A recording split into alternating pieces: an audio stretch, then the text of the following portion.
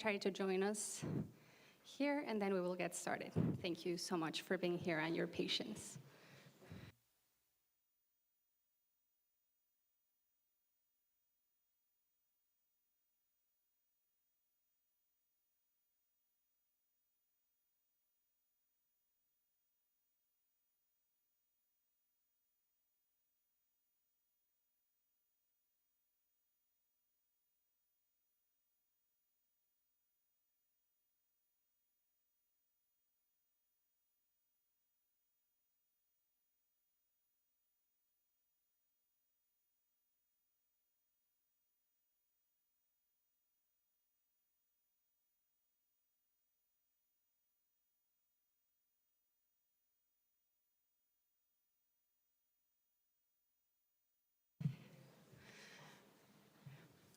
Welcome, everyone.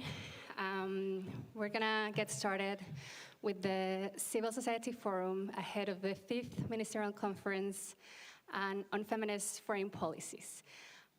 Before we start, I want to just welcome you all in Madrid. We hope you had safe travels here and that you had the opportunity to rest and recover a little bit. Ahead of us are 3 intense days of work. We hope to have very fruitful discussions today, tomorrow, and the day after that. My name is Cecilia Garcia. I am the regional lead for Latin America and the Caribbean at Equal Measures 2030, one of the organizations that comprise the Civil Society Committee in charge of organizing this forum. Some logistics considerations. Hopefully, those of you who will need interpretation already have your devices that you were able to get at the entrance. This plenary session will be conducted both in English and Spanish.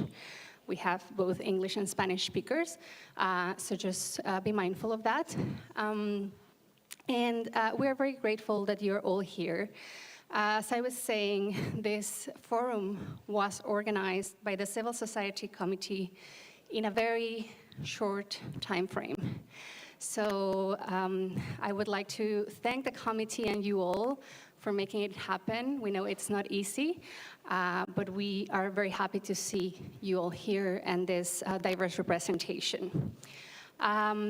We, as the Civil Society Committee, we tried to prioritize voices from the global majority, even though there were few speaking roles at the forum and also the Ministerial Conference for Civil Society.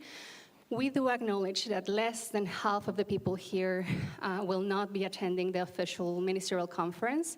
However, the commitment is to take the discussions from today to the Ministerial Conference and to position, the voices of civil society here. So, without further ado, I will introduce my 2 colleagues here for the welcome remarks. We're going to start with my colleague, Amrita Kapoor, also, who will be welcoming us on behalf of the Civil Society Committee. Amrita is Secretary General of the Women's International League for Peace and Freedom, the world's oldest feminist peace organization founded in 1915.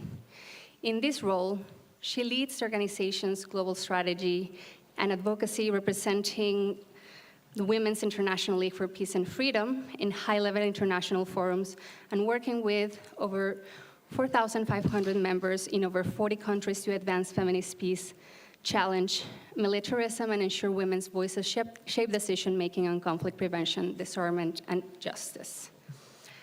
Amrita has over 20 years' experience as a gender justice expert, spanning senior roles with the United Nations, international NGOs, and academic institutions, and is recognized for her institutional gender leadership, gender peace building, and facilitation.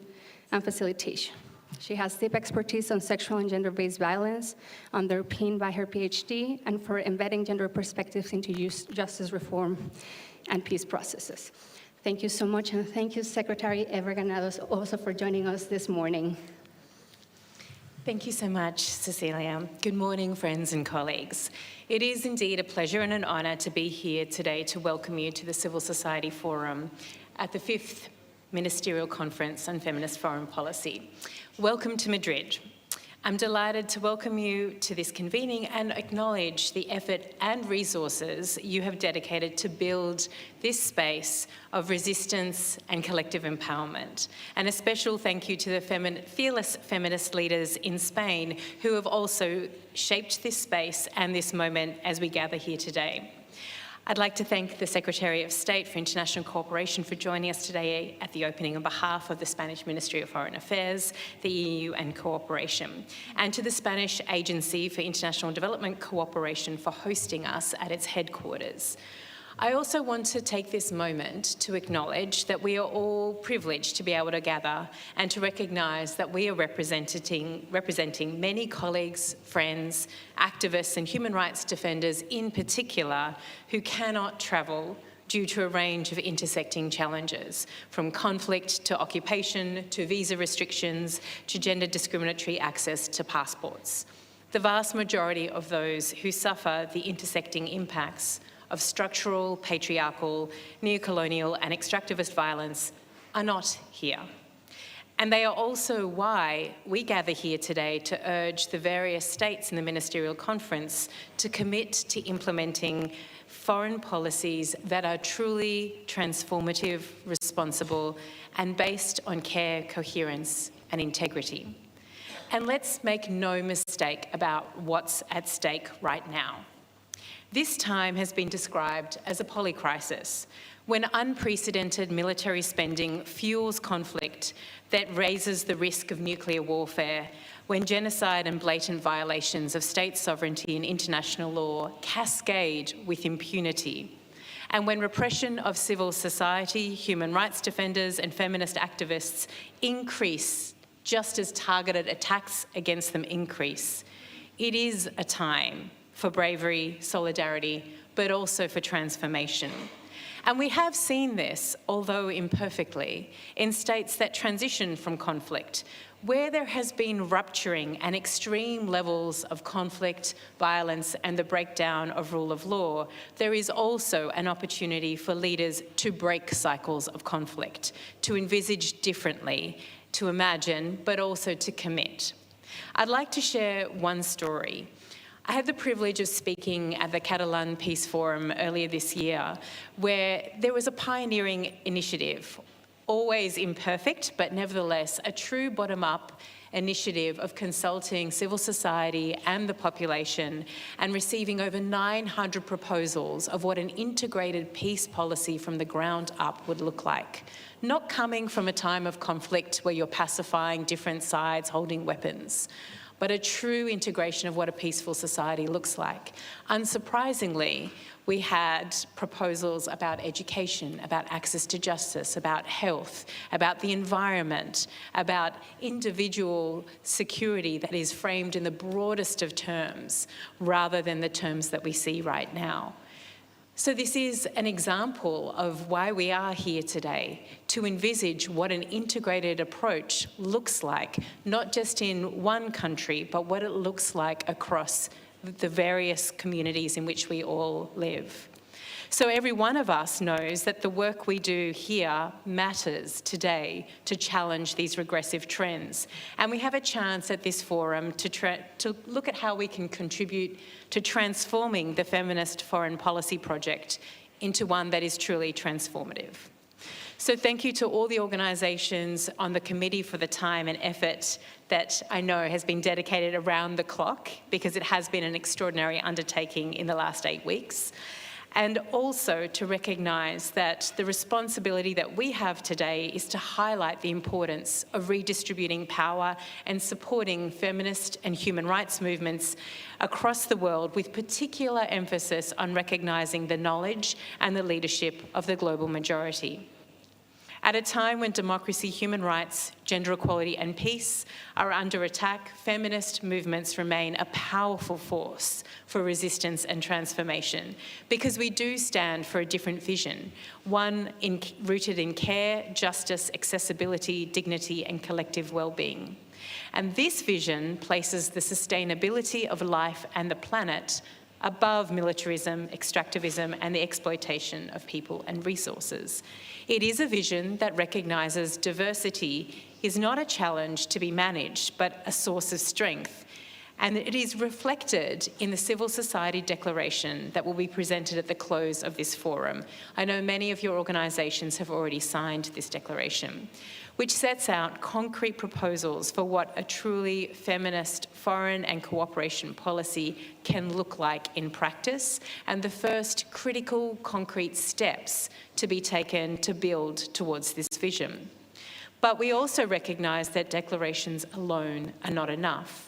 So today we do call on governments to move beyond commitments on paper and to translate these proposals into policy, resources and action. Today, as Ceci mentioned, we will collate the collective wisdom from the discussions and share them with the civil society representatives who will be participating in the Ministerial Conference in the coming 2 days. The intention is, of course, to ensure that all of the perspectives that are brought forward today can meaningfully be communicated and influence the discussions in the coming 2 days. Thank you very much for being here today. May we continue to strengthen our alliances, deepen our solidarity, and build the collective power we need to advance feminism without borders. Feminisms that sustain life, justice, peace, and our shared future for a sustainable planet. Thank you so much.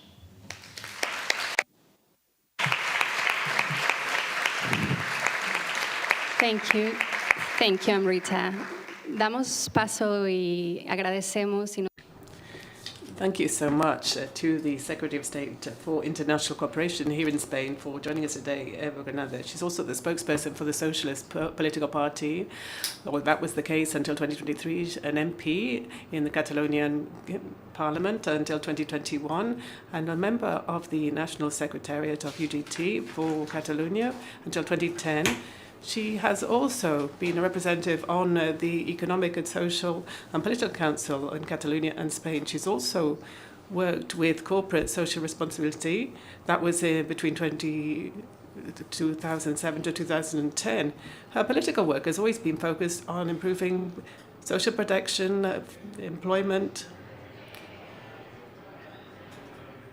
She has also been teaching in University in Barcelona with regard to human rights. She is a political science. She also did an executive master there in Barcelona. Thank you very much for coming. Muchísimas gracias, Cecilia. Thank you so much, Cecilia. What a treat it is to come along this morning to open this forum here on behalf of our ministry. It's a great honour to open this civil society forum before the 5th Ministerial Conference on Feminist Foreign Policy, and it's wonderful to be able to do this here. This is the headquarters of the AECID, which is the headquarters of international cooperation in Spain. Thank you to everyone who has made this forum possible, members of the organising committee that have driven forward the idea, and especially all of you who have travelled to Spain from so far away. The fact that you are here is key. I think that is the whole raison d'etre for this week. This is an important week for feminist foreign policy. Let me start off talking about the essential matter. Feminism is not a sectorial agenda. It's not something that's just that we've inherited. It is the foundations of peace and democracy here, and that is why the conference that the Ministry of Foreign Affairs of the Government of Spain will be organising this week is titled Building Peace and Democracy, because there will never be peace without equality. There will never be full democracy if women continue to be excluded, if that 50% of humankind is not equal and does not have the same access to power, and we can be free of any form of violence. Welcome to Spain. This progressive government has been in power for 8 years now. Feminism is the central core of foreign policy for this government. I don't want to take up too much time, but the agendas that we have as progressive governments that we explain in international fora really matter for us. The status of women in Spain, as I said, is the centre of gravity of our policies here. That is why over these 8 years, Spain's progressive government has increased the minimum wage, and who has most benefited from that increase? Women, who are earning the lowest wages. Over these 8 years, we've also conducted a reform of the labour market to stabilise employment here. We've reduced the unemployment rates, and over these 8 years in government, we have also developed a care system that was made possible by the previous progressive government, and we have taken that further. Also, assistance for international cooperation and development, which is in crisis. This is also being promoted by the socialist government in Spain. The feminist focus for us is a democratic, social and economic necessity, and that is the way we take on our work. We know that there are so many challenges facing the world today. We've heard that from the previous speaker. All the types of consensus that we thought existed are being broken up. There is this questioning of the international legal order and human rights. The inequalities are growing and civic space is shrinking. We are seeing a pushback on rights, and especially with regard to sexual and reproductive rights. We're also seeing there is a withdrawal of state actors. There are fewer resources for international cooperation development. In other words, we're seeing there is a reactionary bloc out there that is moving forward, and that is why our work today is more important than ever before, because that reactionary sector of society is trying to disrupt our feminist agenda. And I always like to say that we have to attack and move forward. We are doing a good job, but we have to keep doing it. This diagnosis, I think, has a question there and a lesson for us. We're all being attacked. Human rights are being attacked, feminists are being attacked, and multilateralism is also being attacked. Why? Because those agendas are interlinked, aren't they? They cannot be split up, because defending women's rights today means defending the United Nations Charter, the international order, the rule-based order. It also means defending peace and defending equality. And defending equality means defending democracy, promoting an inclusive, sustainable society that we will only achieve, and the Spanish government is convinced about this, through international cooperation and solidarity between peoples. That is why this government is definitely trying to support the international consensus, and that is what the feminist foreign policy and cooperation means. What we would like the next Secretary General of the United Nations to be a woman.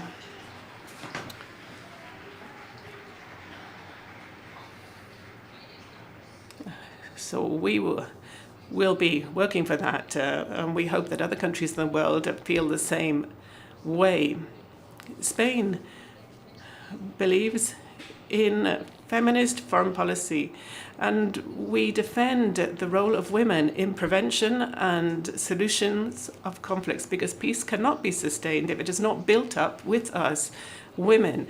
And we see that when we consistently put in practice our feminist foreign policy, because it's the way we look at trade, migration or debt, it matters too. And we also reinforce the feminist coalitions in multilateral fora, because nevertheless, despite what is happening, multilateralism still works today. It is the best tool that we have to find solutions to the common problems that we all have globally. Let me spend a moment talking about cooperation. You know that I'm the Secretary of State for International Development Cooperation. It's an honor for me to be able to speak to you today representing the Spanish government. And this is one of the key tools of the feminist foreign policy that we run today. Let me recall, exactly a year ago, we opened another feminist forum. It was the fourth International Conference on Financing Development. That was held in Seville, and I think many of you were there. And we wanted equality to be a cross-cutting theme during that conference in Seville. We are also promoting a number of action platforms, working together with all of you from countries who have the same beliefs as we have, and also with UN agencies. Let us take advantage of this conference this week to renew those strategic frameworks we have with all of you. We know that multilateralism can move forward if we use our partnerships. And let me see this quite clearly. Funding equality is not an option, it's strategic as a choice, because when we cut back there, it's women and girls who suffer and pay the price for it. That is why Spain is perhaps doing the opposite to what other countries are doing. We increased our financing there by 13% as a donor last year. 23% was the drop overall in the world. But it's not just about money, is it? I'm looking at my colleagues down here who are the key players in international cooperation, feminist cooperation, and my colleagues here in this organization. But I'm thinking about all of you. You know that all of our strategies are participatory. We build them with you, with feminist organizations and representatives of civil society. And a lot of that work is done here in this building, the AECID. There are 4 pillars: rights, representation, resources, and alliances or partnerships. And what we want to do is eradicate violence, strengthen the leadership of women, and guarantee sexual and reproductive rights, and advance towards better caregiving economies. Those are the 4 pillars. And one, and I'm finishing off with this point, defines how we would like to work together. Partnerships, alliances. I think that we have to build what we're doing with feminist organizations together with you. We don't work for you, and we believe in that in our AECID, because we believe that it's grassroots organizations led by women that matter, with sustainable funding and that are adapted to the reality today, as well as accompanying and helping human rights advocates wherever they are today. And above all, it has to be you who have to build together with us and then implement that feminist international cooperation policy. Let me finish by saying that the feminist agenda by nature is transformative. There is no transformation without active participation, plural voices, and those decision-makers really listening to you. That is why the role you have in the civil society cannot be replaced. Your proposals, your advocacy, your ability to create networks and your creativity are absolutely critical. Spain would like to accompany that work that you're doing and move from commitment to action. And we would like to do that by protecting the civic space wherever it is being threatened. That is why I would ask you to use this space, be ambitious, and your voices will definitely count and will transform the world. There is a Spanish author who brought out a fantastic book recently. That book by Ida DeSantis talks about how progressive feminist governments have to do everything within their power to break through those glass ceilings and to unstick women from those sticky floors. And Ida DeSantis says that we have to protect those leaders that are capable of breaking through those glass ceilings, and also protect those people who are actually sweeping the glass ceilings, who are down there on the floor. And that is why you can count on us, the Spanish government, to help you. Thank you very much.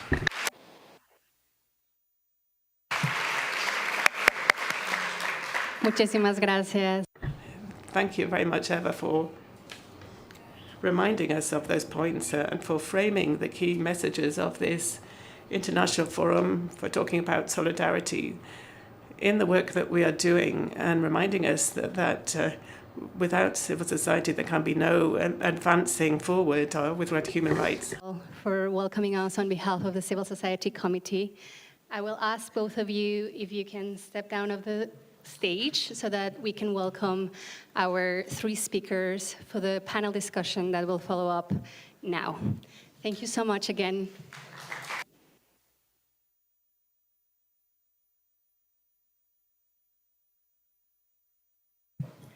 I will welcome on the stage our 3 speakers for the panel discussion, Shama, Paula, and Paola.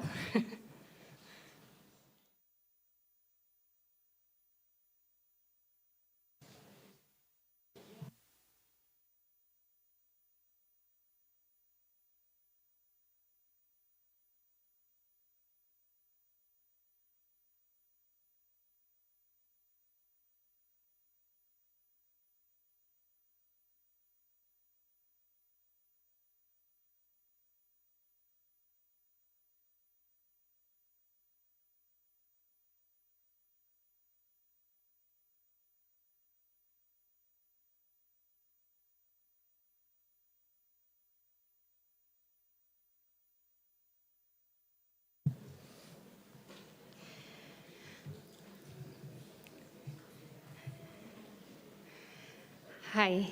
Hi again. Thank you so much. Such a powerful welcoming for this Civil Society Forum. So to set the scene for the discussions that we're going to have today during the concurrent sessions and then the closing plenary, we have three amazing speakers with us this morning. That will help us in this task, to set the scene, to ground us, and to share some key messages for the governments that will be participating at the Ministerial Conference on Feminist Foreign Policy. I will introduce them all now, and then I will go ahead and let you share your remarks. Again, a reminder that we will have remarks both in Spanish and English, for those of you who need the interpretation devices. So I'm very happy to have today in this panel Paola Salvan Daher, feminist activist from Lebanon and the Senior Director for Collective Action at Women Deliver. Please welcome her.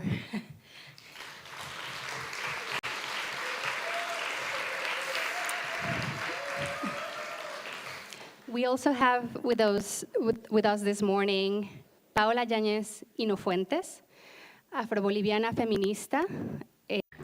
Bolivian feminist working for the coordination of Latin American and Caribbean women's networks. Welcome.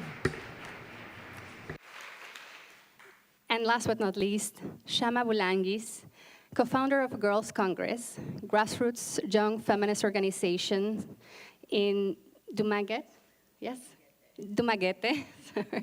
working on ending gender-based violence in schools, advancing climate and gender, SRHR. She's also a member of the Civil Society Global Reference Group of the Spotlight Initiative to End Violence Against Women and Girls. Welcome, Shama.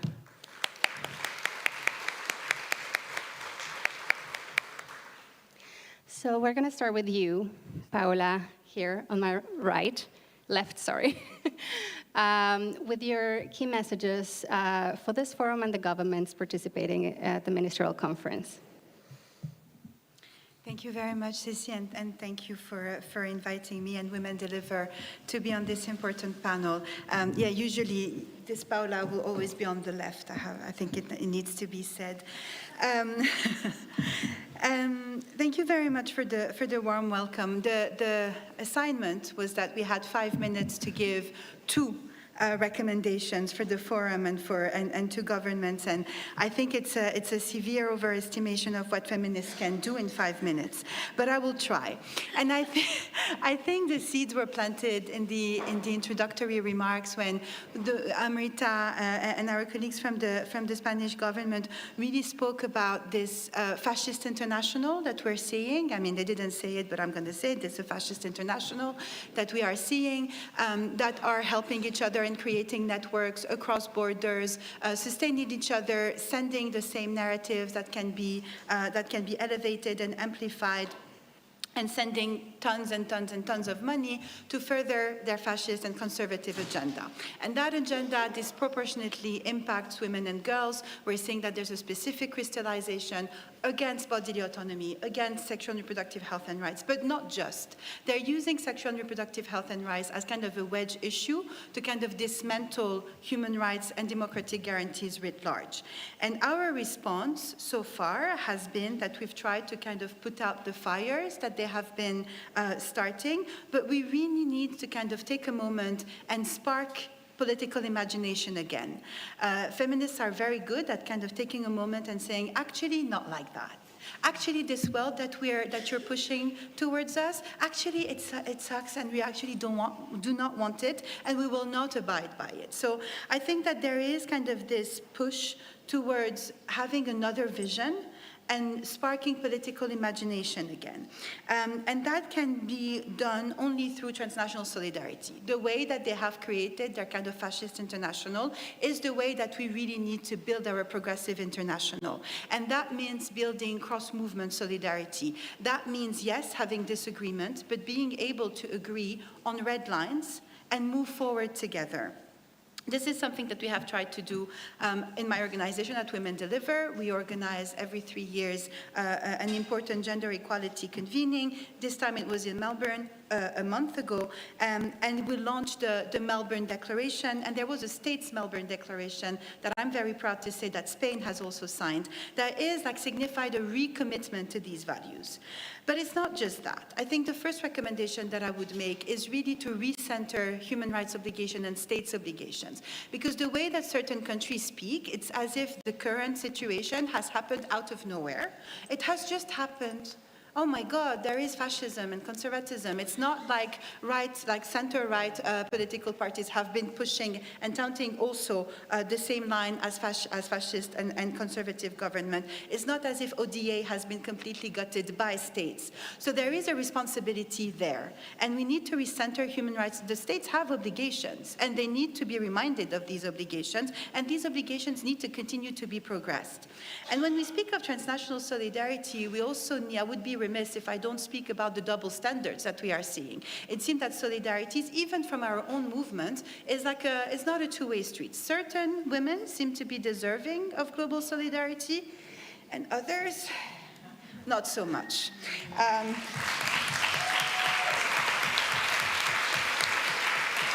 And I'm very happy to see other signs of that solidarity as well, is that, you know, women in the Middle East are women as well. And they also are deserving of solidarity. And women in Sudan, and women in DRC, and women in crises that have been forgotten, and indigenous women. And so we cannot have a brand of feminism that is kind of this hegemonic feminism that is only looking at certain women and completely forgetting and putting on the side women who are seen as less than. So we really need, like, even if in our own ranks, we need to hold each other accountable.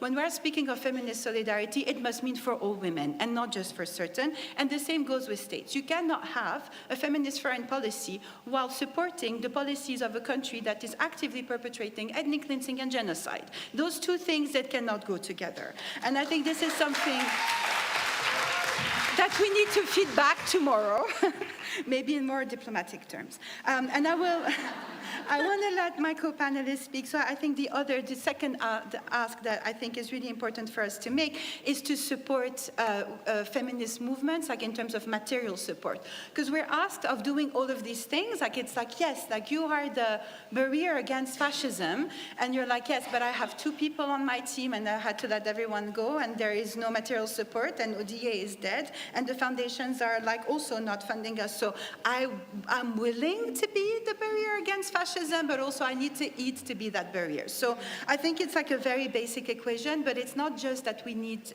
to ensure material support, but the whole way that financing feminist organizations and movements need to completely shift away from colonialism, extractivism, and the mere condescension of donors. I will stop here. Thank you so much.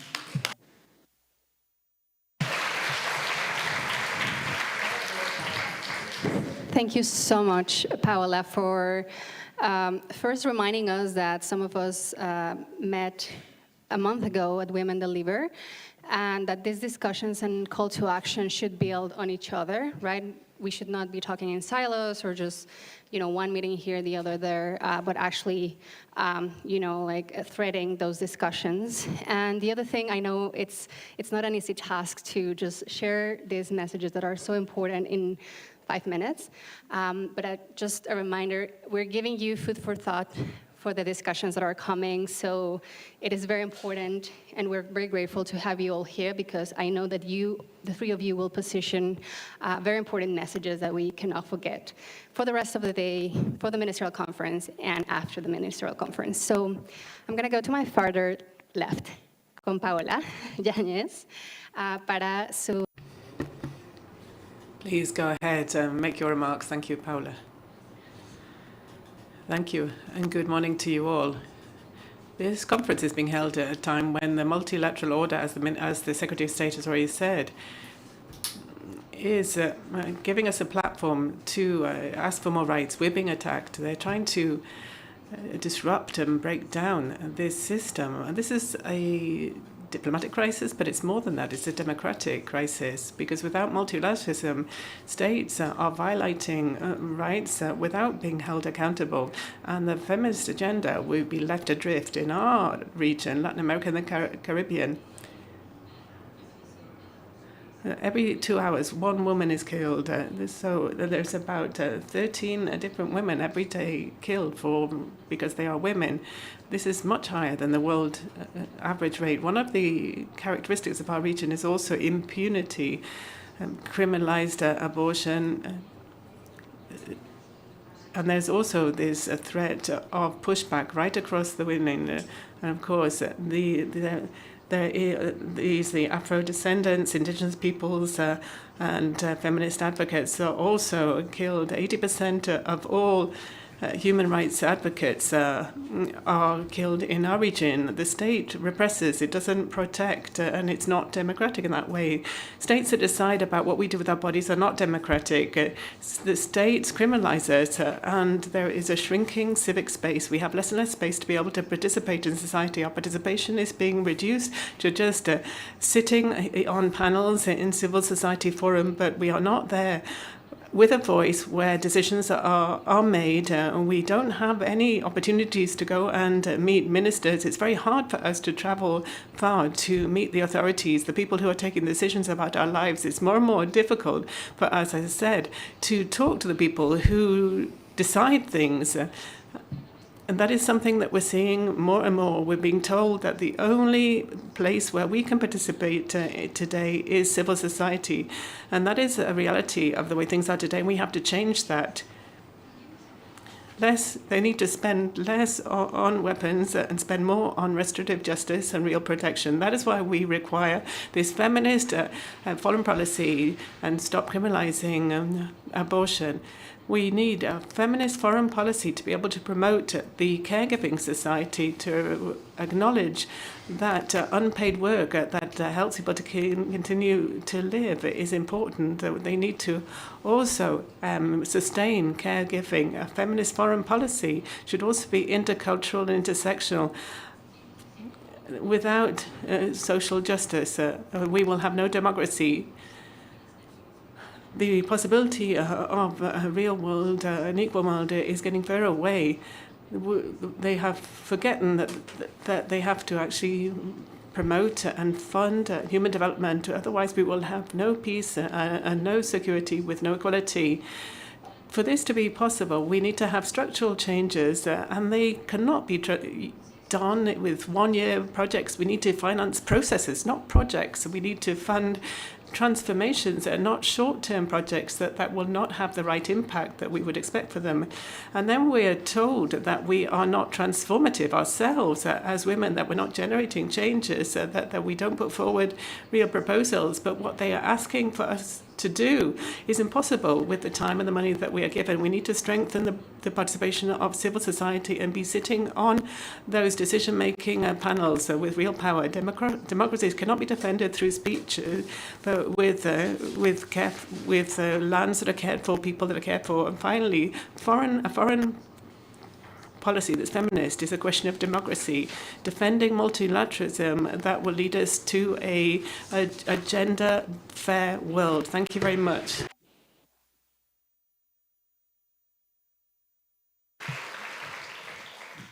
Muchas gracias, Paula. Thank you very much, Paula. What I would pick up from your words as a takeaway is that protection for equality and human rights advocates is absolutely central in the work that we're doing. What we're seeing in our own countries is not only a shrinking civic space and a lack of funding, which is making it more and more difficult for us to do our job, but also persecution and repression. We're also suffering from repression and persecution in our own countries. These are some of the key takeaways that we need to build on in this forum, and hopefully we will be able to take those to the Ministerial Conference. To Shama. I mean, it's challenging to go back and forth. With your remarks, thank you so much for joining us today, Shama. Thank you so much, Ceci. And I know how difficult it is to go after two amazing feminists beside me, so please bear with me. I'm gonna stay to my notes so I can keep to 5 minutes. Two key messages to everybody. The first one, well, to governments very specifically, especially the governments that are from the global north who parade their feminist foreign policy around. The first one is reparations, and the second one is coherence. As Paula has definitely mentioned, the backlash against gender equality is coordinated, well-resourced, and bankrolled in part by the same financial systems that feminist foreign policy claims to challenge. We are meeting today in Spain, a country with deep historical ties to the global majority, countries like mine, the Philippines, through colonization, extraction, and forced displacement. That history is the reason why we're having a conversation about funding gaps. The wealth that sits in European treasuries, development banks, and private foundations was built in part on the labor, land, and bodies of the communities whose women and girls we are now asking to be resourced. And we must be honest with ourselves too. Colonial structures did not only leave debt, they left behind governance systems warped by extraction. And in too many of our countries, including my own, corruption has allowed resources meant for the most vulnerable to be captured by elites, by patronage networks, by the same patriarchal power structures that we are fighting. And I say this as someone who has firsthand experience of reprisals from my own government for organizing and putting up a youth resistance against the drug war of a president that is now in The Hague. That is why feminist civil society is important, why redistributing power and funding genuinely in the hands of grassroots organizations closest to the communities that we serve and not intermediaries who speak our names but do not share our conditions. Reparative justice for feminist movements is not charity. It is a debt and it is long overdue. What does this mean concretely?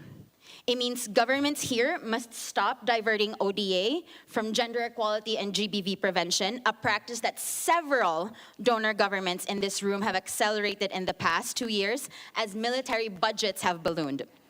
It means that Inter-American Development Bank, the World Bank, the IMF, and European financing mechanisms must develop debt relief instruments explicitly linked to gender equality outcomes so that countries in Latin America, countries in sub-Saharan Africa, the Pacific, and Asia are not forced to choose between servicing colonial-era debt and funding women's shelters.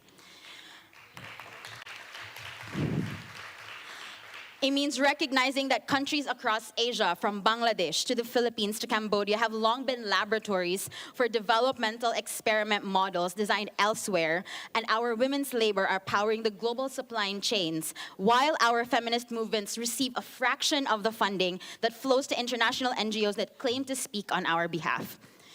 It means direct, flexible, multi-year funding that reaches grassroots organizations led by Black, Indigenous, disabled, migrant, and LGBTQIA women in the global majority.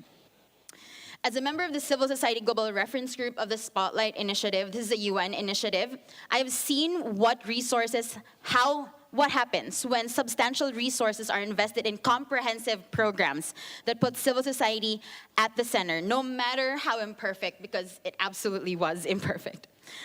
Globally, conviction rates in GBV cases have doubled. For example, over 500 laws are strengthened and millions of women and girls are protected. That is proof. And the question is whether or not governments have the political will to fund justice at the scale it demands, and to do so as reparation, not as generosity. We are asking governments here today to commit publicly and on the record to stop the diversion of ODA away from gender equality and to introduce or expand their if they already have one, multi-year flexible funding mechanisms for feminist organizations before the 2027 conference. That is in the Civil Society Declaration. We need bigger, bolder, even pooled investments on gender equality that show the power of governments that declare that they have a feminist foreign policy. On coherence, coherence is the test of political integrity. And right now, many of the governments that are going to be in the room tomorrow are failing it. A government cannot credibly call its foreign policy feminist while approving arms exports to conflict zones, where women and girls are being weaponized as targets. It cannot claim to champion SRHR internationally while quietly eroding access to contraception and safe abortion domestically. It cannot celebrate its feminist foreign policy brand at ministerial conferences while its trade negotiators push economic conditionalities onto global majority countries that deepen poverty and drive gender-based violence. I want to highlight that in the Civil Society Declaration also, we are asking governments who are attending tomorrow's conference to publish interministerial action plans, real ones, that show how feminist principles travel across all of their government portfolios, to have public gender-responsive impact assessments of their arms import practices, their bilateral investment treaties, their positions in multilateral debt negotiations, to show how progress towards demilitarization and disarmament, human security, accountability for international law violations, and addressing debt injustice and illicit flows of money. We want them to protect our hard-earned wins in the multilateral spaces by building a coalition of like-minded states to ensure that the UN 80 processes, where they have a lot of influence in, strengthens the UN's gender equality and women's rights architecture, not diminish it. These are but a minimum threshold for policy coherence. And we say this as civil society organizations that represent the communities most affected by these contradictions. Many of us are from countries where the environmental crisis, the wars, the economic extraction are the daily context of which our movements try to survive. The shrinking of civic space, as you have mentioned as well, Paula, the digital violence targeting feminist activists, the visa denials that kept our colleagues from being in this room today. These are all political conditions, not administrative things, and these all have political authors. Before I close, I want to speak as a about to graduate young feminist in this room. The decisions that are made in the Ministerial Conference tomorrow will shape the conditions in which we organize, advocate, and survive for the next decade. We are growing up in a world where authoritarian governments are gaining ground, where climate crisis is accelerating displacement, where online violence is used systematically to silence feminist voices before they reach full strength. We need to institutionalize the meaningful participation of young feminist activists as decision makers with dedicated funding, visa support, and genuine authority in feminist foreign policy design and accountability mechanisms. And my message to everyone who is listening in on us online as well, and for those who may not be coming with us tomorrow in the ministerial conference, we carry your voices with us as much as we can, and please hold us accountable for what we do with them.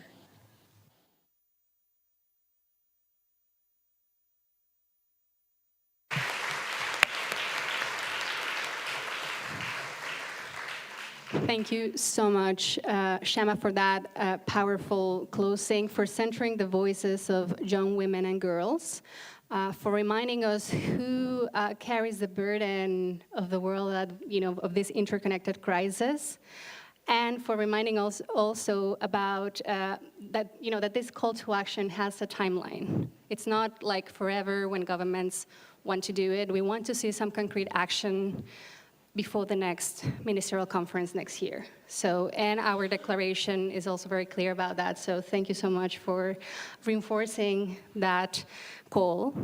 And thank you, the three of you, for sticking to the time that we had. You did amazing. Muchas gracias. You can stay here. You don't have to go anywhere, because we're gonna be closing this opening plenary with some guidance for what's coming next. I hope that what we heard today, this morning, you will bring that into the conversation that it will be happening during the concurrent sessions. So we're gonna now move on to the first round of concurrent sessions. There are 2 sessions happening right now. I will tell you which one will happen in this auditorium and which one will happen in Sala Agora. So depending on where you said you were going, just you can either stay here or make your way to Sala Agora. So we will have those concurrent sessions. Then we will have a short break. Then round 2 of concurrent sessions, so other 2 concurrent sessions, same dynamic. 1 session is happening here, 1 in Sala Agora. Then we will have lunch, the third round of concurrent sessions before the closing plenary at 5. Well, before 5, sorry, 4, so that we can wrap up at 5. If there are any questions, if at any point you need support, there are some colleagues from the logistics team wearing like this, the red tags. I mean, some of you, if you can show them. If you need help, support, or anything, thank you so much. Colleagues, just please approach and ask. I will do this very briefly in Spanish so that we're clear about everything, and then we will move on to the concurrent sessions. Algunas consideraciones logísticas para... Some housekeeping remarks about the program. We'll be starting off with our first round 1 of concurrent sessions. The title is Another Type of Cooperation is Possible. And then there will be a session in the Sala Agora, which will be in English, called From Extraction to Care, Financing Climate Justice. So then there will be a break, another round 2, lunch break around 3, and then the closing plenary.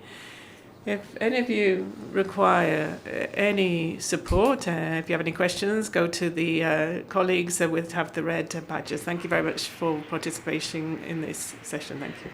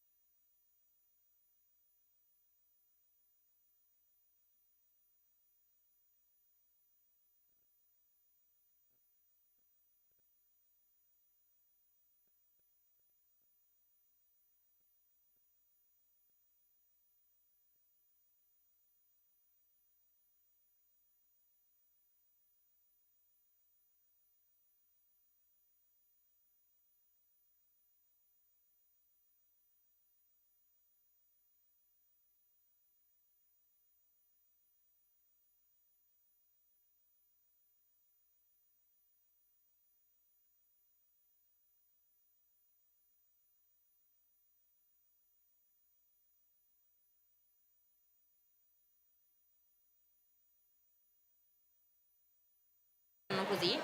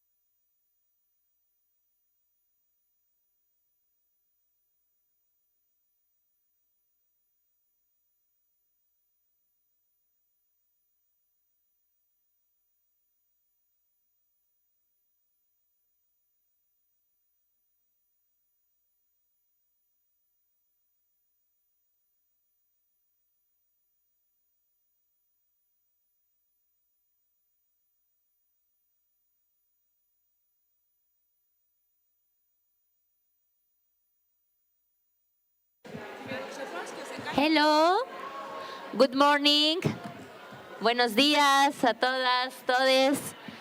No sé, preguntarle, Can you hear us? Yes.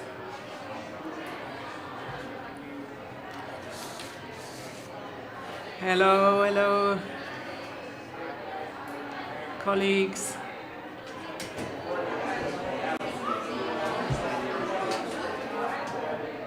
Are we ready to begin, organizers? Choose this session can stay here. The other people who choose the other can go to the other room, please.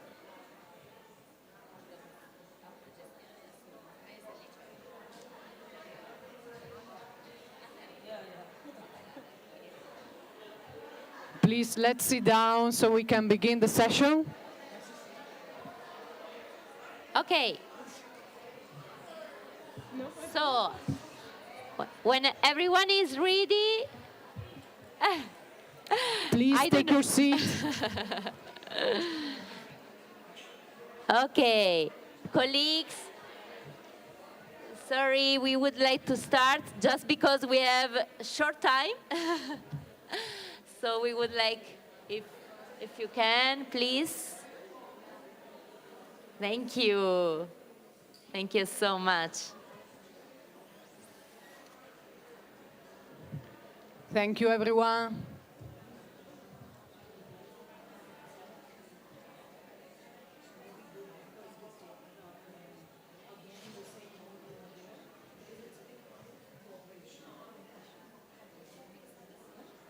Thank you, everyone.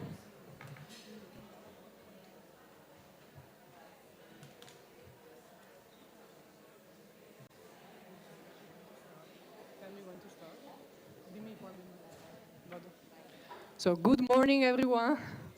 Welcome to the session. Hola, buenos días a todas y a todos. Good morning to everyone. Thank you for being here. Chiara Passuello. I work with CRIA, a global feminist human rights organization working globally. I specifically work on technology, gender, and rights, and I will be your moderator for this session. The session is called Another Cooperation is Possible, Lessons Learned and Challenges for Strengthening the Feminist Movement Through Global Cooperation. It's organized by Médecins du Monde, France, Mexico, together with partners from the Feminist Opportunities Now program. And I think that already the title says it all. We are here because the current model of international cooperation, the way money moves, the way decisions get made, the way organizations are funded or not funded, is not working well enough for feminist movements nowadays. And we are here because there are people in this room and on the stage who have been building something different, and we want to talk about what that looks like in practice. Over the next hour, we'll hear 4 perspectives: a global overview of where we are, an account of one program that's trying to do things differently, reflection from grassroots feminist organization, and a look at the role of multilateral cooperation. And then we will exchange opinions. So let's start. I will introduce each speaker before they speak, so you will learn who they are and you will remember them actually much better before they speak. So our first speaker is Gita Misra. Gita Misra is the co-founder and executive director of CRIA. CRIA works across the global south and globally on feminist leadership, sexual and reproductive rights, and the defense of civic space. Gita has spent decades at the intersection of feminist movement building and institutional work. She has been a grant maker at the Ford Foundation, and the chair of the boards of Marrakesh and Reproductive Health Methods, among many other roles. She writes and speaks widely on sexuality, gender, and rights, and brings both a global analytical lens and a deeply grounded perspective to this conversation. Today, she will give us a global overview of feminist cooperation and what's happening with the closing of civic space. Gita, the floor is yours. Hi, everyone. Good morning. It's nice to see so many people who want to listen to some of our perspectives. Everything we will all say is not so new because you all know it. And while Paula was speaking, the 2 Paulas were speaking, and Shama was speaking, I was like, what am I going to say? Because they're saying it all and saying it very eloquently. So I thought I would begin. I was changing everything, that's why you see 2 phones and this and that. But I wanted to begin with a quote from my favorite writer, activist, Arundhati Roy.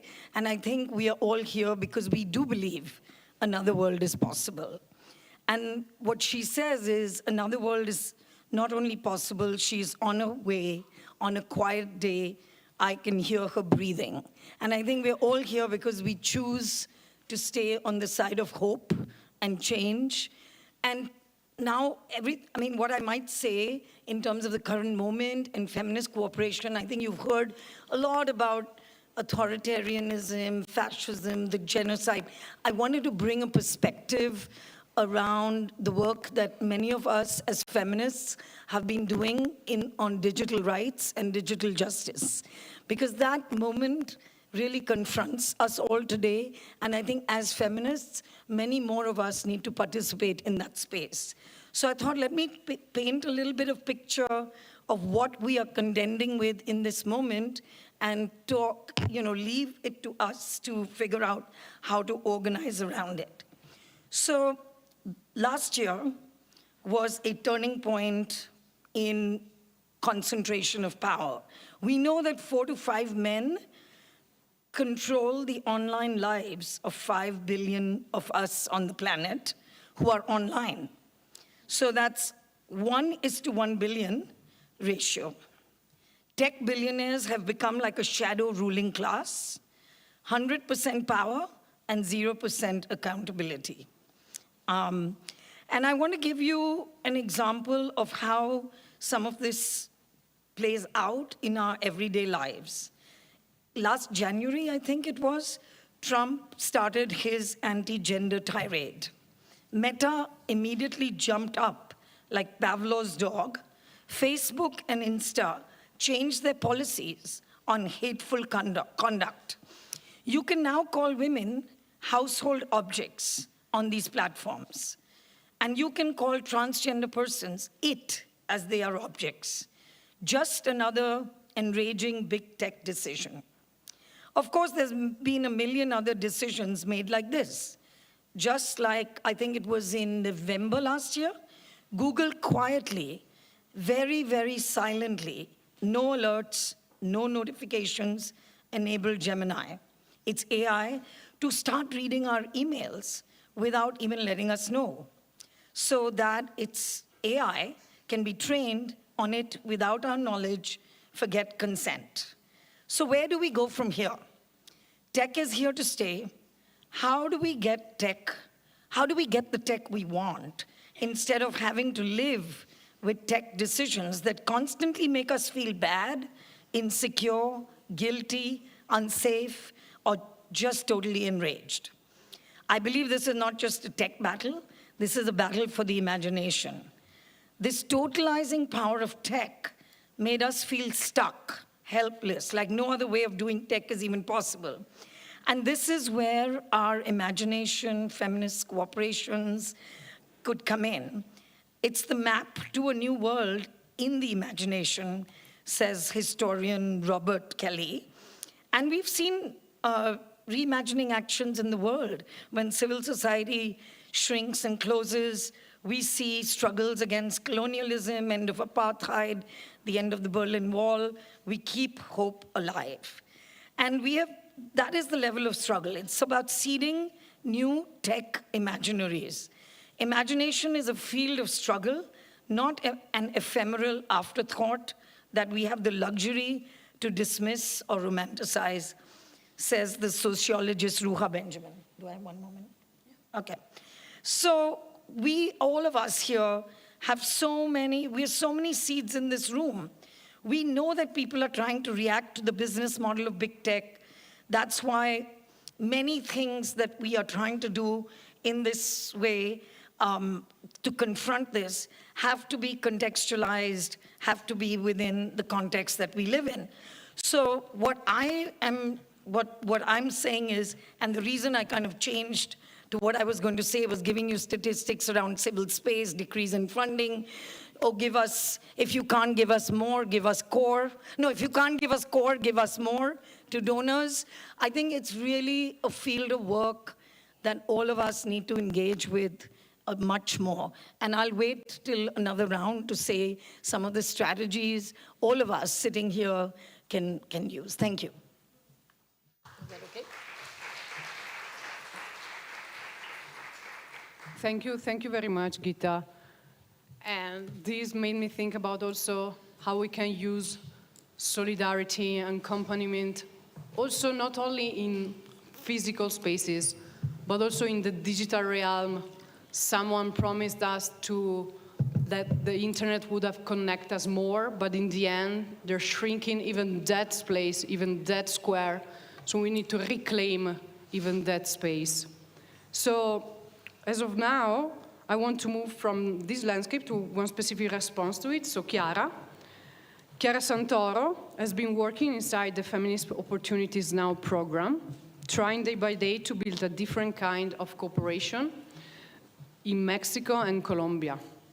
Chiara holds a PhD in social sciences and has spent 15 years working on gender equality and feminism across Europe, Latin America, and Asia. She has been with Médecins du Monde France since 2019 and currently serves as the Latin America coordinator for the PRON project. So, Chiara, what does it look like from your side? Muchas gracias, Chiara. Pues Thank you very much. Thank you so much for your introduction there. I think what I would like to do in this panel session is to talk to you about our concrete experiences so I can tell you exactly what sort of solution that we have come up with to whether or not another cooperation is possible. I'd like to tell you a story. It's a story that goes back 4 years in time. 4 years ago, we started with this Feminist Opportunities Now project. I was really looking forward to presenting this project to you today because the whole point of it, the reason why we came up with this project is it's a response to feminist foreign policies.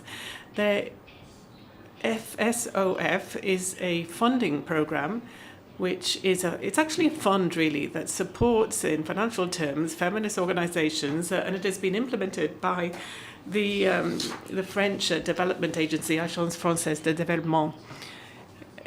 It was framed within civil society in France as well, and it made available a lot of development funding for feminist organizations on the ground. So after 4 years of this program, we wanted to come and talk to you about it and explain how we've made the most of it. It hasn't been perfect, of course, the way it's been devised or designed or implemented, but we do think there is a track record there that might help us, that might give us inspiration to think about other forms of international cooperation. We also feel that perhaps here in Spanish cooperation you might take something away from it. We always talk about this project as something that was almost like a pilot project. It was all about supporting feminist organizations in the Global South. And this is a northern organization that's telling us that. So we had to sit down and think about what that meant and how we had to interpret that. So the FON project really is on 3 continents. It's in the Global South. And there is this one donor, the AFD, Agence Française de Développement, plus intermediary organizations. So this is a multi-stakeholder, multi-country program, and I think it really makes sense when we are sitting here on this mixed, diverse panel here that we have representatives from different civil society organizations in the Global South. So what were the pillars of this daydream almost that we have been able to live through? I think one of the key factors of success in this project is that all of the people involved in this project, we are all feminists working actively in different continents with a feminist political will that quite clearly permeates through all the work we're doing. So FON, what is the model? It is about funding the movement. It's a flexible tool, and not just flexible, as Gita was saying. It's not just about paying for overheads. So yes, there's 100% of the overheads that are paid for, those fixed costs if necessary. But you can make up your own mind about how to spend the money.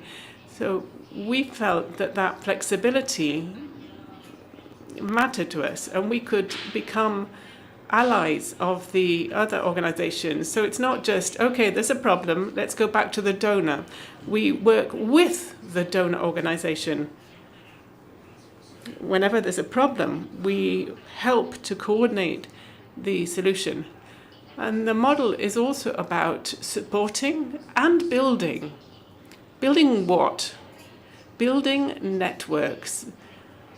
Building sustainable platforms on the ground in that country, creating those solid foundations, but working together with the existing organizations. It might sound a little vague, but there have been some very positive strategies that have been developed, bringing together the organizations.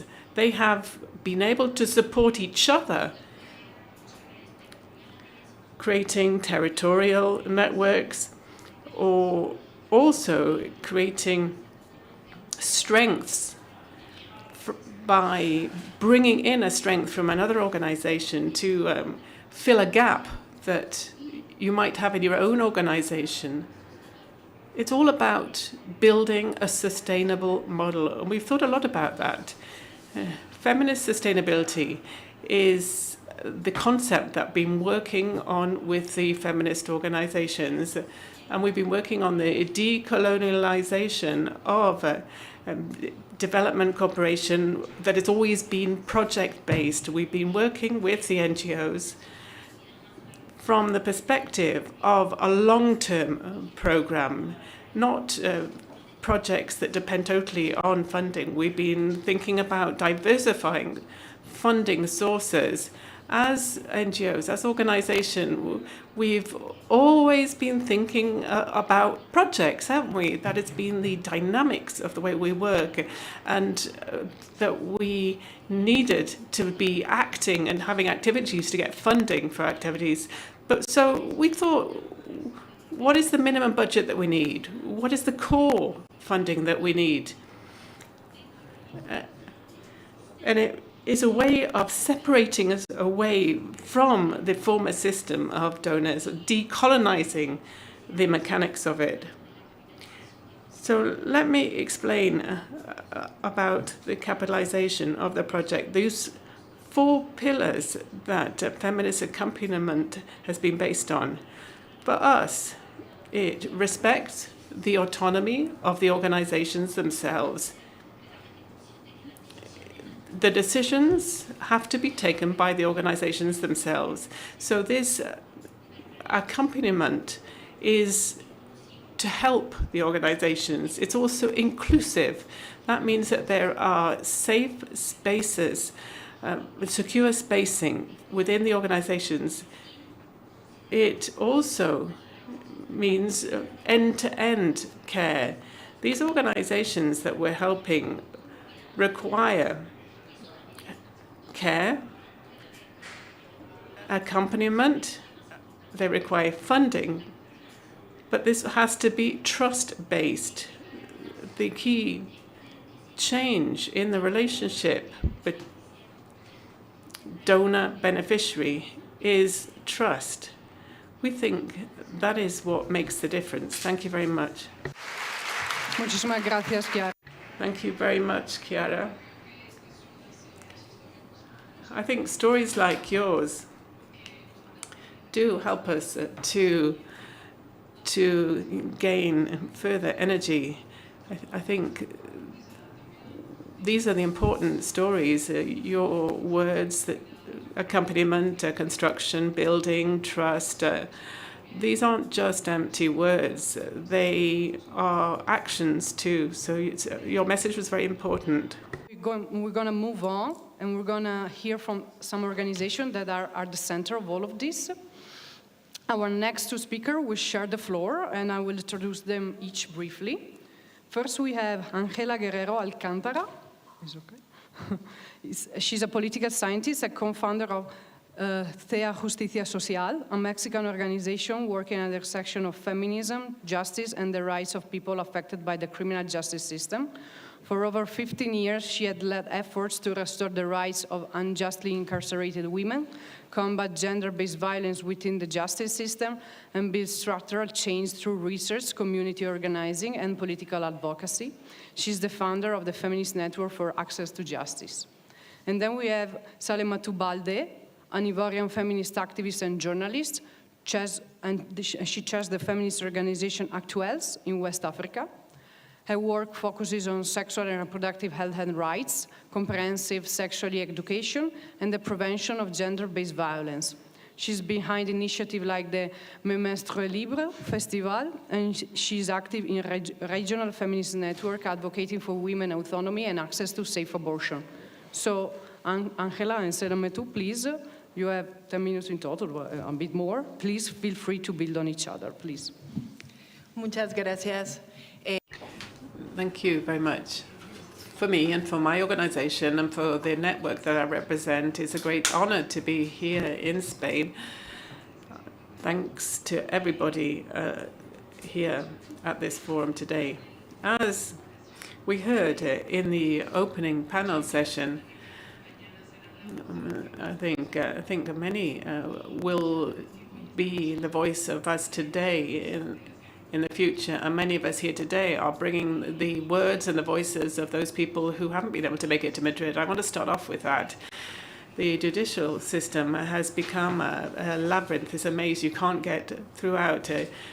We are brave. Our feminized bodies have now become a territory of control whenever we get involved with judiciary and the justice. I help my colleagues who are incarcerated because they can't talk and we don't know what's happening to them. We can't help them. I don't want a woman ever to be judged without her context being taken into account. These sentences, I think, are the key to our conflict, our struggle. All the figures that we talk about with people who are incarcerated, who are killed, but there are lives behind them, the lives of people who are suffered and punished. But we also have to think about our collective organization, our collective battle. And that is why we need this feminist funding, because it has a deeply political undercurrent to it. Today, in the frame of this Feminist Foreign Policy Ministerial Conference, and here today, we have to really think about what feminist cooperation means when civic spaces are shrinking, when democracy is becoming weakened, and of course, when the funding for human rights organizations, feminist grassroots organizations is being cut. This affects us personally and collectively. Many of us here today who have come from different places share something that is common. Each one of us, from our trenches, from our offices, from our organizations or communities, know what it means when national institutions and international institutions still owe us something. We know what an international treaty means, a promise means, when we haven't got justice out of those. But what is clear is that there is a lot for us to still struggle for and to organize ourselves for. And we may not look at these achievements as gains or victories, but they are. That is why we have to recognize and acknowledge that the traditional international cooperation justice systems have not been sufficient to be able to come up with an answer to inequalities and violence that is suffered by millions of women in the world today. And in the face of that, we have to think up another way of accompanying women and processes, and not just do projects, another way of doing politics, another way of conducting international cooperation. We believe in social justice require a type of program like FON. It's not just resources that we need. We need people to work with us, to accompany us, and to do more to try and avoid the social exclusion and the violence that so many women suffer today. It means that we can listen before acting. It means that we have our autonomy. We can have that trust, and we can move forward with complex concepts that they don't always slot into the rationale of international cooperation the way it's always been. And it means that we can also acknowledge those women that are suffering from violence, not just as beneficiaries, but as political subjects that are able to generate knowledge, propose ways forward. Thank you to FON, F-O-N.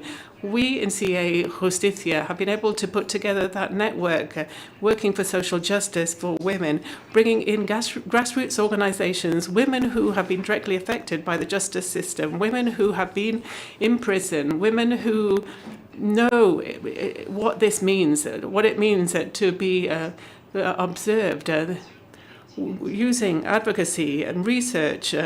This isn't something that is so spontaneous. You need time, you need to listen, you need to have a way of putting this into political action and build up common agendas when there are very different foundations there. That is what FON has allowed us to do. It's allowed us as networks of organization working directly with these women who have been put in prison, have been deprived of their liberty. We've been able to work together with them. What have we been able to achieve up to today? We have been able to switch from a project-based action to political action.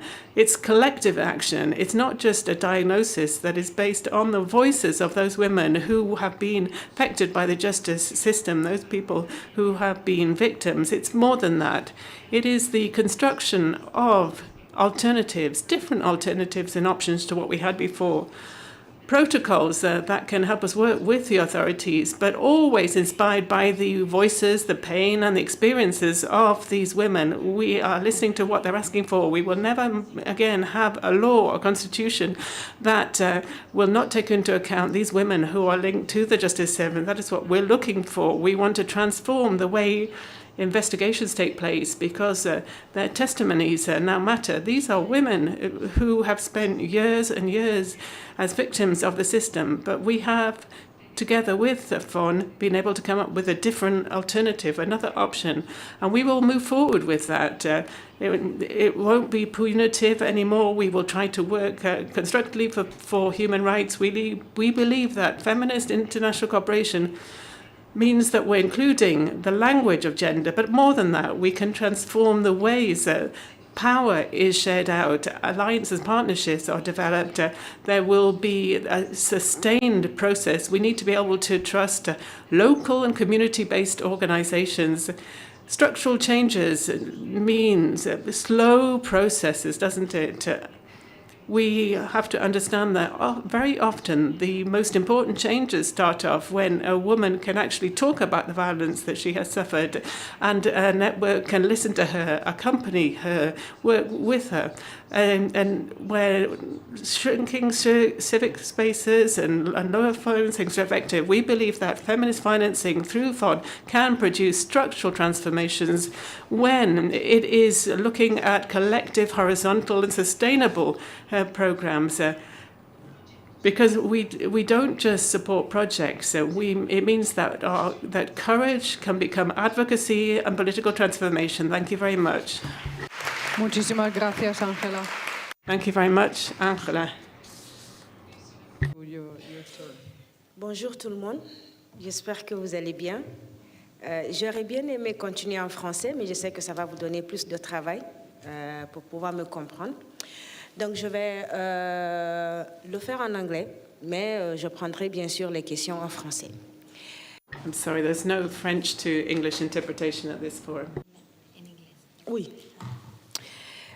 The experience of co-feminist CI is also a story of feminist funding.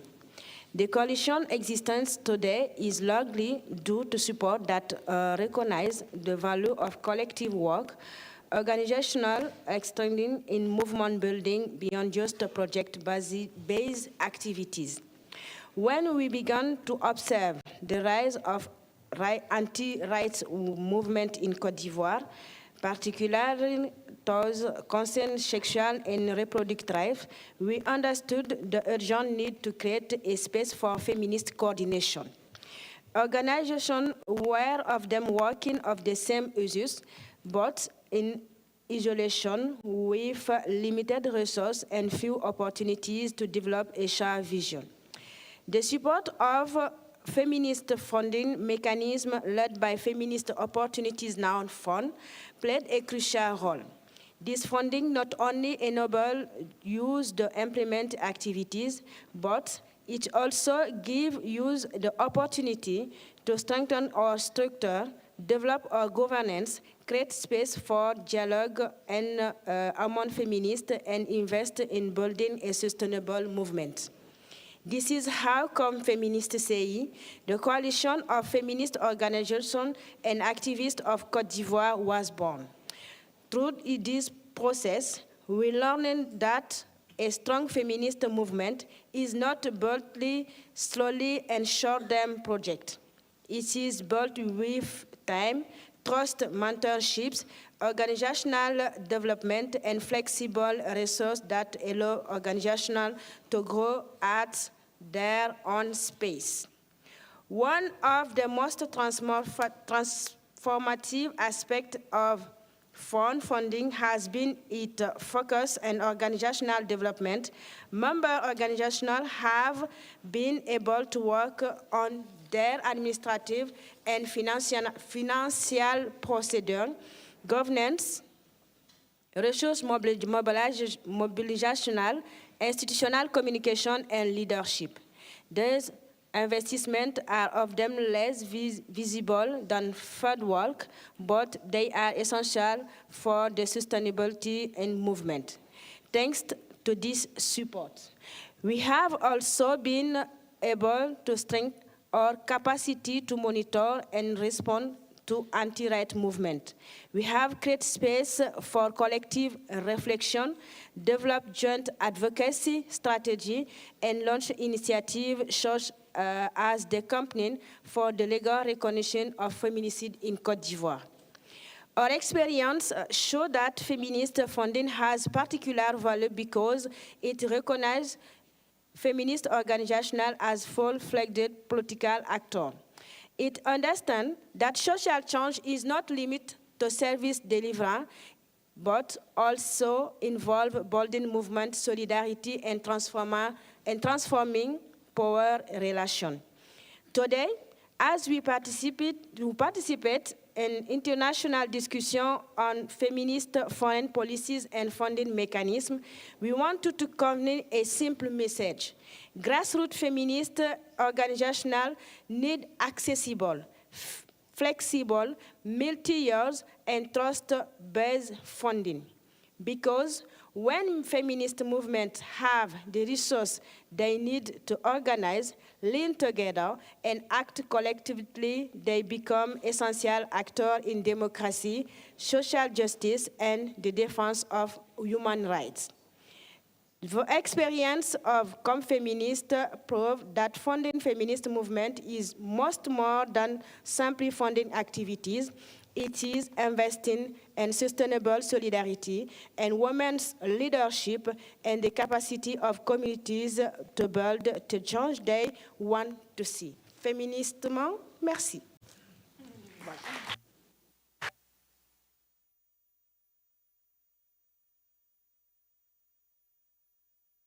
Thank you, everyone.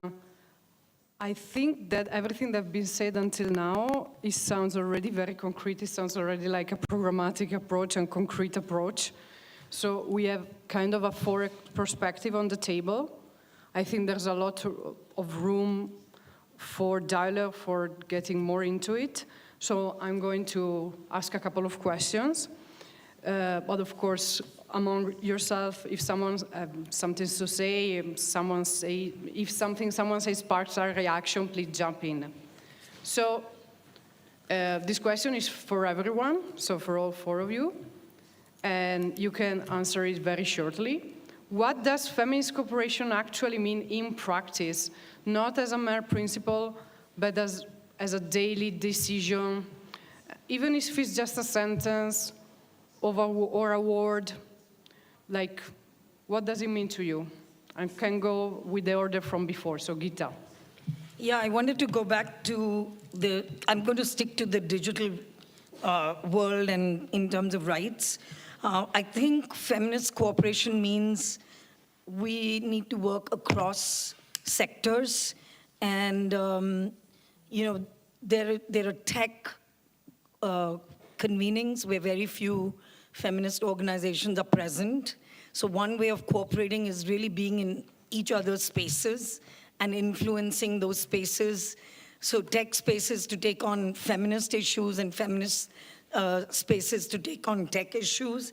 I think I want to give out a few examples of what people are already doing, because these are examples of how cooperation can take place. So sex workers in the global north are setting up a reimagined OnlyFans called Hidden, a platform that puts workers' needs, all workers' needs, instead of profits, front and center. Other people are reimagining tech itself. The body itself is being reimagined. So does the body end where skin touches air, or is part of our body floating online in our data? And how can we reimagine AI through a feminist lens of ethics and care? And how can we reimagine social media so it works for us and not for them? So a couple of examples. Regular people are reimagining tech futures. So in Brazil, indigenous communities are challenging a $10 billion data center that TikTok wants to build. Simple, they're challenging it. Feminists are in frontline. In Chile, the US, Netherlands, data centers that are very much in demand, since AI needs more energy, more water, have already been suspended. People can't believe that they sometimes can beat Google, and cross-movement justice around climate change itself is happening. And people are starting to react to the business model of big tech. That's why rage bait became the word of the year. People are understanding that content that creates anger, outrage, strong negative emotions in users, increases likes, comments, shares, fuels and engagement-based algorithms, and drives traffic and profit for these 5 billionaires. Lots of feminist organizations are running campaigns to create a charter of demands from platforms. It's a campaign called Enough, platform accountability, and trying to get people to sign up to that. There are many people that are looking at data and how decisions are based on fake data. And lastly, how the world of the offline violence connects to online violence. There's a lot of research and evidence that's been created which shows that you can begin something online and end up offline and criminalized, or vice versa. So feminist cooperation can look diverse. It can look like whatever you want it to look at based on your own strategies that you do. But I do think this is one area of work that is going to affect all of us in the future.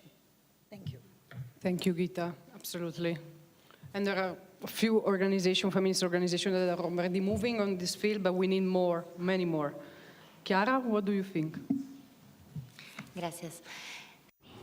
Thank you.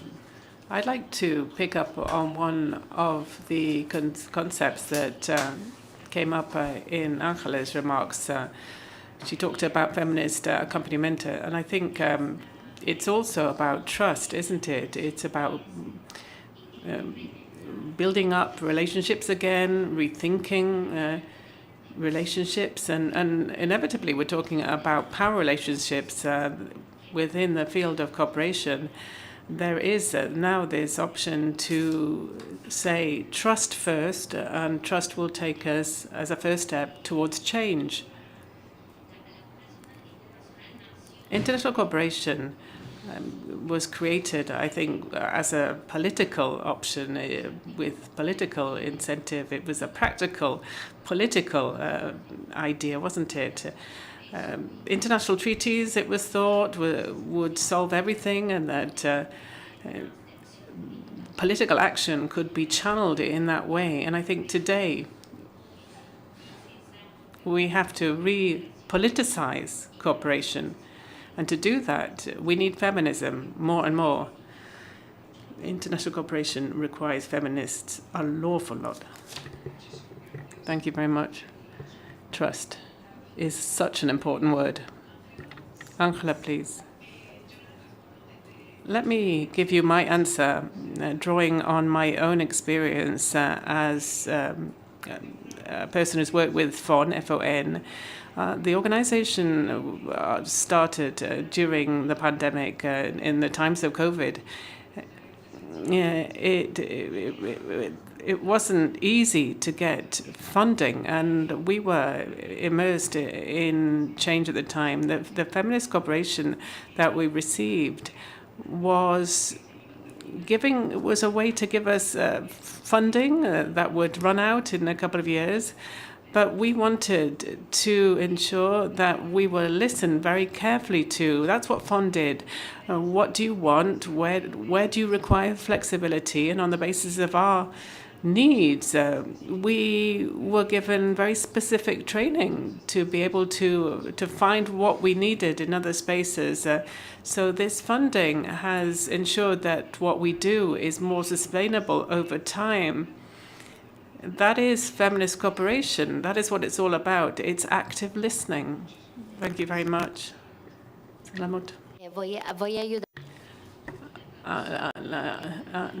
I will translate into Spanish, she says, so that she can speak in French. Pour nous, la coopération féministe, on va le dire qu'on le vit à travers les financements que nous recevons de FON. C'est une approche qui est féministe, qui est flexible, mais également qui est décoloniale. Je te laisse aller ou je vais juste... Sí, para ella la financiación. So, in feminist cooperation is all about organizations like FON that have been more flexible. Je le dis vivant parce que pour nous, ce n'est pas de la théorie. Cette coopération, pour nous, elle est pratique. On la vit tous les jours à chaque activité. Donc, la première, c'est de mettre les droits des femmes et l'égalité des genres au centre de cette coopération, de cette discussion que nous avons entre FON, qui est notre bailleur, mais et comme Féministe, qui est une organisation de base qui travaille avec les communautés. La cooperación para nosotros. For us, cooperation is something practical. It's something that we are living on a day-to-day basis, and it's something that has to put gender equality at the heart of everything. Cette soutenance que nous avons avec les mouvements féministes, chez nous, le soutien, il ne se limite pas qu'à donner des fonds, mais c'est un soutien qui est technique, c'est un soutien qui est humain, c'est un soutien qui est au quotidien pour savoir comment nous travaillons. Est-ce que la manière de travailler, est-ce que le retour, il est bon? Donc, pour nous, cette coopération, c'est aussi soutenir, c'est de reconnaître que les organisations et les mouvements féministes sont des actrices de développement. Et c'est nous qui changeons les choses à la base. Parce que si nous n'étions pas là, ça aurait été difficile de pouvoir engranger des fonds et surtout de pouvoir les utiliser. La cooperación para nosotros. For us, cooperation is something that can sustain the feminist movement. It's not only about financing, it's about practical support, organizational support, and also human support. Feminist cooperation is all about recognizing the organizations and the movement, recognizing that they are also actors for change, and they are the ones driving forward with changes that can be made. Elle est décoloniale parce qu'elle nous aide à redistribuer le pouvoir.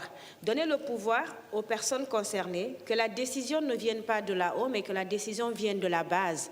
Et cela s'applique aussi à nous, organisations, quand nous recevons les fonds et que nous partons pour la mise en œuvre des activités, de la pensée aux activités jusqu'à la capitalisation, c'est-à-dire la mise en œuvre et tout ce qui va avec. Tout est pensé, tout est fait ensemble et nous sommes dans un principe décolonial et surtout dans un principe de transversalité qui fait qu'il n'y a pas une organisation qui va empiéter sur l'autre ou qui va donner plus de pression à celle qui exécute. Para nosotras esa cooperación. Feminist cooperation has to be decolonized. It means sharing out decisions and distributing the activities that we're doing, but right from grassroots upwards. We define the processes and capitalize on those processes, maintaining that freedom in there. That is why we are saying it is about putting power back to the grassroots. La Fédération féministe, c'est aussi adopter une approche intersectionnelle. Reconnaître que, en tant qu'organisation, en tant que mouvement féministe qui recevons des fonds de l'étranger, que nous avons une certaine redevabilité de reconnaître que les personnes que nous rencontrons sur le terrain, que les personnes que nous rencontrons dans les communautés peuvent ne pas vivre les discriminations, les stigmatisations de la même manière. Donc c'est de reconnaître aussi cette approche-là, aller dans la promotion du bien-être des femmes, reconnaître que les militantes, parce que c'est un point qui est très important, qu'en tant qu'organisation de base, en tant que mouvement de base, en tant que militante féministe, défenseuse des droits des femmes, en tant qu'organisation, nous avons besoin de ressources pour nos activités. Nous avons besoin de ressources flexibles pour vivre, parce que c'est ce travail-là que nous faisons tous les jours. Donc, on insiste beaucoup sur ça. Pour nous, cette coopération féministe, elle doit aussi reconnaître cette force mentale. Elle doit reconnaître notre santé mentale, elle doit reconnaître notre bien-être, elle doit reconnaître aussi notre protection et le développement institutionnel, quelque chose qui est très important et d'ailleurs qu'on a avec FON. For us, it's also important to acknowledge the intersectional gaze within this process. And think about the beneficiaries of our day-to-day work. There are multiple forms of discrimination, very different ways of being discriminated against. And these people are activists, they're militants, and that's why we need flexible resources to work with them. And we also need to be able to live off those resources. And as a movement, it makes us stronger, but we also have to ensure that mental health is supported and protection. We are working in risky and dangerous fields. Accompaniment is something that we also need from an institutional point of view, and we get that with FON. Thank you very much. He oído muchas palabras. We've heard lots of words like presence and trust, protection, resources, flexibility, practical support. I really do think that this is also a way of working for us here. Concrete, specific actions, and something that we could channel into the whole movement. What this conversation really made clear is that another cooperation is possible cannot just be a slogan or a title of a round table, because there are models, there are lessons learned, and there are also new things, new scenarios, both offline but also online nowadays, and there is a very clear direction.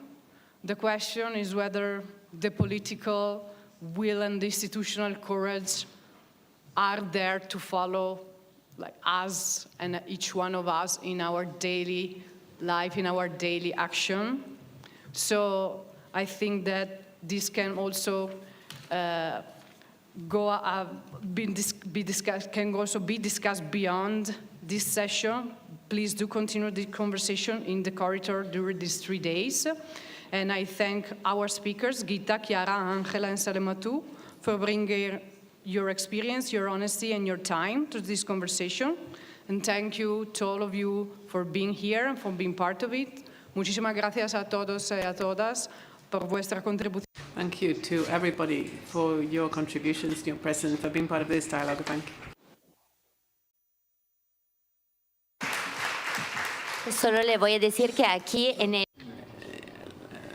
You can see the QR code on the screen, and using that code you can download one of the products that we have. It's like a toolkit that we have developed with FON, with all of the best practices in the case of gender-based violence. And we've had a lot of exchange between the different organizations through FON. And there are also these 5 key points that you can see on the screen that have come out of the model. And this is all about how we can change and alter development funding, and that is what we're asking fund for. Those are the key messages for you. Thank you. Thank you very much.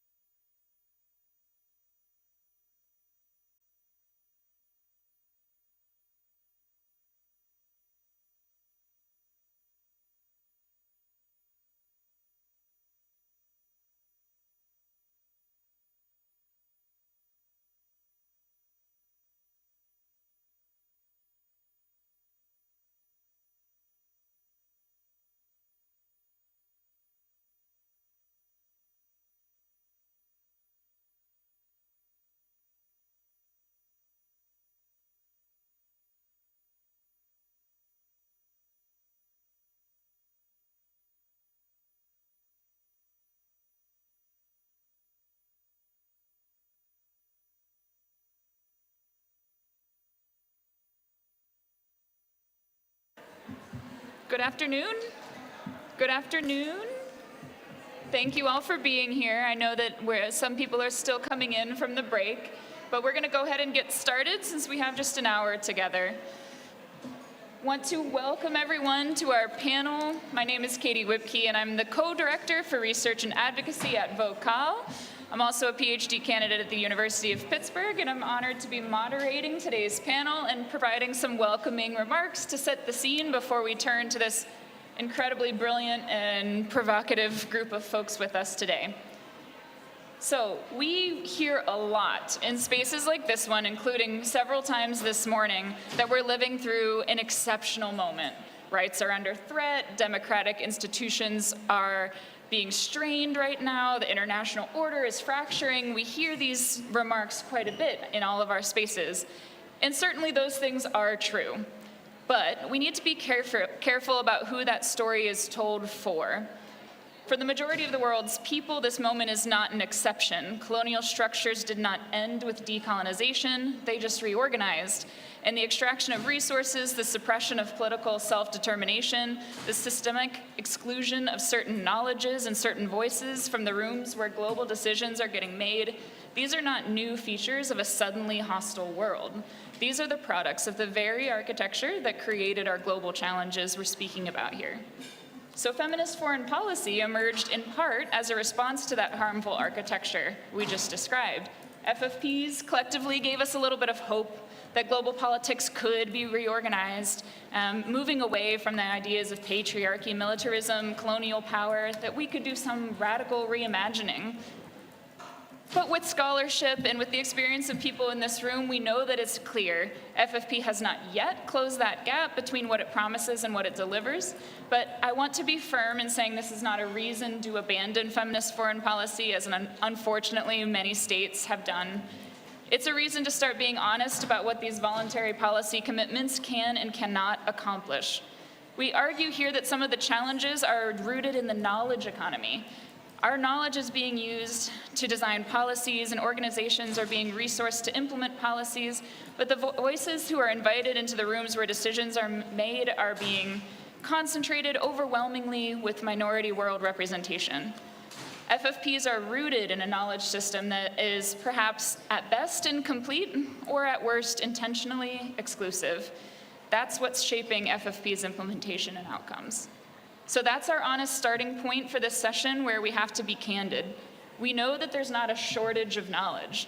Researchers and civil society organizations, like many of those that we're representing here today, we've produced meticulous analyses about where funds are going, about where the communities that the voices are coming from that are not being heard in these spaces, what they're saying. We're putting that in our documents. But what's missing in decision-making spaces are the people who are living and working in communities that are actively navigating conflict, democratic backsliding, practitioners who are mobilizing the movements that are there to hold the governments accountable. These folks are the ones who know things that policy briefs cannot and do not capture.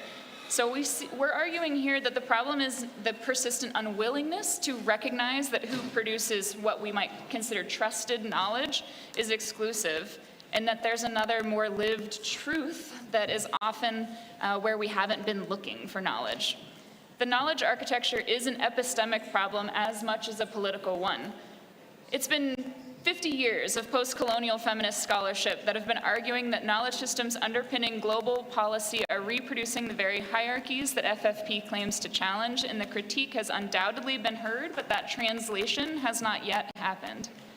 That is what Vocal, the organization that I'm here representing, seeks to change.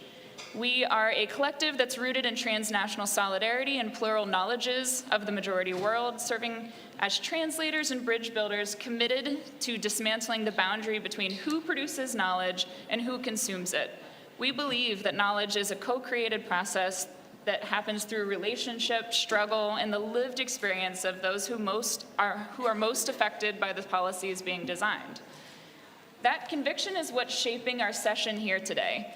We're asking in this session, who defines and legitimizes knowledge within FFP? Whose knowledge has shaped FFP frameworks? Whose is excluded? How does the resourcing landscape shape inclusion and knowledge generation? we aim to challenge the structural barriers that exclude new and emerging majority world, women-led, and feminist organizations from international funding, to reorient the translation to ensure research genuinely is serving those that use it, and to advance concrete proposals to make democratic participation possible.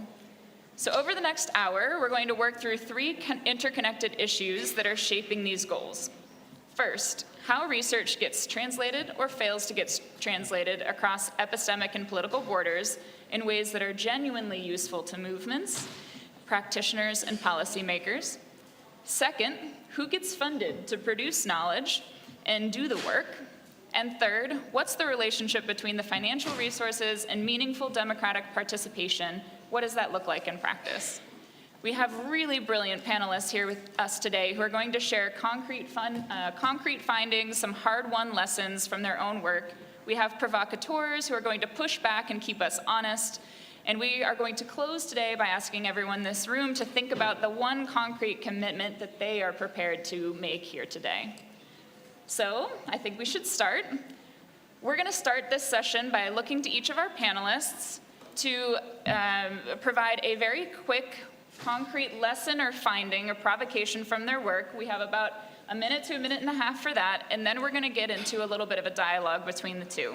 I will introduce each panelist a little bit, let them share their provocation, and then I'll move on to the next person that I'll introduce.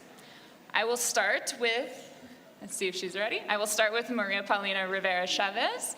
She is a queer decolonial feminist and our executive director of Vocal. She's also pursuing a PhD at the same time at the University of Potsdam, Germany. She previously advised the Vice Minister for Multilateral Affairs and Human Rights at the Mexican Ministry of Foreign Affairs on Gender and Sustainable Development. She's the founder and the first director of the International Research Center for Matías Romero Institute and a member of the Red Mexicana Política Exterior Feminista. Paulina? Thank you very much, Katie, for putting together this amazing panel, the introduction, and thank you all of you for being here. Because we have limited time, I would just like to start very quickly with two examples. The two organizations that I'm representing here have the goal of looking not only at the implementation of feminist foreign policy, but the very epistemology of the policy. So I will start sharing an anecdote of a former ambassador to the Maldives in many countries, twice in Spain, Dr. Farah Faisal, who is also part of Vocal, who was participating recently in a high-level conference on protocol and diplomacy. Her participation was a true effort of inclusion and representing the voice of the Maldives in the discussion. However, the limits of representation become very clear when the map displayed by one of the panelists does not include the Maldives. So this erasure talks about epistemology, how we conceive the world. Feminist foreign policy has advanced in the past 10 years and has made important progresses. However, it is not about the plurality of states that adopt a feminist foreign policy. It is about the very terms that define what is a policy, who are the subjects constructed by the policy, and who gets sidelined. It is about how it is mapped. Here, I want to propose the translation of methodology as a way of opening the space of feminist foreign policy when we focus not only on the implementation, but in epistemology. One very important Mayan decolonial scholar, Aura Cumes, explains how the Popol Vuh means translated many words and consider some of the words to say man when it represents people. Gender in the Mayan cosmology does not include men and women. It's not binary, it's not hierarchically, and it has been means translated, which has very important consequences for this. So what I mean by translation is by understanding the way others are thinking. And I think of the colonial scholar Silvia Marcos, also from Mexico, who is a translator of the Zapatista movement, who embodied the Mayan cosmology. And she explains how, in language, the Zapatistas refer to each other not as man or women, but they use the word otroa, which does not necessarily mean another gender, but it is about how to incorporate difference, that it's not in a very specific framework. This sort of translation is that we are looking for. It's understanding how people are understanding the world, and it's not just including for the sake of inclusion and representation in a pre-given framework of feminist foreign policy, for example, of gender equality, when we don't understand the coloniality behind this gender, behind these terms, such as gender. So this is the first thing that I would like to put, like how a translation can open this space. And as the Zapatistas remind us, when they talk about looking forward by looking back, it's reflecting on what has been lost because of coloniality, because of the knowledges that have been sidelined, that we need to recover them in order to be able to plan for a better policy. Because liberation for them starts with an open bracket, and that is what we want to discuss. I will leave it here. Thank you. Thank you, Paulina. I'll move next to Lina Abu Habib. Lina is the director of the Asfari Institute for Civil Society and Citizenship at the American University of Beirut. Before that, she was the executive director of the Women's Learning Partnership, and she's currently serving as the chair of the board of the Doria Feminist Fund and the secretary of the board of the Urgent Action Fund for Feminist Activism. She's also on the Lebanon board of Women Now for Development. Lina? Sure. I also would like to start with kind of an anecdote, or it could be an urban myth. I'm not sure if it's true. But it's been said that once Mahatma Gandhi was asked, what do you think about European democracy? And he said, it's a good idea. So I would like us to think about feminist foreign policy going beyond a good idea. What does it mean for us in practice? And what does it, I just saw a good friend, and what does it mean for us in the MENA region? I arrived from Beirut 3 days ago, and since I've arrived, the bombardment have expanded, the escalation of the war has been rapid, and so as I speak with you, there is a conflict going on in most of the region. So what does it mean for us at this particular stage in our lives in the WANA region? And I think the question that begs itself is, how do we in the current moment in the WANA region, in a moment of conflict, in a moment of forced migration, forced displacement, how can it be operationalized into policies, actions, and resources that would actually reverse the current course of conflict, economic degradation, and also violence, gender-based violence, and sexual violence against women and girls? So, number one, perhaps, as a research question, which we have not yet delved into, is how is feminist foreign policy a tool for feminist activism in the WANA region at the present moment? Because if we come and talk about it right now, it has yet to be socialized. We have yet to talk about it. However, I remember being quite old that we went through the same process after CEDAW. You know, what is it? Is it helpful? Is it coming from the West? All of these things. And also, we are into a process of thinking about what does the Women, Peace and Security agenda mean. But the bigger question is, why is the Women, Peace and Security agenda disconnected from the feminist foreign policy? And what is our role as researchers and feminist activists in bringing these pieces together? So currently, as I stand right now, there are a few key lessons. One is that we have to acknowledge that we have a paucity of data and feminist research on feminist foreign policy in the region, but accompanied by a paucity of understanding of what this tool is about. Where does it come from? And there is also, what it means actually is that we're not sure how to use it to influence resourcing of feminist activism and resourcing of feminist research and scholarly research. And I will end by saying, you know, in the WANA region, funding for feminist research is very minimal. It goes even less than funding for feminist activism.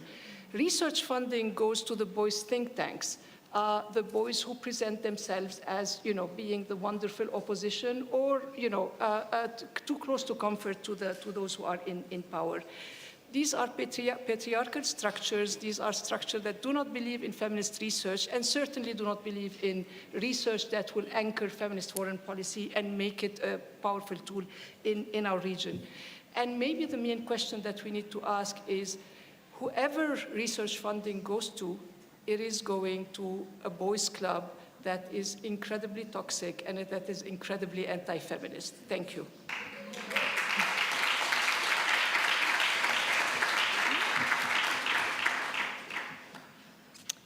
I'm not sure if did I miss one? I think you were next. Okay. Apta Garg is the Senior Manager for Policy and Advocacy at ICRW's Americas office. She also co-chairs the Coalition for Women's Economic Empowerment and Equality and represents the U.S. delegation to the W20. Previously, she worked with Vital Voices, Equimundo, Care USA, and USAID. She's happy to share her quick lessons with us now. Thanks. Thank you. Can everyone hear me okay? So in the spaces as a global advocate, the things that I hear quite often is the importance of feminist civil society to be able to hold powers to account. And that is right. However, shrinking financing for feminist civil society means that that labor is unpaid and exploited. And we cannot release ourselves from exploitation by further exploiting the civil society that needs to be doing it. So I want to focus on the question of financing, because that's a lot of what our research does. And our opening panel and incredible remarks, and our colleague Shama really said it best, when we really need to highlight the extractive nature of our financial systems and what it means for feminist civil society. So we already know many of these stats. 0.1% of ODA goes directly to women's rights organizations and women's institutions for gender equality, and that amount is probably going to decrease significantly with all of these cuts. We also know anecdotally that philanthropic and private funding for feminist civil society is shrinking. They are retracting and regressing from their commitments, and where they should be courageous and showing up and funding boldly, they are retreating from those spaces. But I also wanted to talk about the full picture, which I think a lot of my colleagues have talked about in several different panels, which is beyond the ODA gap, which is stark enough as it is, there is the deeper problem around what are the spaces for the fiscal spaces for us to prioritize civil society. And right now, while we do have shrinking ODA, we also have increasing debt, which is strapping civil society and governments from being able to fund and invest in their own systems. We are asking countries to lead, mobilize domestic resources, have country-led compact models while we are leaving them in a financial architecture that drains their resources faster than any ODA, any other blended financing or numerical grant can replenish. So mainly, that debt servicing is a huge financial impediment to any transformative change. When we look at payments to debt alone, debt interest alone, so we're not talking about illicit financial flows or other extractive systems. If we look at that alone, case studies that ICRW is currently investigating right now shows that in 2024, Kenya paid over $120 million US more in interest than it received in ODA. And when Argentina lost over $500 million in net transfers, so that means that they paid more in debt interest than they received in ODA to France, Germany, Japan, and Spain. This diminishes the fiscal space to invest in communities. Think about how much of $500 million could have invested in communities there. And it has long-term impacts both on closing the resources needed to invest in local civil society, while also reinforcing the economic conditions that allow the proliferation of right-wing and opposing actors to take advantage of that rhetoric and narrative for their own devices. So I'll echo my colleagues and say that we cannot talk about resource knowledge and movements without talking about who is extracting resources from these countries where these movements live, and that as feminist foreign policy advocates, we need to reckon with that full financial picture and not just the aid line. Thank you. Thank you. Would you see if you can go back? Okay, bear with us on a small technical thing because it moved. We only have this clicker here. The slides passed over our colleague Faye here. Faye is the co-executive director at the Association for Women's Rights and Development, or AWID. She serves on the boards of Urgent Action Fund Africa, Harambe Ubuntu, Make Every Woman Count, and other social justice institutions. Previously, she held senior leadership roles at the Pediatric Adolescent Treatment Africa and JAS, or Just Associates, and ICDL Africa. Haha, perfect, okay. Thank you, Faye. Thank you, Katie. I want to build on what my colleagues have been talking about and bring us to the question of accountability as far as feminist foreign policy is concerned. We were here. When I say here, we had a feminist foreign policy conference last year in Paris. We heard the same thing at Women Deliver around localization, around participation and gender justice and full support of women's rights and feminist movements. And actually, to quote an excerpt from the Melbourne Declaration, under the title Creating the Conditions of Collective Voice and Social Justice to Thrive, we heard it says, we affirm that our work should be shaped by and accountable to social justice movements and constituencies whose demand makes change, and it goes on and on. And it took a lot to get to these declarations, and it was a hard-won gain. But this is also happening precisely at the moment when governments are reducing ODA, increasing defense budgets and shrinking civic space and asking feminist movements to respond to rising conflict, climate collapse, and attacks on democracy with fewer and fewer resources. So there is a profound gap between declaration and structural practice. And we're hearing feminist movements ask themselves, what does it actually mean? How does declaration actually apply to me or to civil society? Because from a feminist perspective, feminist foreign policy risks becoming performative if feminist movements remain stakeholders and program implementers, not actively co-creating, shaping, and resourcing it. Our data, as AWOOD, on where's the money for organizing research makes this contradiction impossible to ignore. We heard about the 1% of ODA, and we surveyed just over 1,100 organizations in 128 countries between 2021 and 2023, and things were not as bad then. But here's what we heard. 58% of organizations operate on less than 30,000 USD annually. 31% survive on 5,000 USD or less annually, and 14% report zero external funding annually. In contrast, 3 anti-rights organizations receive 532 million, almost double the amount of all the 1,174 organizations surveyed, who together receive a total of 266 million. So here's my provocation. What does feminist foreign policy actually mean if the movements most responsible for defending democracy are themselves struggling to survive and actively being defunded practically and politically? Because feminist movements are not peripheral actors. They're often the accountability infrastructure of society. And the real test as we go into the conference tomorrow is whether governments are prepared to resource feminist movements not as implementers, but as independent accountability actors capable of challenging power itself. If feminist policy is only sustainable when feminism is politically popular, then it's not transformative policy, it is branding. Thank you. Thank you. Okay. It's already shaping up to be very provocative. Thank you all. We have 2 more quick interventions before a discussion and dialogue. Mona Tijali is a visiting scholar at the Stanford Center on Democracy, Development, and the Rule of Law, researching gender and politics and international relations with a focus on Muslim-majority contexts. Mona serves on the executive board of the Transnational Solidarity Network, Women Living Under Muslim Laws, and is currently leading its Women in Politics During Moments of Political Transition project. Mona? Thank you. Thank you so much, Katie. Thank you for everyone being here.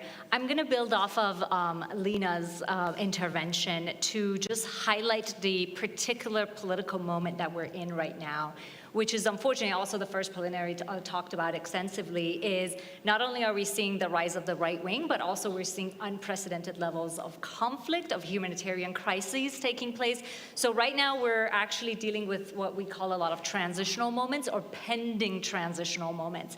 And at the same time, while we know conflicts and any sort of political transition that's happening has very gendered implications, at the same time, we're constantly told that women's demands, and particularly feminist demands, need to be sidelined until first peace is established, democracy established, and then only at that point is there room to be able to talk about some of women's demands.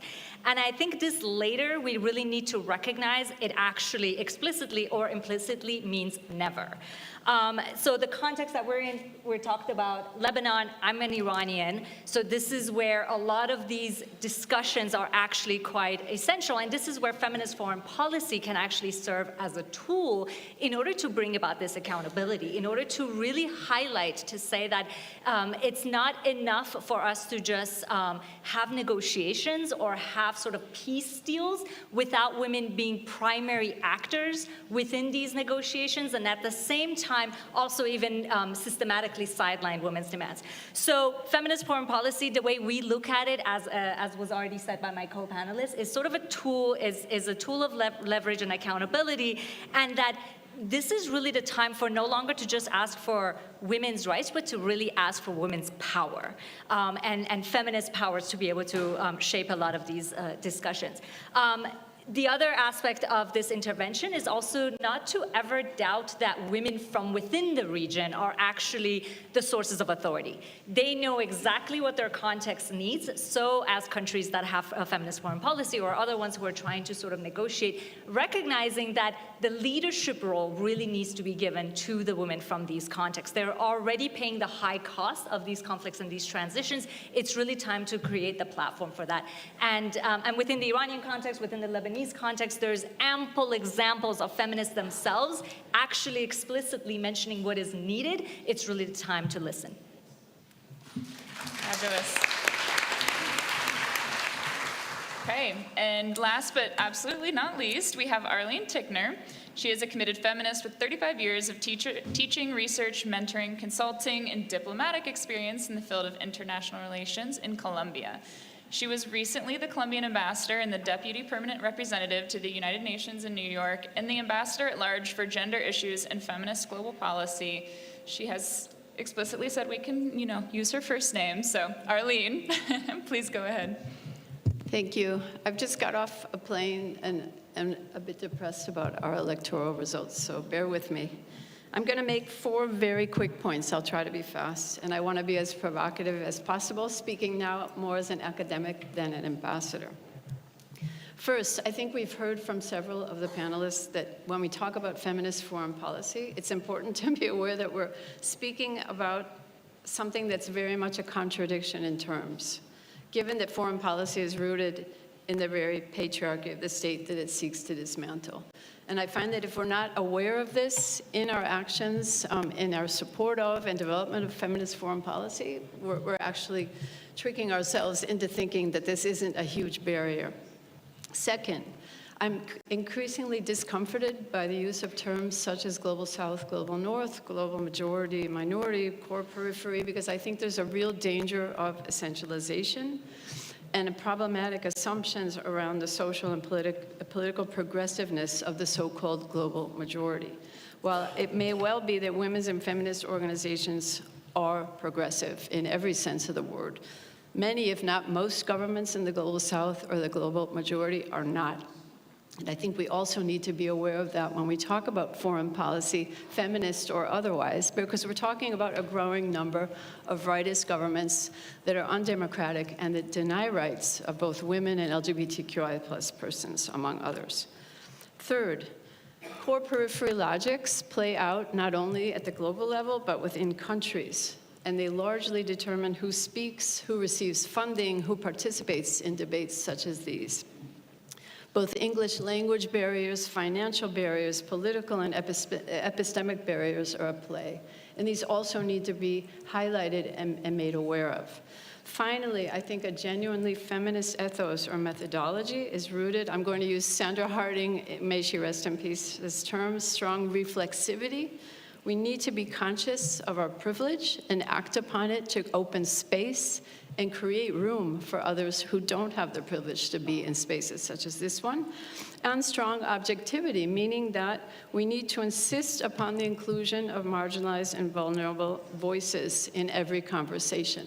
And I just want to point out, and on this I'll end, that Spivak reminds us in her important text, Can the Subaltern Speak?, that when subalterns are actually made intelligible, it's because the authority and originalness of their voices has already been erased. And if we're not aware of that, if we're not aware of the colonial acts that we ourselves unknowingly sometimes play out, then we're doing little justice to feminist ethos and methodology, which is, to me at least, at the root of feminist foreign policy. Thank you.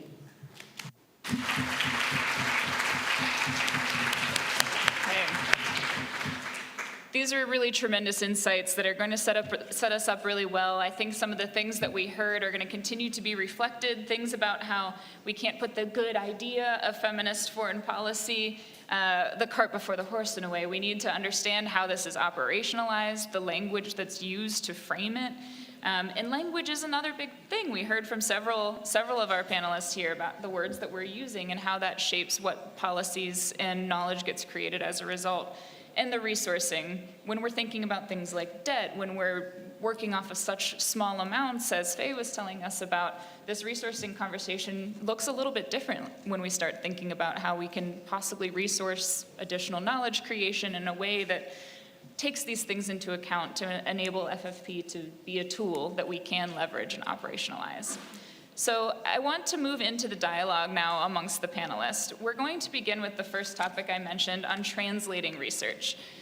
We're going to feature, you already did this for me, right? Thank you. We're going to feature two of the panelists today in this topic, both Lena and Mona. Lena, let's start with you. Could you set the scene for us on this topic? What to you does it mean to move knowledge across these epistemic and political borders in the ways that are, useful and honest? What are we doing now to understand this topic? Thank you, Katie, and thank you all the colleagues. Again, I want to center this on basically the current ecosystem of social research in the WANA region in a context of conflict. So just to make sure where do my comments come from in setting the scene. So the first thing I want to say is we have been very explicit on the need for processes and for politics to decolonize research, but decolonized research can also be incredibly extractive. It doesn't mean that by decolonizing, it's no longer extractive. This is because our communities, our societies, our countries are not homogeneous, and the view that it's, and maybe it circles back to what our colleague just said, the essentialization of the global north and the global south. Our societies, our communities are incredibly diverse, and whether we want it or not, they include really brutal elites, new elites and old elites. So as such, decolonization of research in and of itself is not necessarily moving away from extractive research or embodying feminist research, or actually embodying the knowledge that, embodying the value of who is the knower and who are we going to as a knower, and how do we bring back how do we validate, how do we engage, how do we consult on what comes out from research. So that for me is a very important first point. The second problem or problematic that I want to talk to is that for many of us, feminist research meant that we drop unfortunately, that we drop concerns related to ethics, that we drop concerns related to safety, that we drop concerns related to actually quality, related to legitimacy of research, related to replicability, related to the whole process of getting the data and analyzing the data and getting results that are actually helpful and useful and really reflect reality. So that for me is the second key point that is problematic for us in thinking about operationalizing feminist foreign policy through research in the WANA region.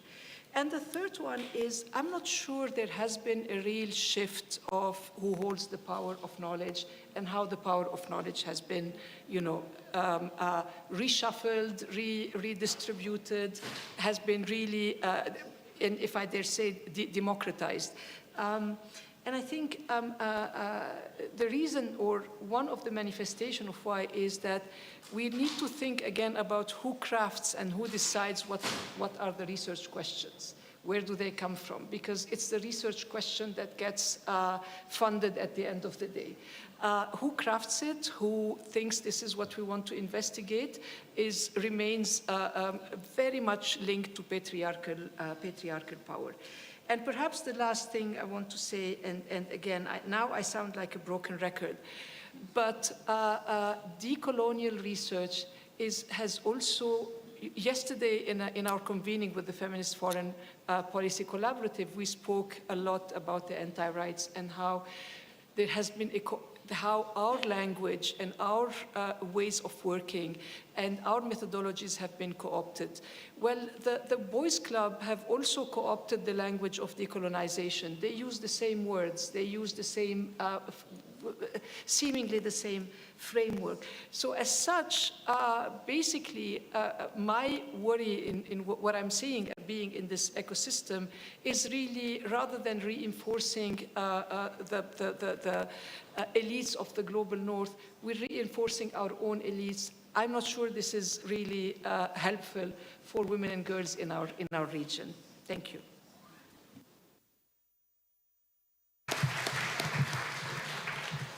Am I correct that I have 4 minutes? Yep. Okay, please, perfect.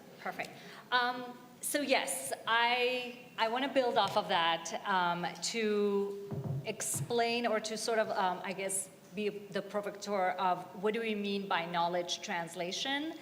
And oftentimes it is assumed that knowledge is sort of produced in one place in order to be delivered in other places, right? So it's often produced in universities and think tanks, and then it is to be delivered or acted upon within movements, within communities. And this is where the problem really becomes of who gets to define the problem and then what is the evidence and what, of course, what is the solution. So I'm going to speak a little bit on behalf of my own positionality as I'm an academic, I'm within the sort of university status, and then at the same time, I'm involved within the Transnational Feminist Solidarity Network, which is women living under Muslim laws. So I definitely see the problem where both types of knowledge gets quite siloed, right? So academics read academics, and then when it comes to sort of the advocacy world, you don't necessarily see the exchange happening between the practitioners and the academic. And this is where one of the key problems that we're seeing right now in terms of that knowledge translation is sort of each working within their own silos, and then the extractive problem that Lena also mentioned too, right? That oftentimes within academia, it's thought about, let's go into the community, let's study it, let's publish it, let's, elevate our own names and so on and so forth, and then without necessarily giving to the community.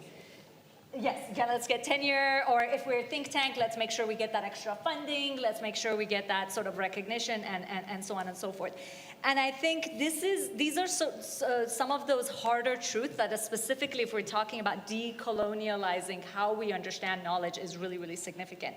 The other example I want to use is with my own understanding of how I studied women and politics and power, where although my training was within the Western context, as soon as you travel within these other contexts that are within the Muslim majority world where I did my research, you recognize that not just contextualizing is sufficient, that sometimes even the more advanced or the more progressive interpretations are actually coming from those local communities, that opening up myself as a Western academic to really challenge some of those assumptions.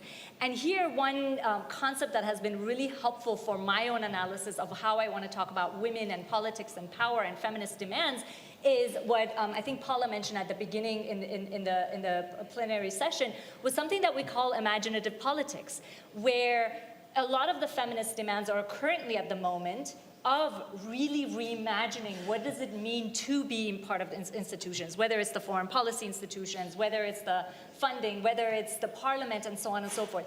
And I think this is where one of those key linkages for us to be able to recognize that we can actually learn a lot from those activists on the ground, and while at the same time challenging our own assumptions in terms of agency. If I can just give a little bit of a concrete example of this, within the Iranian context, Iran is an authoritarian, repressive context, but at the same time, it actually benefits from having a very, very strong feminist mobilization, not just within its grassroots, but also within the diaspora because of a lot of the exile. So this is where you could be assuming that, oh, you know, just putting women within these institutions is actually not going to lead to a lot of major changes. But in fact, this is where you could have women, because they're coming from a repressive context, actually having a better know-how of how to then shape their own institutions in terms of that imaginative politics. One example of that would be currently the Iran Freedom Congress that's taking shape, where it's really trying to sort of flip on its head what we had assumed on power, on inclusivity, on pluralism, and so on and so forth. Thank you. Great. We're going to move next to the topic on funding the knowledge community. We have Apta and Faye who are going to work with us through the dialogue on this topic. I will say that we are running over a bit on time, so if we can continue to be very conscientious about that so we don't run time for the end of this session. So let's start with Apta. Can you tell us a little bit about who's getting funded to produce knowledge and do the work, who's getting left out? Oh, there it is. Thank you. So in this instance, I'll share more on the micro level of my personal experiences of the challenges of these transitions of funding local organizations and transitioning power.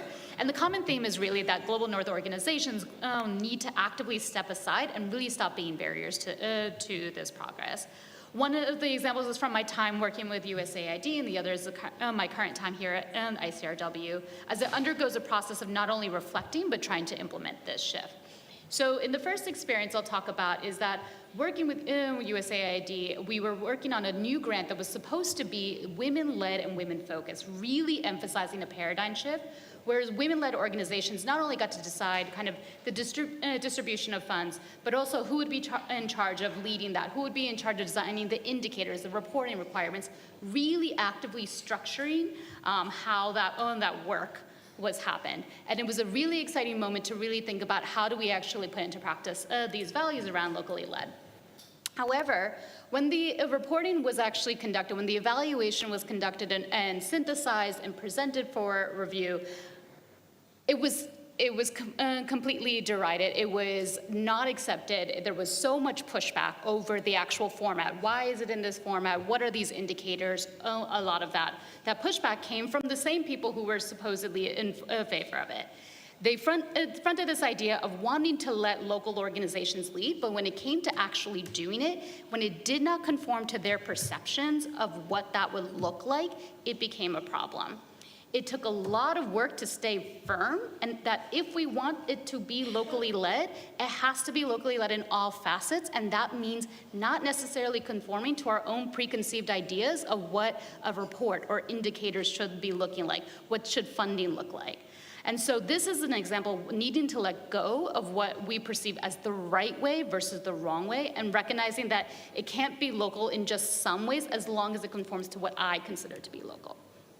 In the case of ICRW, we spent a lot of years publishing research around exactly these kind of structural problems, but operating as a US headquartered global CEO, INGO, with decision-making concentrated at the top. So it was quite hypocritical in the way that we were talking about these things versus what we were doing.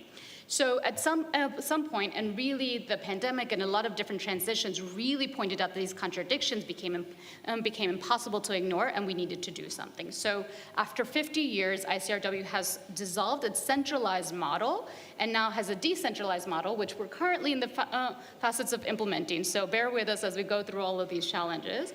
But it's a globalized network with 3 autonomous regional entities, one in ICRW Africa, one ICRW Americas, and one ICRW Asia, each with its own executive director and independent board, each setting its own priorities rooted in its context, and no longer having a global CEO or centralized headquarters. So really trying to put into practice that shift in power and decision-making, moving closer to the areas that we serve. And there's a lot of challenges in how we navigate it, including how do we shift decision-making for global priorities and advocacy agendas? How do we share not just the responsibility, but also the accountability? And this requires a lot of slowing down. I think a lot of these processes were always in this desire to speed and move really quickly, but we cannot do that without making sure that everyone is properly included, everyone has time to be informed, and everyone is part of that solution building process, not just those who can respond fastest to their email.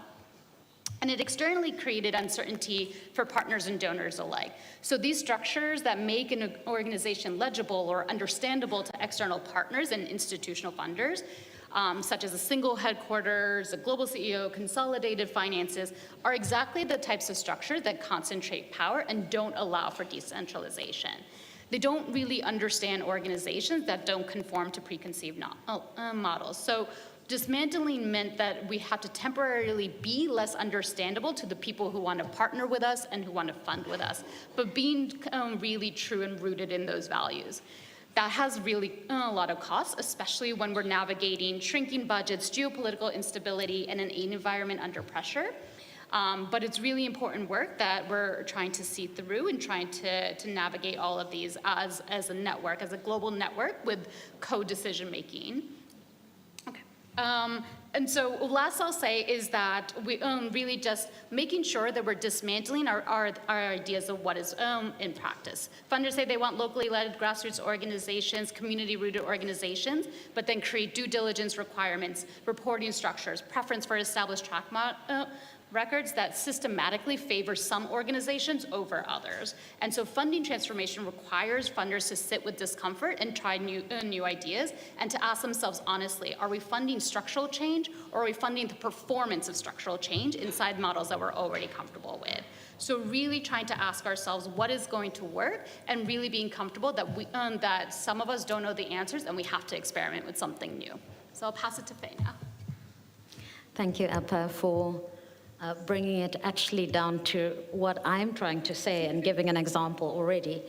And when we ask who gets funded to produce knowledge, what we're actually asking is a much deeper political question that says whose understanding of the world is considered credible enough to shape policy, funding priorities, and actually the future itself. If we go with that questioning, I'd like you to look at that person next to you and tell me whether you see a grassroots person sitting next to you who has the knowledge of what you're trying to do in your organization. And I think that just answers the question in terms of whose knowledge is important. Right now, the global funding architecture is still telling us that grassroots feminist knowledge does not count in the same way institutional knowledge counts. And again, going to our Where's the Money data, around 60% of groups that we interviewed felt pressured to align with funders' political strategies and have changed their priorities to access funding, while 90% believe that there's very little funding for the movements, agendas, and the regions they serve. Around 80 to 90% of groups report that funding processes are complex, inaccessible, and unrealistic, with monitoring and evaluation requirements often disconnected from the realities of feminist organizing. And I often ask myself, is it like an experiment, a test subject, where you have a control side, because that's what a proposal becomes, where thematics are already determined, and it really skews the realities on the ground, but also more importantly, the data in terms of what is actually needed. And we have to ask honestly, are we funding feminist transformation, or are we funding the appearance of feminist commitment? And declarations are not transformations. They are the beginning of a conversation on how we transform. And if feminist foreign policy is serious, then it cannot continue outsourcing feminist expertise to large intermediaries while underfunding the movements, producing the actual political analysis and community knowledge on the ground. And this is where the question of knowledge becomes critical. We know that knowledge is not only produced in universities, as you said, and think tanks and policy institutes. Knowledge is also produced in refugee camps, is being produced right now in the region, as we hear, where there is militarization going on, in mutual aid kitchens, climate-affected villages, in WhatsApp groups coordinating survivals during crisis, and by feminist organizers documenting violence long before institutions recognize it as data. And if you take away nothing else, feminist knowledge is right here in this room, outside the conference, by the way, represented by very, very few participants. Our funding systems still privilege polished proposals over political proximity to communities, as we've heard. We want innovation, but we actually want innovation that feels familiar and administratively comfortable. So what would it look like for governments to align funding practice with feminist foreign policy commitments? First, move from project funding to long-term flexible core funding. I think this is like a broken record. We've said it a million times now. Second, fund ecosystems and collectives, not just registered NGOs. Some of the most important feminist work today is intentionally decentralized, informal and community-led. Thirdly, as we go into the conference tomorrow, governments should commit a fixed percentage of feminist foreign policy budgets directly to grassroots feminist organizations in the global south, particularly Black, Indigenous, rural, queer, and migrant groups. And fourth, and the last one, governments need participatory grant-making mechanisms where movements themselves help decide where the money goes and where the resources goes. If feminist foreign policy does not redistribute decision-making power, then again, as I said before, it risks becoming branding rather than structural change. And finally, we need to define what counts as expertise. Because feminist movements are not only beneficiaries of knowledge, they're producers of political imagination, economic alternatives, crisis response systems, and democratic futures. Thank you. Thank you. I recognize that we are running short on time again, but we started a little bit late from the break, so I'll say it's that. The last topic of our session is on democratic participation and justice, thinking of the last piece of the puzzle of what does it look like to participate? What does inclusion mean? I will start with Arlene. Can you tell us a little bit about this relationship, about what it means to have meaningful democratic participation in FFP processes and knowledge generation? I feel like everything's been said that I would have wanted to say, so maybe I can be quick. I think what we're hearing, first and foremost, is that political will is absolutely fundamental to include different actors, to fund different actors, to acknowledge multiple ways of being in the world and knowing. And I would add to that, to leveling the playing field via things such as training. Funding is absolutely essential for any organization, especially those in marginalized communities, to survive. And yet, if we don't level the playing field and make a political decision to accompany those organizations, it's very hard to get out of this vicious circle of the lack of training, lack of funding. And I also just want to note that in my experience, I'm increasingly discomforted by the colonial logic of divide and conquer that funding scarcities and political adversity are creating among different civil society organizations within the feminist world. So I think that's just essential. In terms of participation, so let me just add, Colombia, the current government of Colombia has made, I think, explicit efforts to do all of this. There's a political will to include especially vulnerable parts of the country, communities that have never been consulted on much of anything, including women's and feminist organizations. These efforts have been time-consuming, messy, feed exaggerated expectations about the results and the durability of policies in which co-creation has actually genuinely taken place. So I think this leads just to one other challenge, which is the whole question of sustainability. We've talked a lot about accountability, but I think sustainability is also something that needs to be thought through more strategically. We know that governments come and go and that policies are adopted and abandoned. So I think we need to think beyond those policies in terms of how we create communities of practice and networks that can support the work being done via feminist foreign policy or whatever else we want to call it, so that when there are changes of government and backtracking, the actual policies and issues don't end up just evaporating. And doing so requires investing much more strategically in local communities that are actually at the front lines of all of the work that we've been talking about.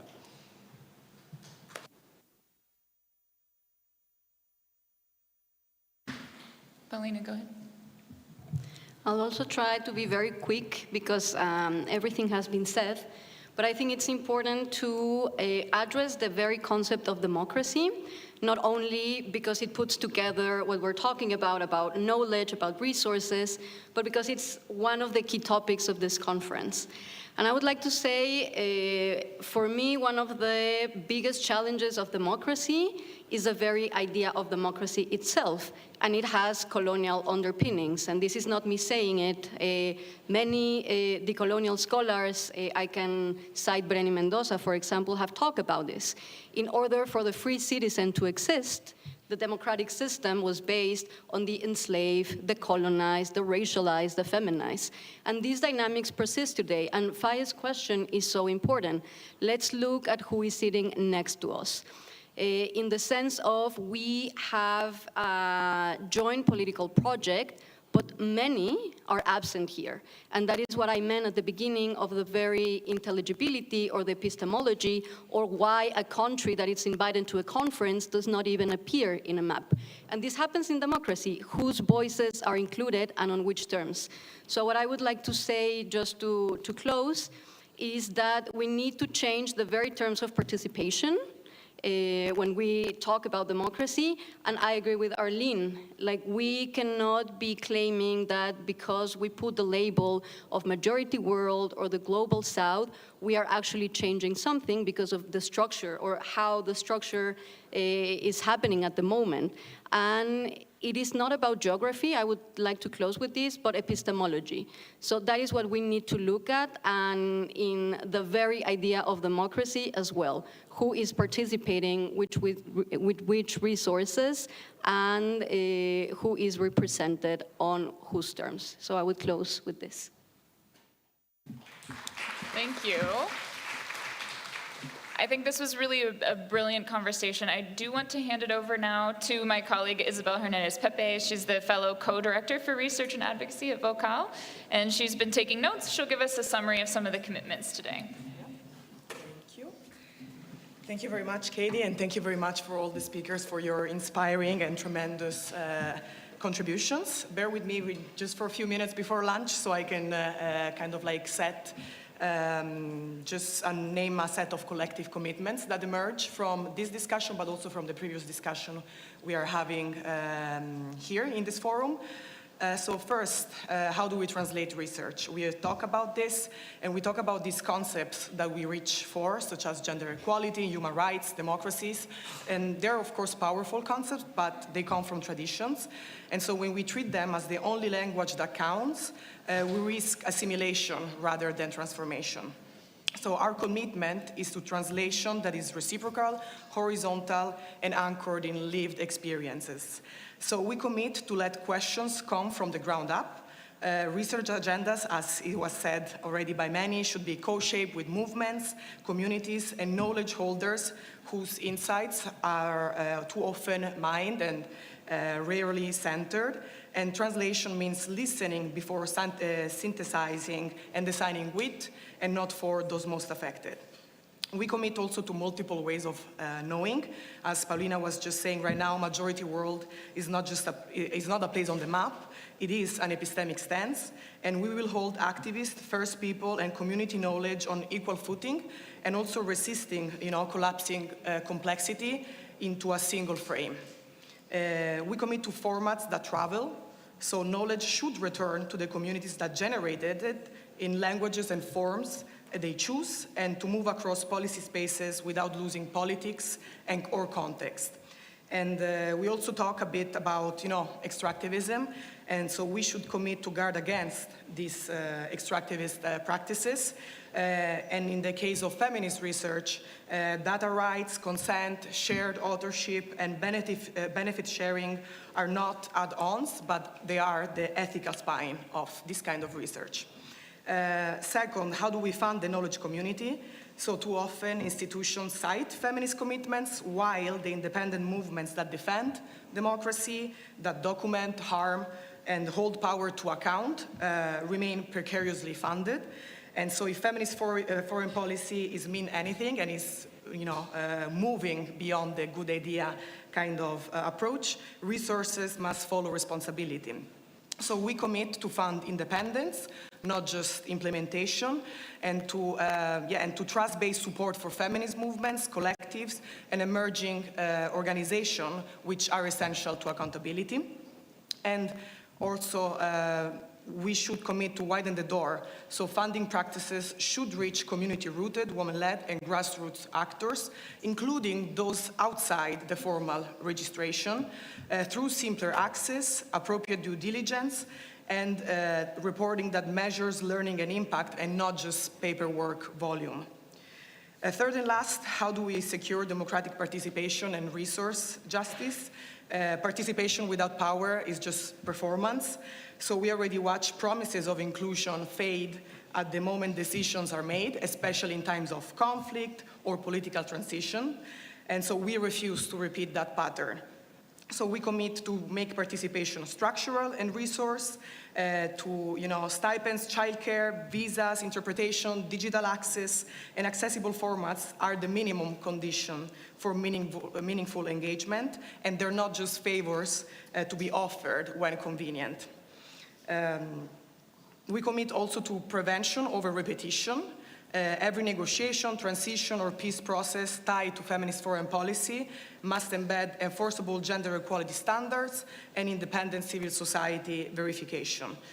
So these commitments are just some of the ones that were named now and previously, but these are not just abstract commitments. They point to a different center of gravity, shifting who produces knowledge, who gets funded, and who decides how to use this funding.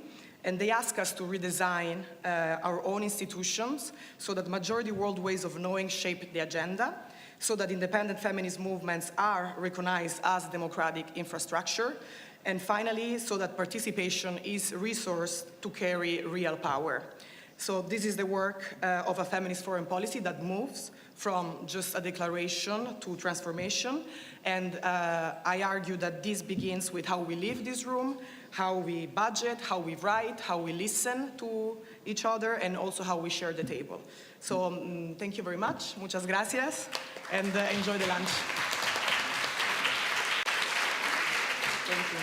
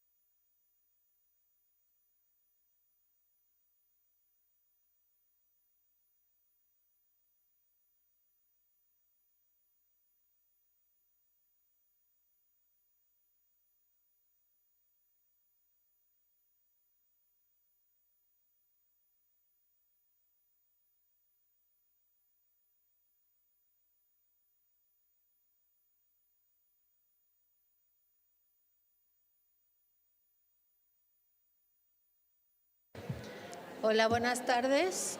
Vamos a...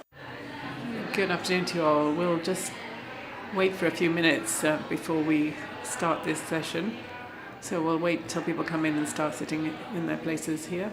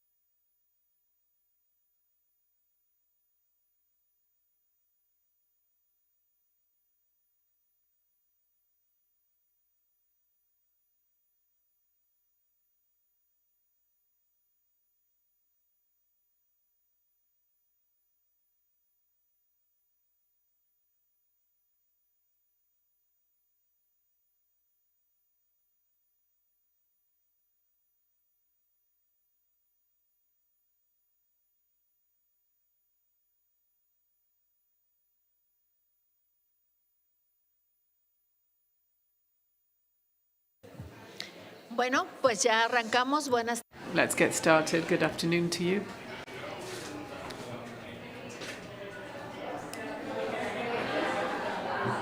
So it's lovely to be able to say good afternoon to you and welcome you this afternoon.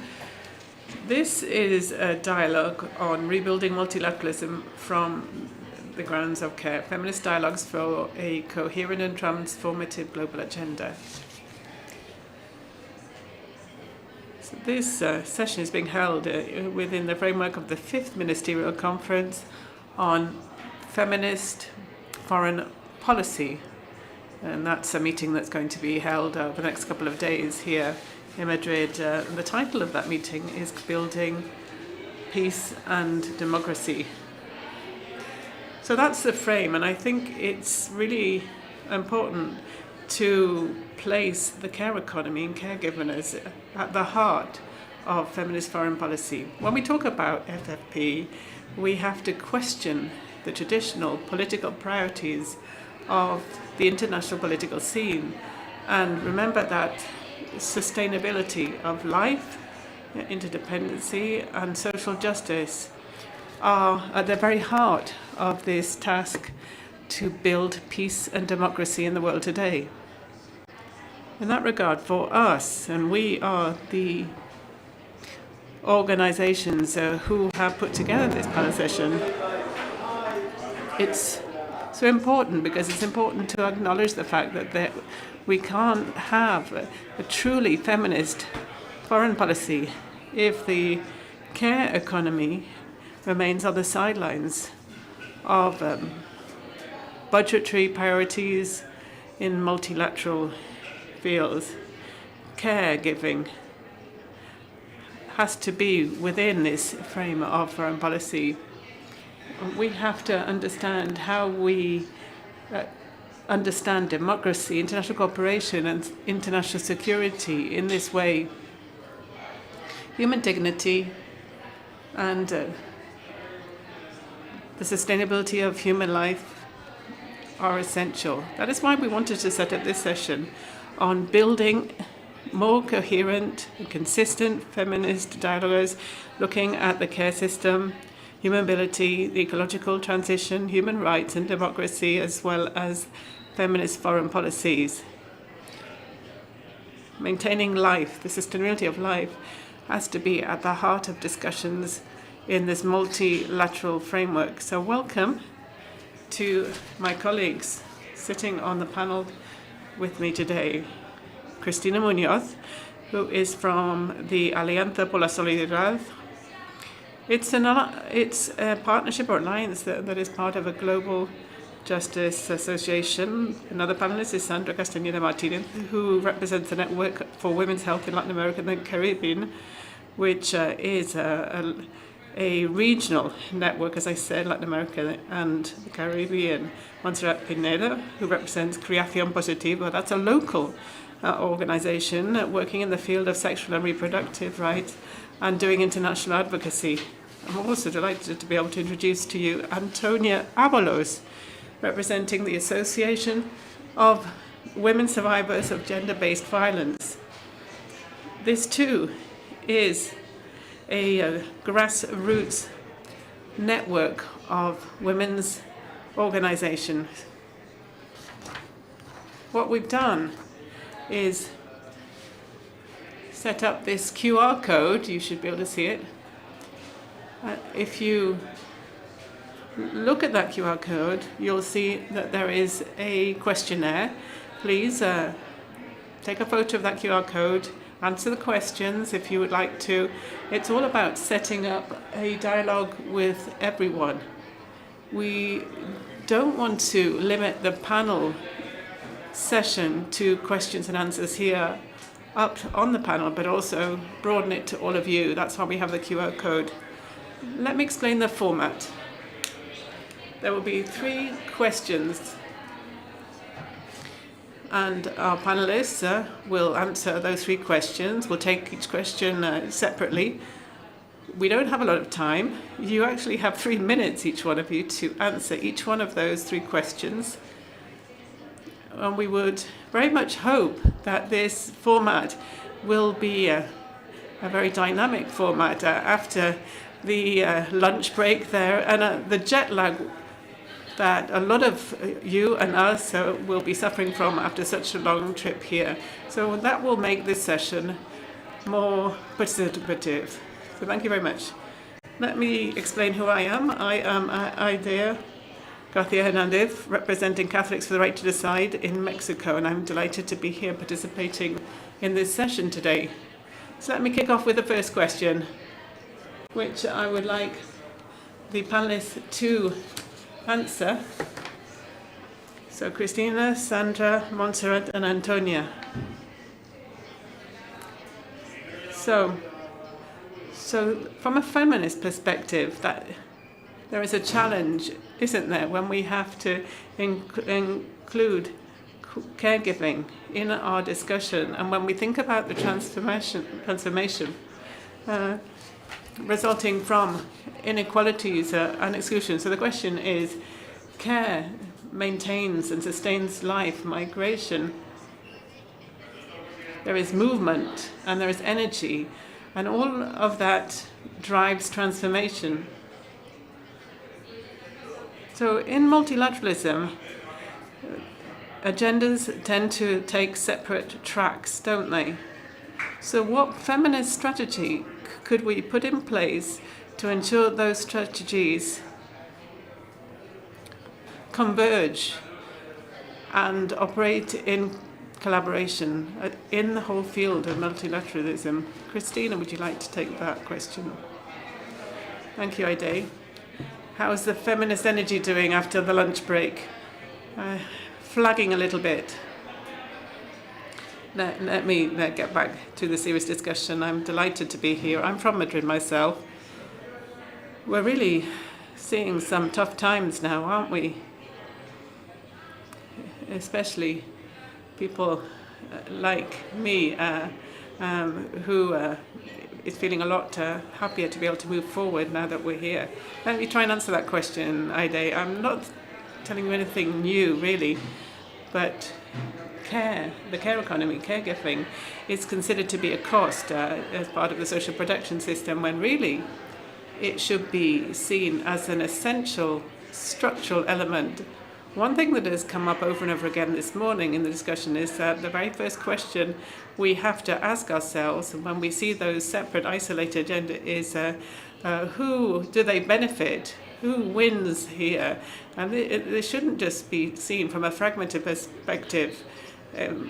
It is something that is actually meaning that we pay a price even in life.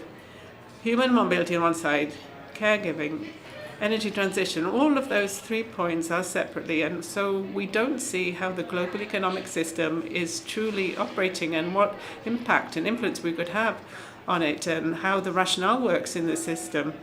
And it is the system itself that we have to rebuild with other types of rationales there. So women are migrating because of these caregiving chains. Their own bodies are being used there, and the richest territories are taking advantage of them. What about climate change, climate crisis? It seems that perhaps the transition will be neutral, but that's not the case, even though that is what is said in so many international agendas, because of emissions, emission reduction, and unfair redistribution of costs.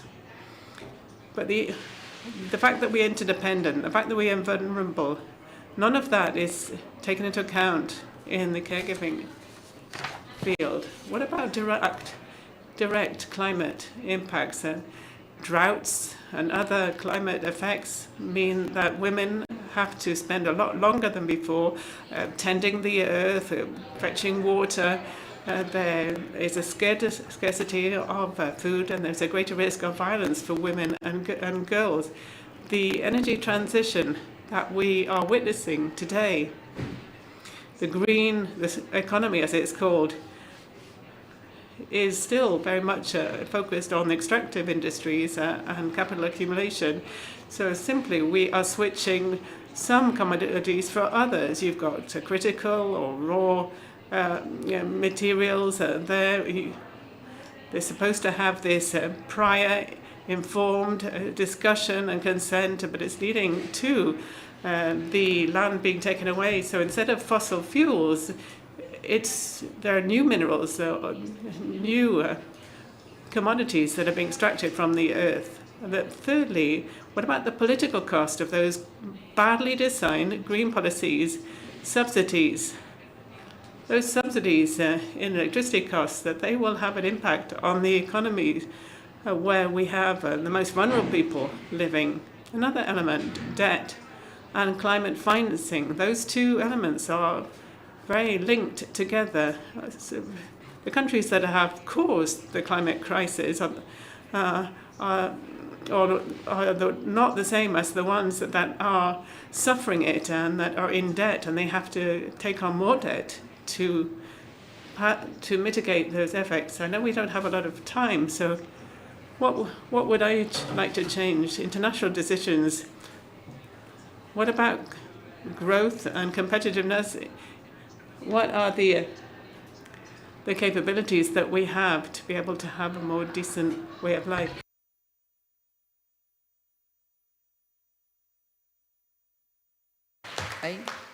Bueno, buenas tardes. Good afternoon. Thank you very much to the forum, and particularly thank you to the colleagues sitting on the organizing committee for civil society who took on the huge task of organizing the event. It's not an easy thing to do, so thank you. Thanks go out to you. When we talk about multilateralism and caregiving and foreign policy, I would say it is one of the most modern day examples of the theoretical political constructions that we have to deal with in feminism.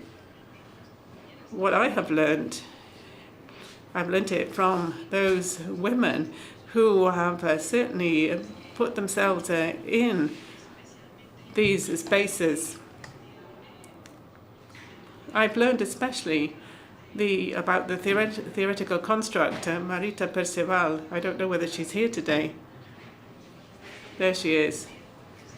I've learned from you because you took on the task of making these constructs and these ideas work.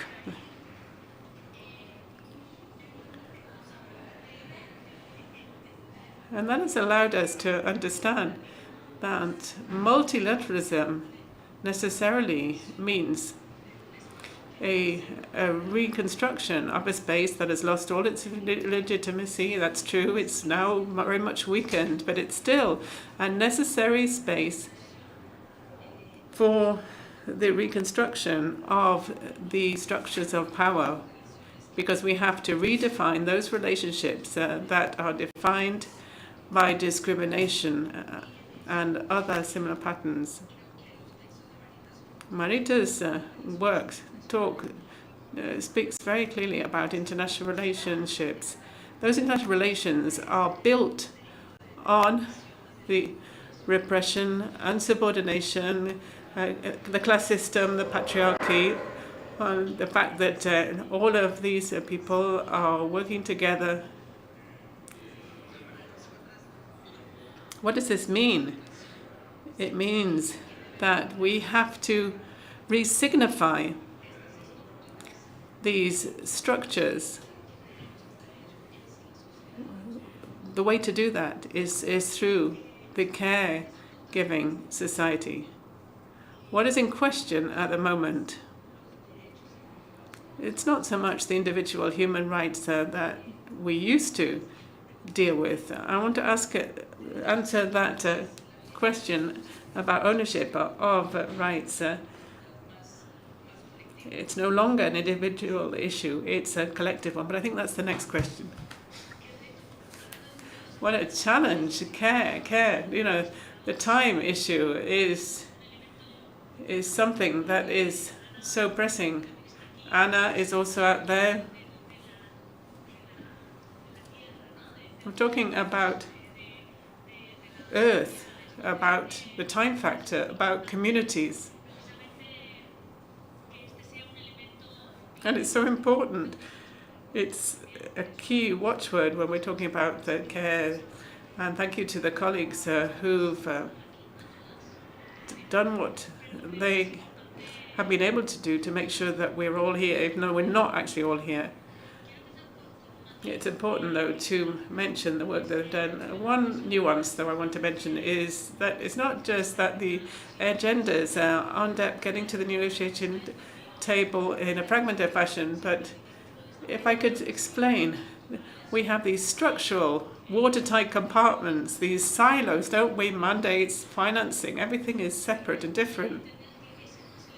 But that is not where the enemy lies. We have to understand that. It's the enemy, quote-unquote enemy, that has taken another form now. And we've understood that as feminist organizations. This fragmentation is something that we have swallowed. We bought the story, haven't we? And that is probably one of the most important points to make, but we also have to be careful, perhaps more now than ever before, with a solution that might sound absolutely obvious. If the agendas are fragmented, what shall we do? Let's merge them, let's consolidate them. And we have this new framework of the UN Women talking about greater effectiveness, when really this is just political blackmail, which is linked to the crisis of liquidity. Those countries are not paying their dues.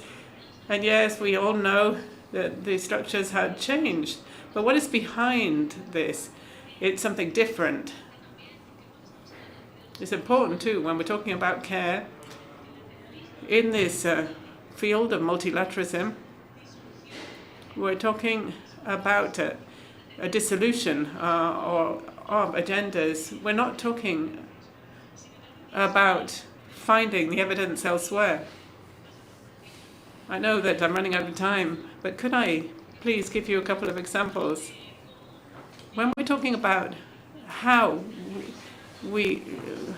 this linkage and how it's eroding our ground,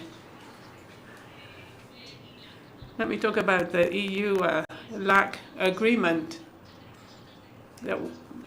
This was something that was agreed at the summit, important for us, but we're also seeing that the implementation of the system and the focal points, etc., there's more to it than that. What's behind these commitments? Europe is becoming more reactionary. And what is holding up this political commitment? We think it is actually becoming more diluted when we're talking about care, this fragmentation. What about asking who is behind this agenda? Who's driving it?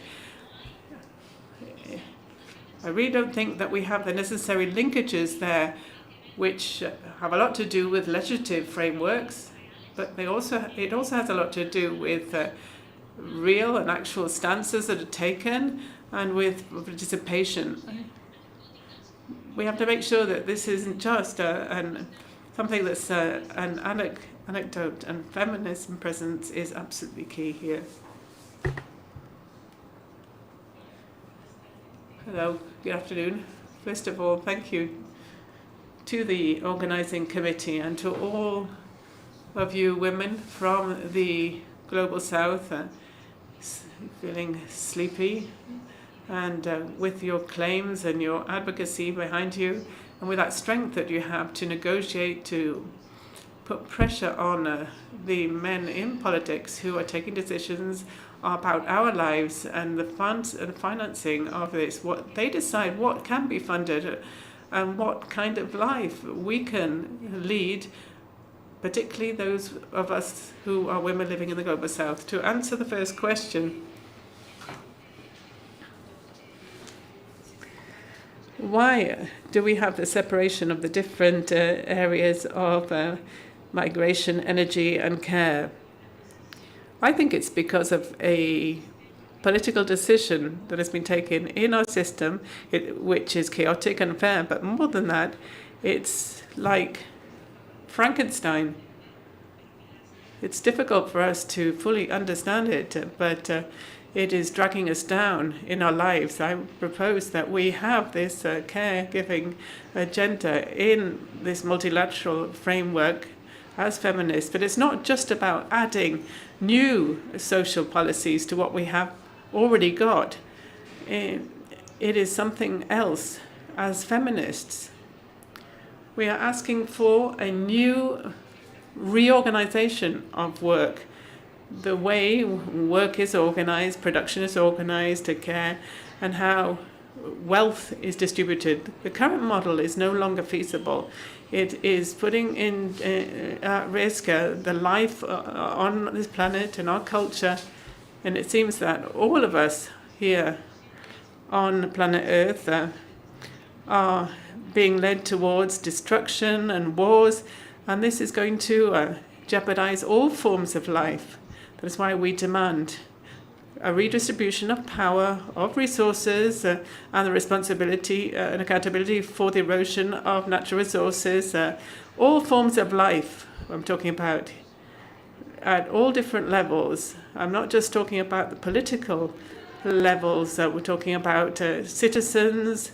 We need to make sure that we have a political care structure so we can extend out these structures until the state comes up with a response.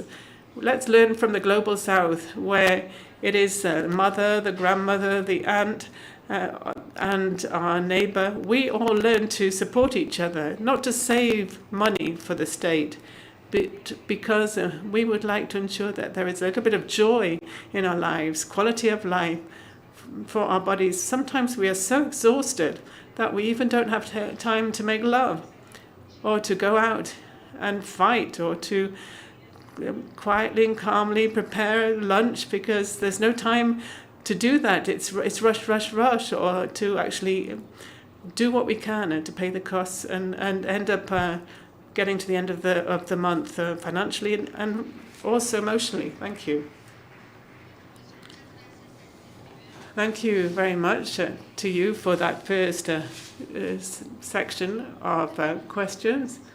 We've certainly heard about the need for change to the structural issue of care. Let's move on to the next section, which is about the contextualization and the coherence between feminist and commercial and migration policies. The question is, states sign foreign policy commitments one day, and then they negotiate a trade agenda the next day. This is somewhat contradictory, isn't it? So the question is,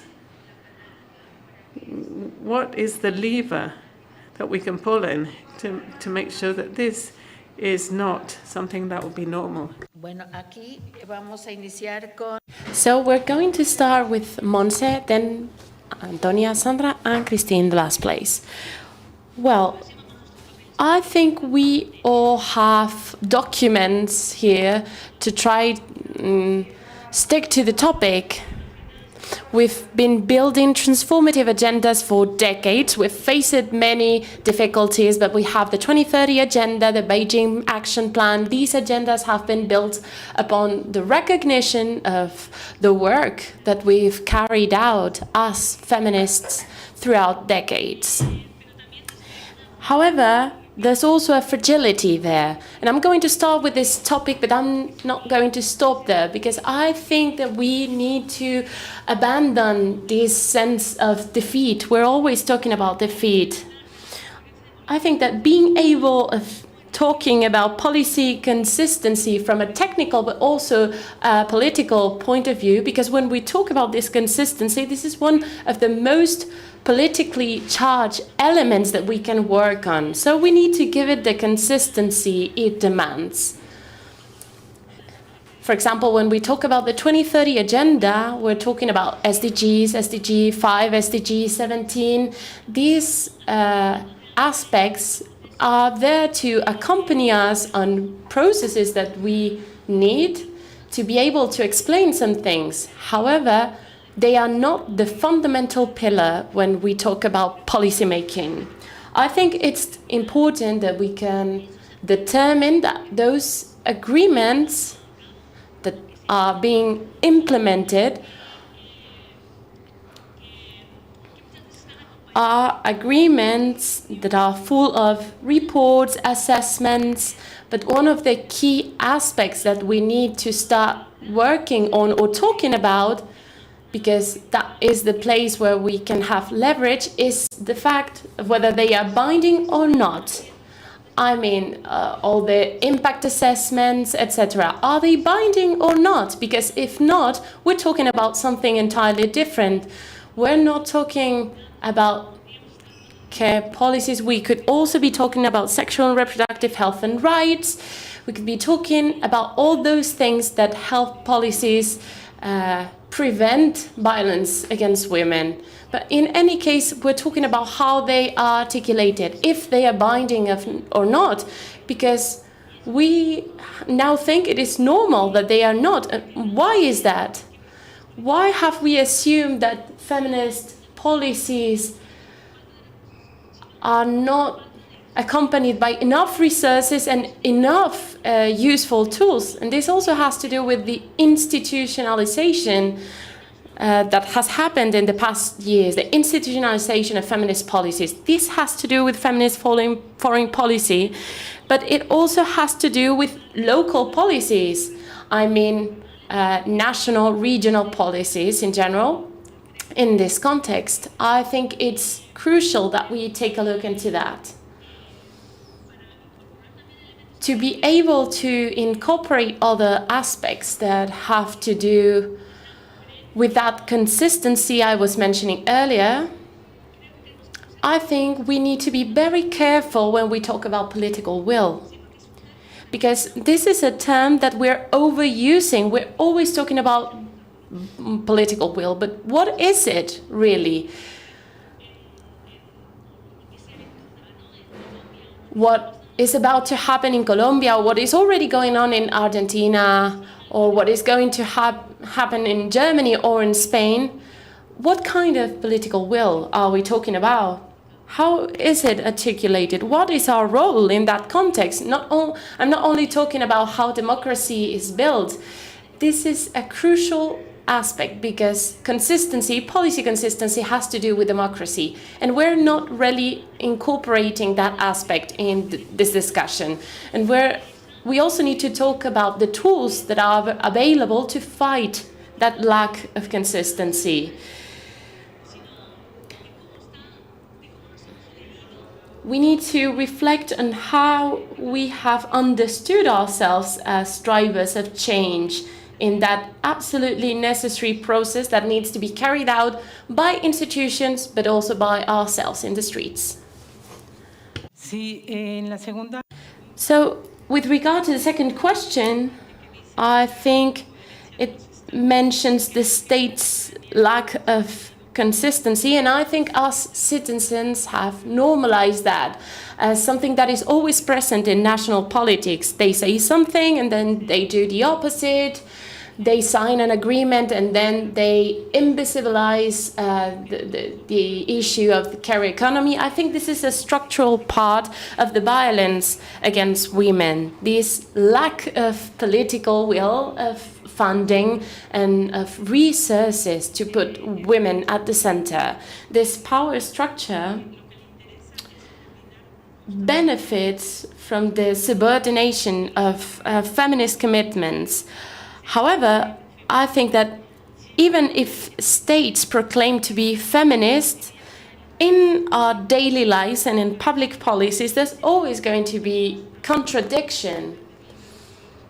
We all want to reach a certain level of well-being, of decent wages, access to housing. For example, in the case of migrant women, they want to reach the level of well-being of Spanish women, but us migrant women are always going to be lacking something to reach that level of well-being. I don't know how many years we're going to have to work to reach a decent and happy way of living.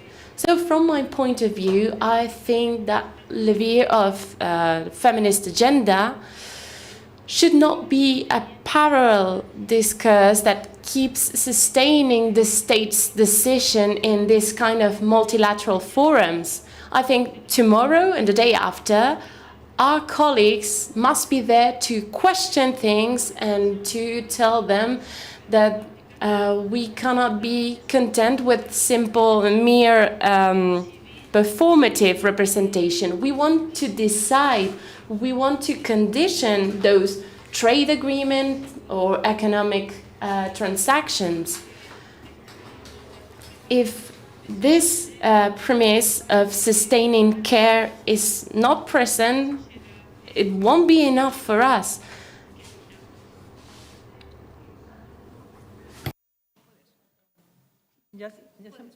Vale. Bueno, estaba hablando. So I was talking about inconsistency. And we believe that from the perspective of global feminism and the perspective of global South and global North feminisms, we could be able to pressure governments, because we saw this with the pandemic. What is at stake when nothing works? The only thing that works is the care economy. And care is the only thing that normalizes life. However, we're seeing time and time again this lack of equality in many silos of our population. Bueno. So, feminist foreign policy comes at a moment where many things are being rethought in multilateralism and in the field of human rights. What is at stake today is a model for defending human rights. It's the ownership of those rights, the subjects of those rights, and the legal objects that are protected by those series of rights that we've known until now. So, us, the social movements, understood many years ago that defending rights from the perspective of individual freedom is not enough. The social movement understood that the subjects had to be collective, and that's what we've worked upon. We've worked with women, we've worked with Afro-origin people, people with disabilities, etc. However, anti-rights movements also understood that. And that's what is at stake right now. Feminist foreign policy can be a very important tool because it might help us. It might be an instrument to transition from those individual fights towards a collective ownership of the rights.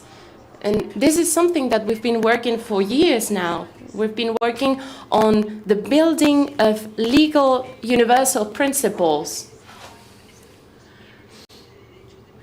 That individual recognition of rights is not enough for us, because those rights run up really quickly when democracies weaken at a national level. We need to build on universal principles, because if not, we're going to suffer country after country. This is what is happening in El Salvador, Argentina. Let's hope this doesn't happen in Colombia. And this also has to do with the idea of development models, because the defense of individual rights has also been the flagship model for the capitalist society. And as long as we have that type of capitalism as our flagship model, it's not going to be possible to continue defending those rights. And what the current society proposes is the transition from that capitalist model towards a model that has life, care, and the planet at its center.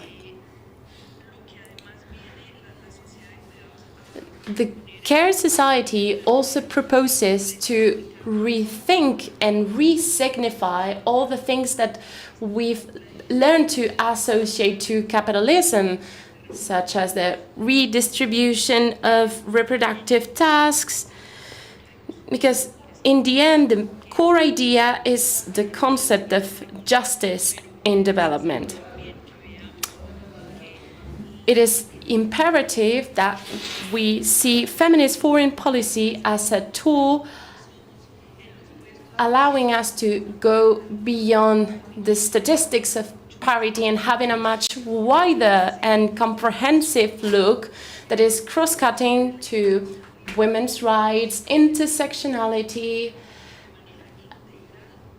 a comprehensive look at women, and more humane model as well.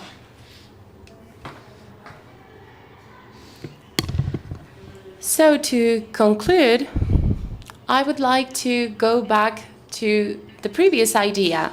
So the question was, what could be the levers for changing that lack of consistency? And maybe we're describing a structural feature of our society as inconsistent. And in these past few years, this has become much more visible, much more violent,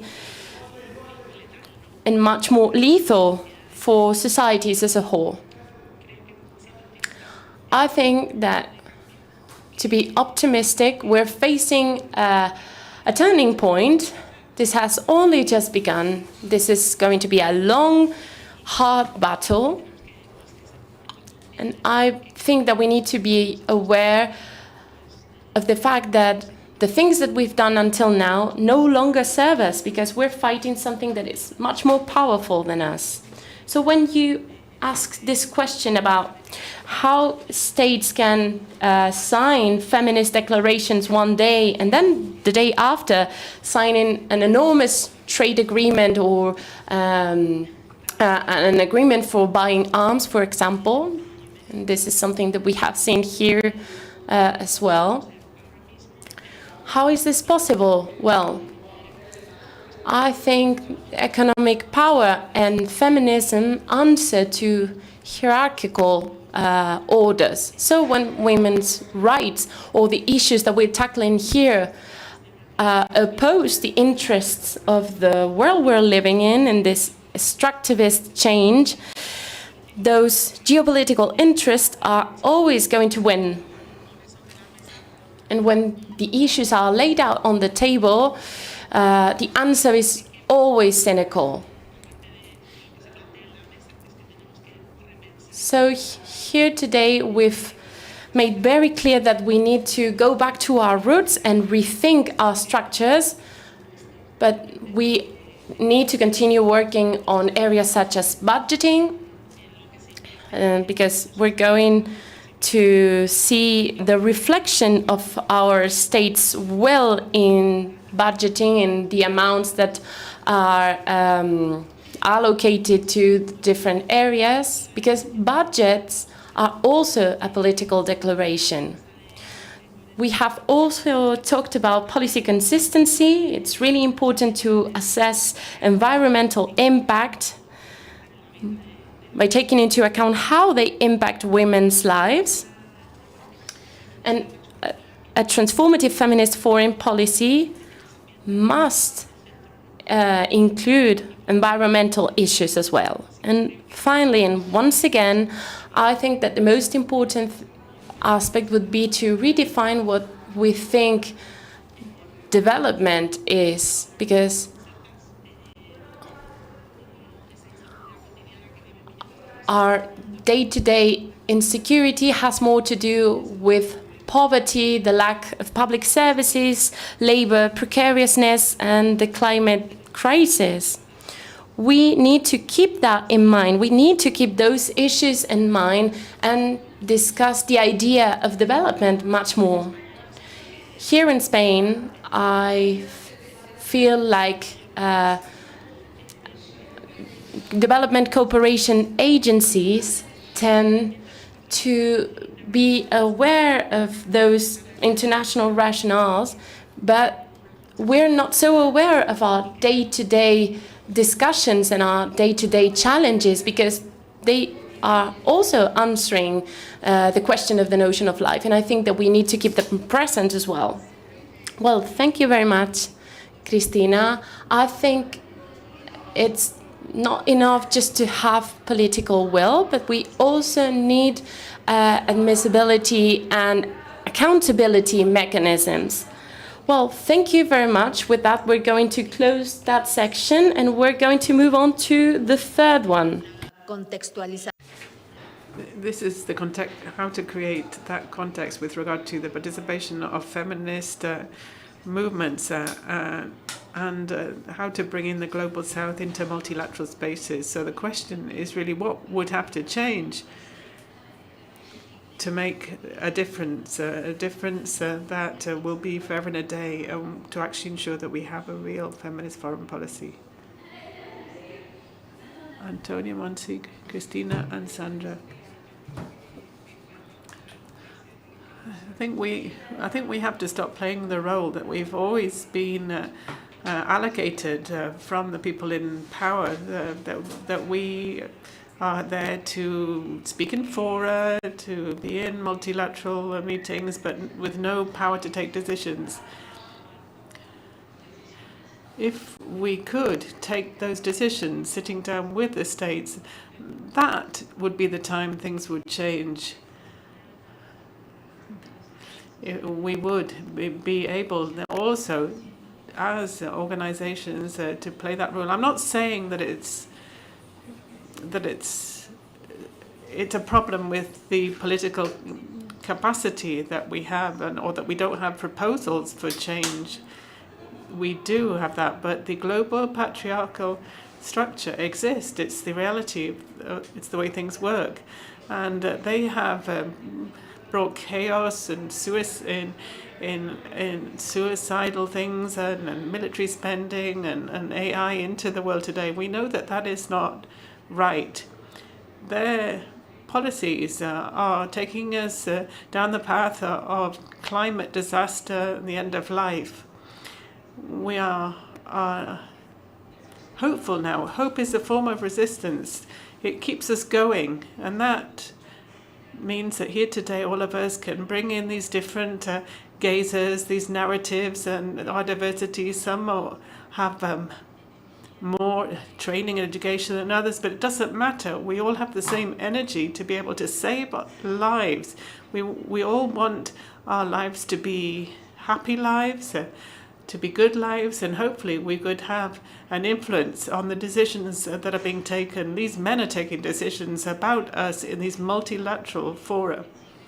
They are deciding where the money goes. They decide what bodies, which bodies can be respected and which not.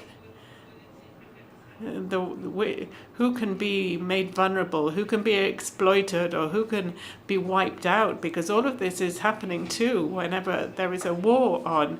We believe that feminist and migrant and caregiving associations and organizations are there, but we don't have the real political capability to do anything. I don't want to be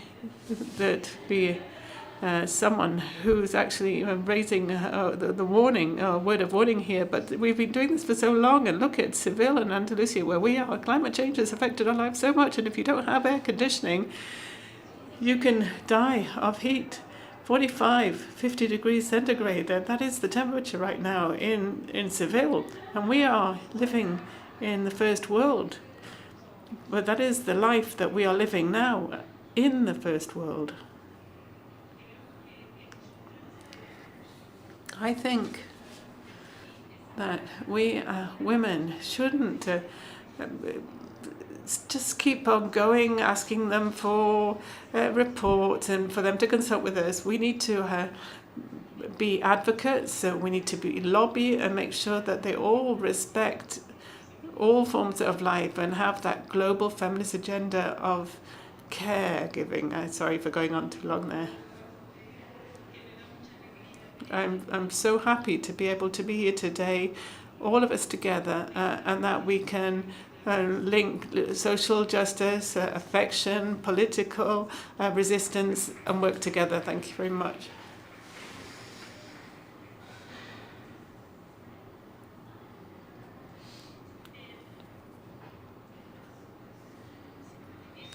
If I could,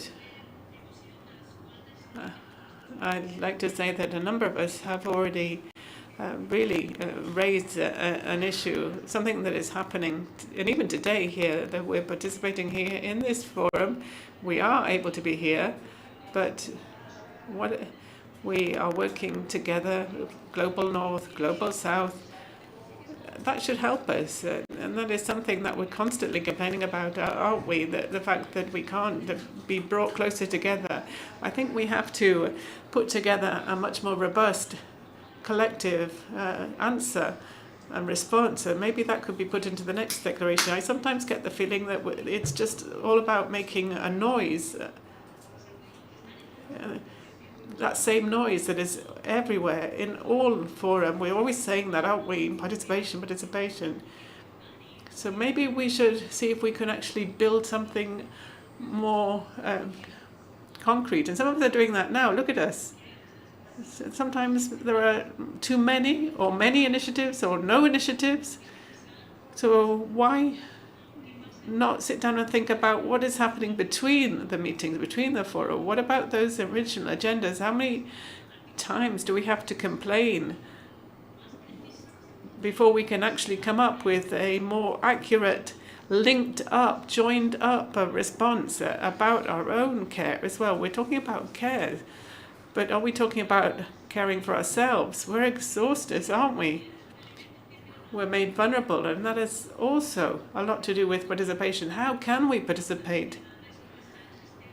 That is one way of coming up with a response system, participating. And maybe it would be interesting to see how we can actually link up the forum that we participate in. That goes back to that first question. What responses can we develop for those different agendas? It's important to have identified those frameworks, but we shouldn't just go off and fly to these places, and we can't all do that. I'm not just talking about the money or the funding and there, but what about information? How can we make sure that the information that we have is more democratic? What are the spaces for that information, and what problems do we have ourselves to send out the information? I'm not talking about people out there, I'm talking about ourselves, us. How can we make improvements to all of those areas? It's important to understand we're not just talking about money. And then UN 80 is a great example. Everything we're there, aren't we? We're monitoring the process. The documents are very technical. There's a fast-track process. It's very technical. We don't always understand it, so sometimes we're a little afraid of this. And who participates in these processes? Well, whoever is capable of participating, who understands the language, who has the structure backing them up, or the training. We have to rethink this, don't we? Well, they don't have to come up with a new way of doing things. It's us. But is it just our responsibility? Maybe it's also to do with how we make that input and contribute to local and community-based organizations as global organizations. How can we weave links between us here? It shouldn't just be when we're sitting on a panel or when we invite ourselves to join and we come together. That is one of the main challenges we have. And look, highlighted in yellow, I've got some points. This is where we have to take on the responsibility and think about our own privileges.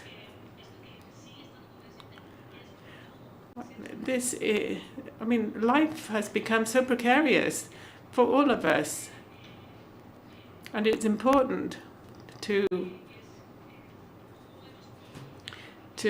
think about how we've also colonized some part of life that is no longer livable. We've been talking about that, haven't we?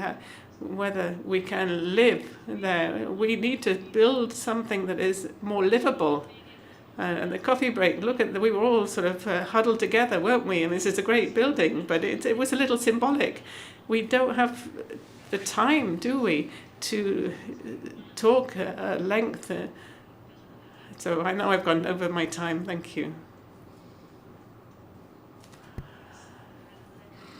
Let me see if I can add something to what's already been said.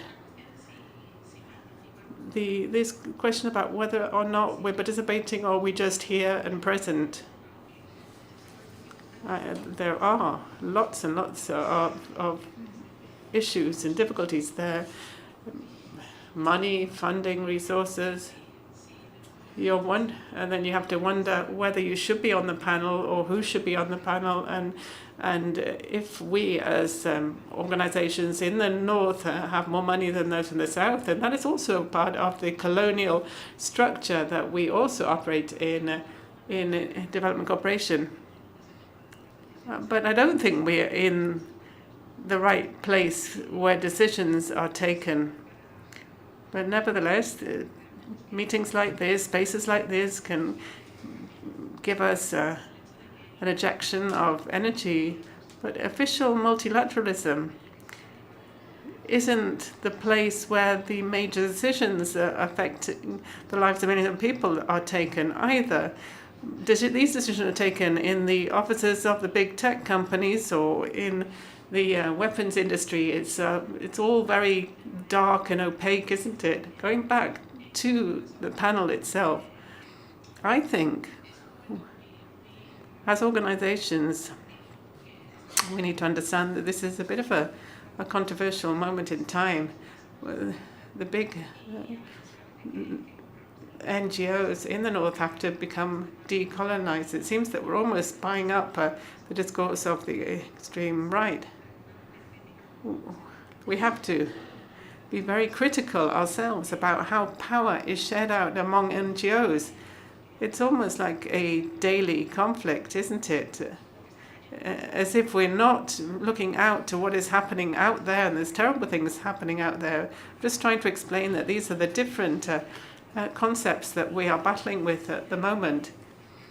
And there is this need to think again about how we're sharing out our resources. What about know-how and knowledge? I mean, who is the right person to come with that knowledge to talk on panels, and how we can actually reorganize ourselves internally as organizations? What I want to say is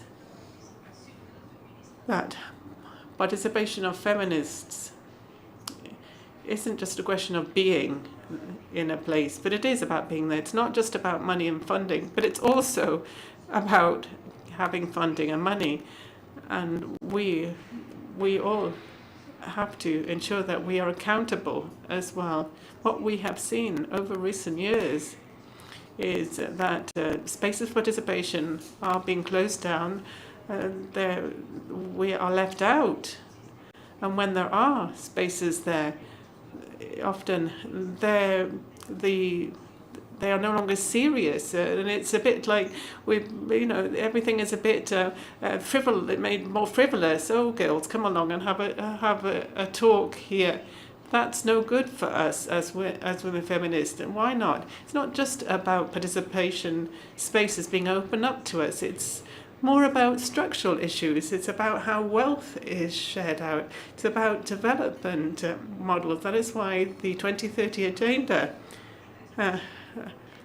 doesn't even get to a 23%. And then what about the Millennium Development Goals and whatever it was called before that? We could do this over and over again, but the challenges will still be the same until the structural issues change. And if things don't change, our participation will continue to be useless. So being or not being there can be the same thing, really. And this is a double-edged sword, isn't it? To be or not to be in this place. And men never think about that. They know, should I be there, should I not be there? They're always there. They're always participating there, especially if they're from the global north, and especially if they hold power. They go to these places. They believe that their presence is absolutely essential in these places. And that is also part of the way that we have been building up the type of power that we hold. Going back to what was said earlier, we women have to propose a redefinition of international relations in such a way that we as women will play a different role. And lastly, let me say that all these forms of participation, the importance of being there or not being there, this is all linked to the latest processes that we have been experiencing and the role of each stakeholders. The UN Security Council, I think, is the flagship body, emblematic. There are 5 big countries, the major top countries, decide on policies all over the earth, and we're still wondering whether or not we should be participating as women in some of these spaces. The UN is undergoing a restructuring process with the UN 80 process. What is it about? Is it UN women on its own or together? They want to make the savings. The UN is really just talking about efficiency, and whether is that really making the reform worthwhile? It's starting off with the 2 agencies that are holding the most important agenda for us, the Beijing agenda and the Cairo agenda. So they are deliberately turning their gaze to those organizations. So to think about whether women should be participating or not is important. We need to keep moving forward, because that is our duty as feminists. We have to propose a redefinition of international power relations. We have to change the way society is structured. Let's move away from capital accumulation. Let's go to sustainability of life on the planet. Thank you.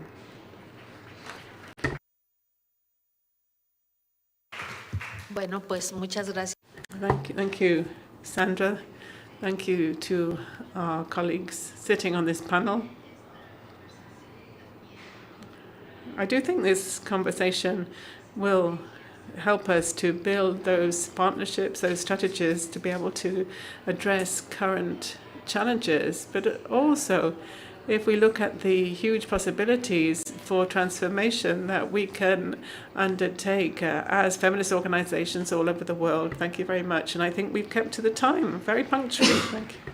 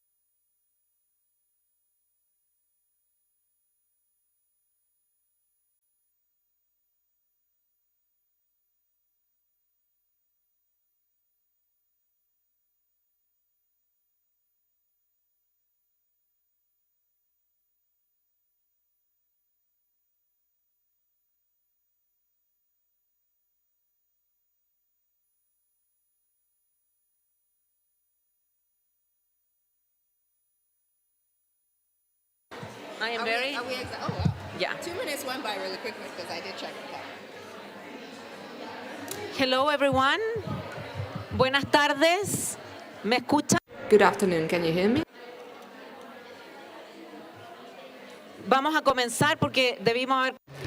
Let's get started. We should have actually started this session 15 minutes ago. 45, not at... No? Not 4. Oh, it's fine. They had a 15. Okay. Hello, everyone. We're going to get started so we can finish on time as well. So thank you very much for everyone. I am going to switch to Spanish now, so if you need to put your headphones. Muy buenas tardes. Good afternoon. Let's get started with this closing plenary session. My name is Macarena Sainz. I'm the Executive Director for the Human Rights Watch Women's Division, and it's a great pleasure and a privilege to be here with you this afternoon for this closing plenary to wrap up what has been an incredible day, and I would even say a miraculous day, given the speed with which we had to get this civil society forum organized. I think it says a lot about how capable we are as women. We are able to put things together and at the last minute, and it seems that everything is working smoothly and easily. So I would say many thanks to all of you for organizing this so quickly. Before we start, I want to thank everybody here today. Thank you to all of you who have traveled here from so far away. And even though you're feeling the effects of the time difference, you are still standing. Thank you for coming. Also, thank you on behalf of the 6 organizations that have been coordinating the Civil Society Forum, to all of the caregivers who have made it possible for you to come today. Thank them on our behalf. All of those people who are caring for the people who depend on you, parents, grandparents, children, who you look after all the time. I also want to thank the people who are interpreting. Thank you to our interpreters for their excellent work.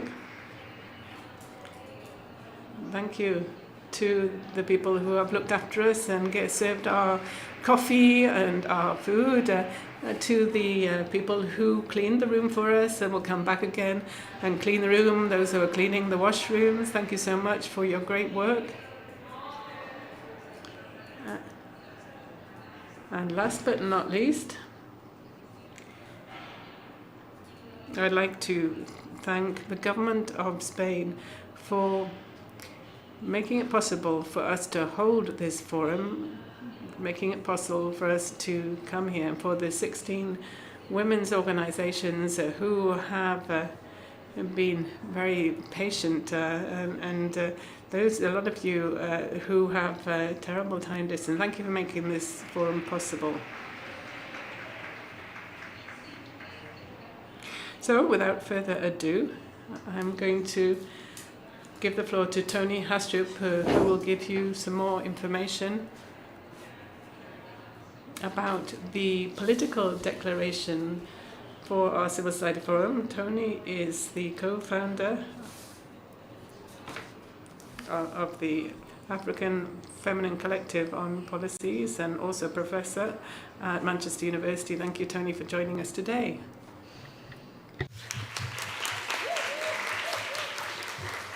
Thanks very much, Macarena, and thank you to everyone who's made today possible.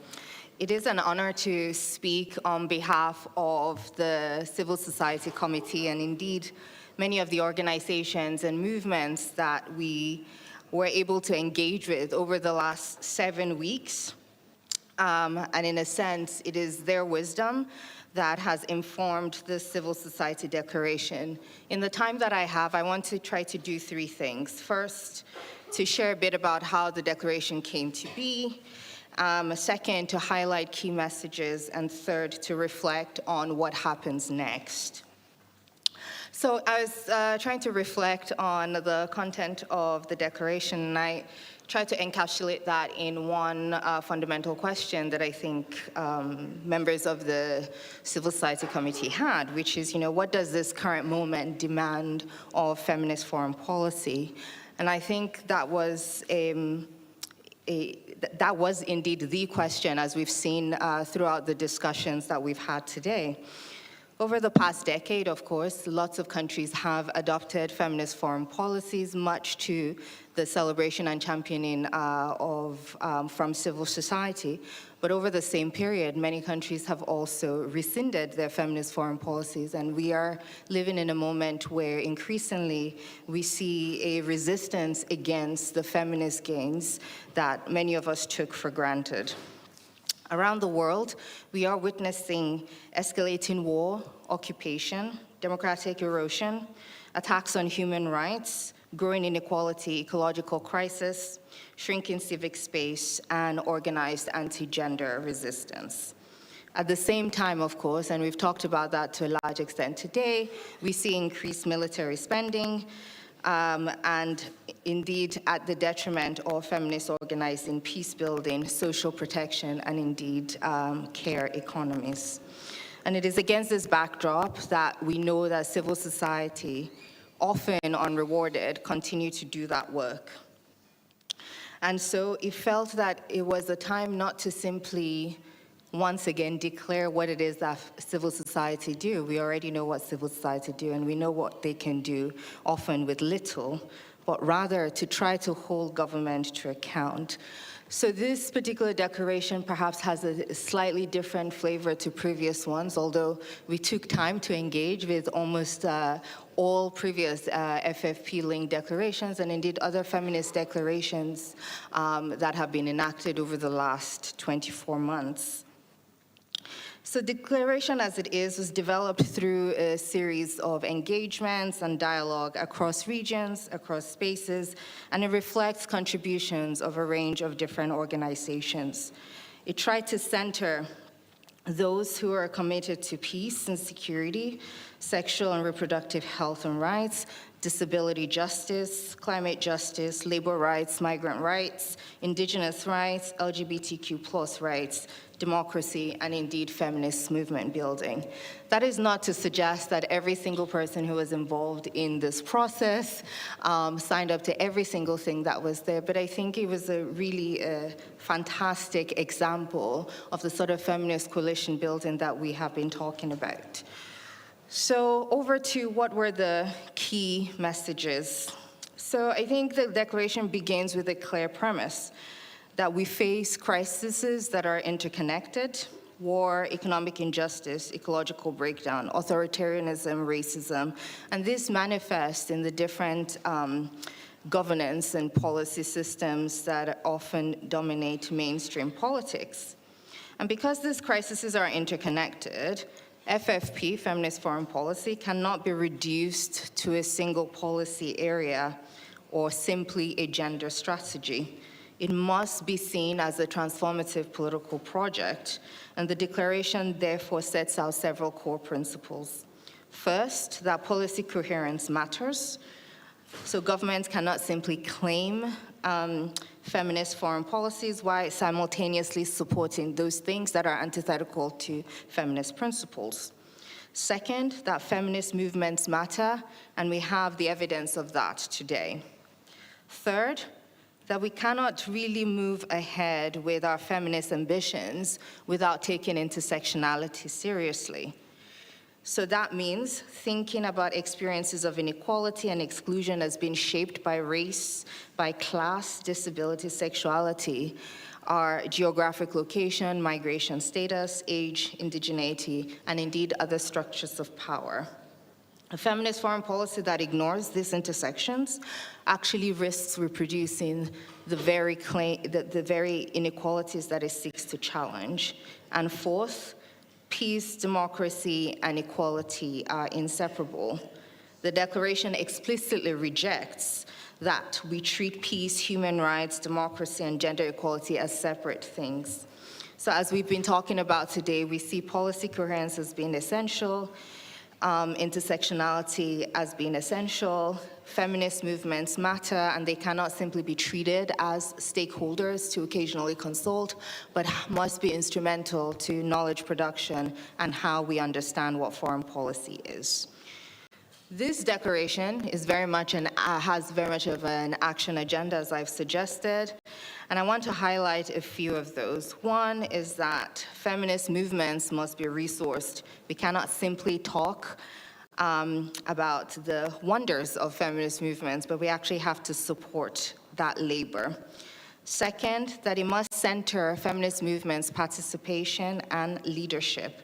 So the declaration calls on government to institutionalize mechanisms for substantive engagement between feminist civil society that remove barriers to meaningful engagement, and that includes, for example, looking at our visa regimes.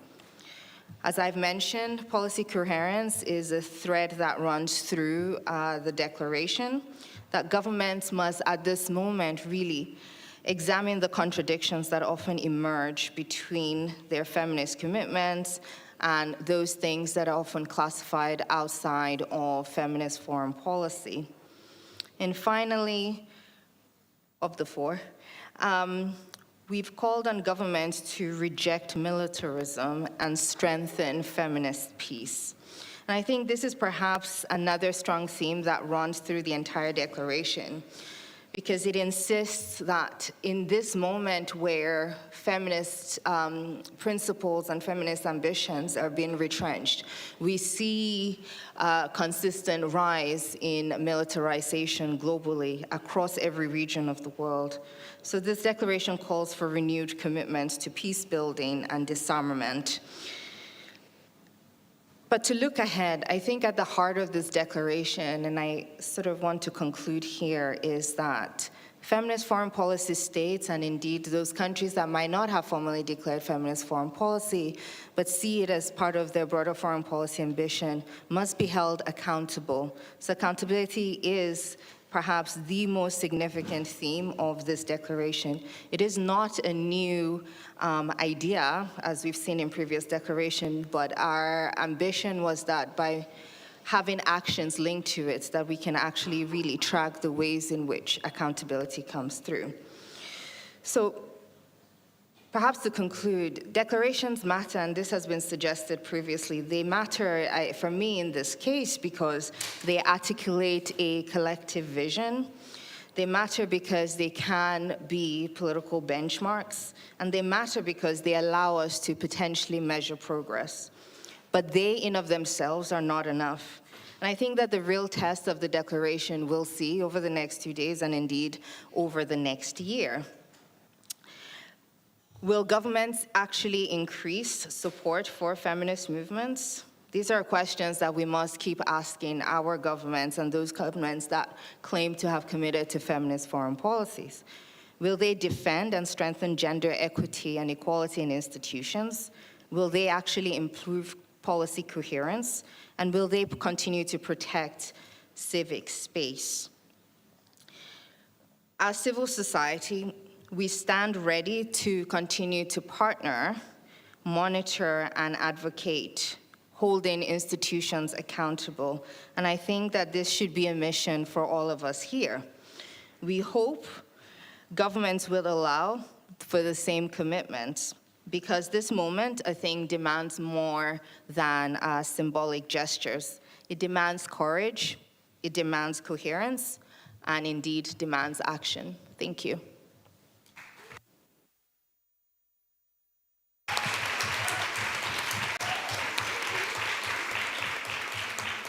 This was, I think, esto estuvo muy bien.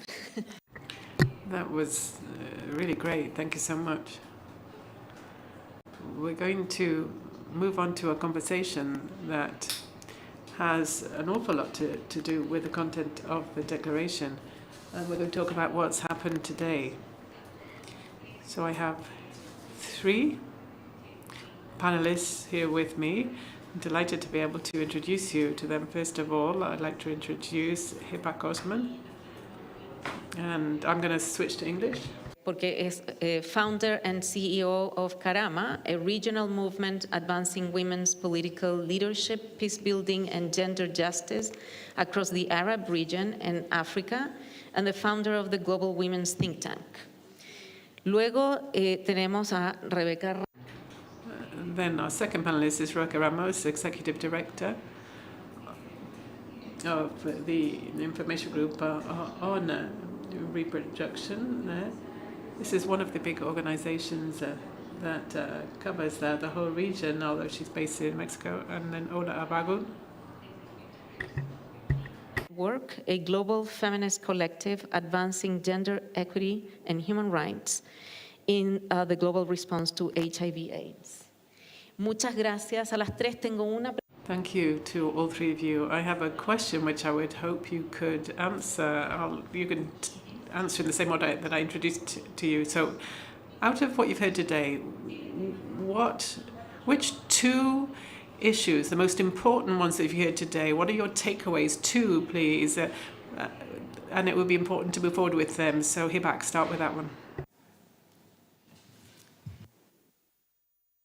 I think with everything I heard, it will be unfair to just answer two questions. So I'm going to go ahead and see what I heard. And what I heard, you'd have to decide if it was something I heard or if it's something I'm saying. But honestly, as I listened to the discussions, across the different panels, I was struck by the fact that while the topics range from peace and security to funding, technology, climate justice, multilateralism, and feminist movements, they all pointed out to one central conclusion. We are facing a crisis of power, a crisis in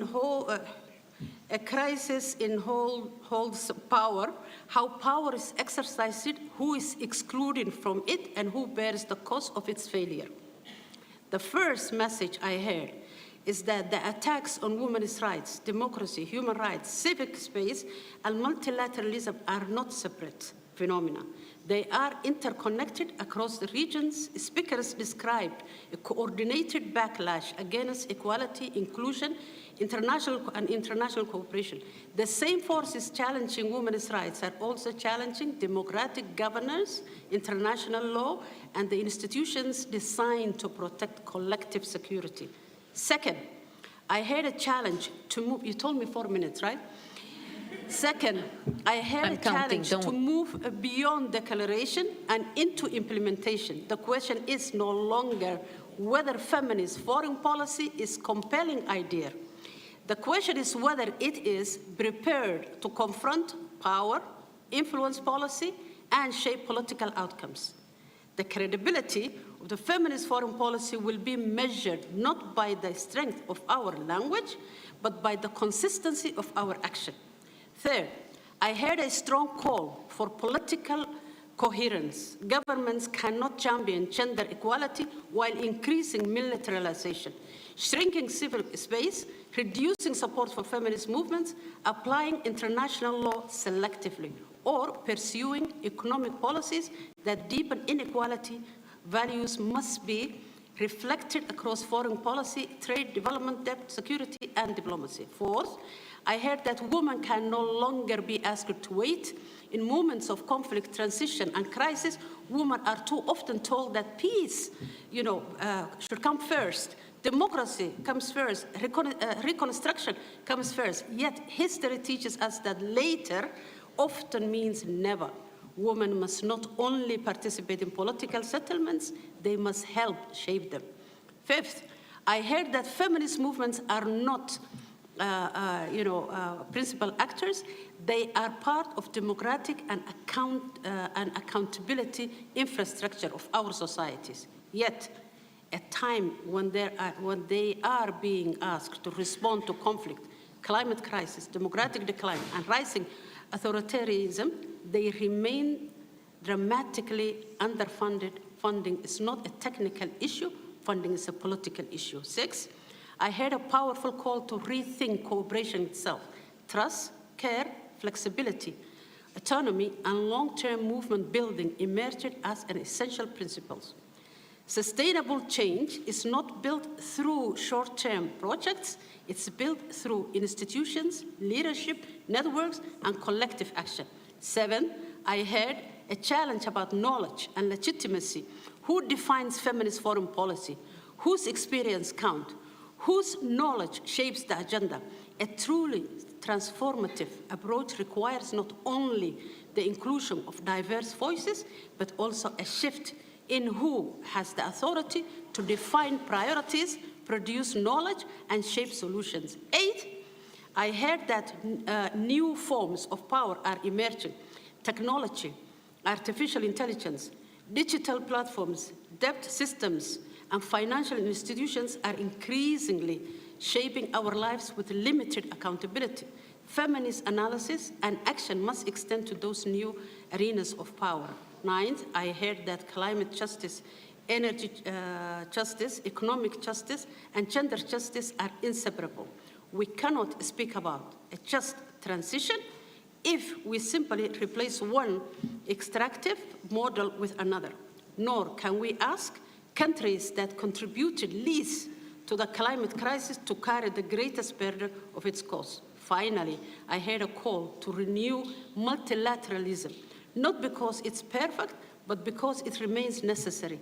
The task before us is not to abandon multilateralism, but to transform it, to make it more democratic, more accountable, more responsive to the realities of those it claims to serve. If there is one message that I take from this discussion, it is this: the future of feminist foreign policy will not be determined by the conferences, declarations, or commitments alone. It will be determined by whether we are prepared to redistribute power, invest in feminist movements, defend human rights and democracy, strengthen multilateralism, and place the sustainability of life, care, dignity, and justice at the center of political decision-making. Thank you.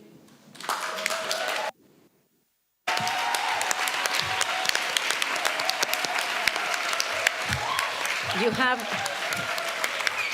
I see back there, you have your fan base, and I have joined your fan base now. So, woohoo, to you too. Rebecca. Muchas gracias, Macarena. Thank you very much, Macarena. What have I heard? I would start off by saying that this has been a process of collective thinking. It's gone through what's gone through our minds, our hearts, and bodies. Those of us who are sitting here and those of us who are not necessarily here today. Another powerful part that I heard today was how foreign policy, feminist foreign policy, and perhaps going beyond that, all the work that we're doing, is all about transforming people's lives, making the world different, because the world is not necessarily fair, it's not necessarily equal. And one constant point that has been raised over and over again is that there will be no peace or democracy without equality, that there must be a commitment to equality so that we can go further with peace and democracy in the world today, which is suffering constant attacks, those attacks that are targeting democratic systems and peace. So in the midst of this democratic crisis and the crisis of multilateralism that we are experiencing today, it is absolutely vital to have a truly feminist foreign policy. That feminist foreign policy could be a tool, it could be an instrument to ensure that we can all collectively have and exercise our rights. Today, people have said it's absolutely essential to have political will and to choose to effectively put in practice those rights that we have in our own countries, at the same time as we stand up and commit to international cooperation to open up spaces that have been reduced, have been made to shrink wherever there is an open space. We have to continue to recognize how important it is to exercise our human rights. I've also heard today that it is time now to redefine the two major concepts that have structured our society. One is democracy, peace and multilateralism, security and development, and then the state itself has to be redefined. I mean, where are decisions taken? They are taken in spaces, in states that do not necessarily allow further participation from us as feminists, as women. We need to find that space where decisions are made to move into that space. That is one of the big challenges that we are facing. And something else that I heard today, and I would like to share with you, is when we talk about a feminist foreign policy, it's about sustaining life, collective life. We can't possibly sustain individual life. We have to do this together. It's a collective endeavor, bringing together all of us. We all need to be free to take our decisions and be capable of taking our decisions about our own lives, and to have the right conditions to be able to take those decisions. And that means that we have to have sexual and reproductive health rights, have that autonomy. We need to have care. We need to have access to justice. Today, regrettably, there is an outstanding debt still hanging over those areas. States still have to pay a debt to democracy, peace and equality. Thank you.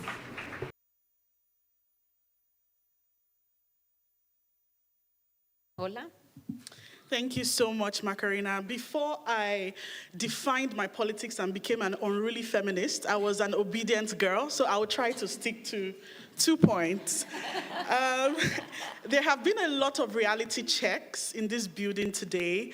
A lot of hard truths have been shared, and I'm from the Yoruba ethnic group in West Africa, and there's this proverb my people say that truth is very bitter, but if we can persevere and swallow it, it is good for the body.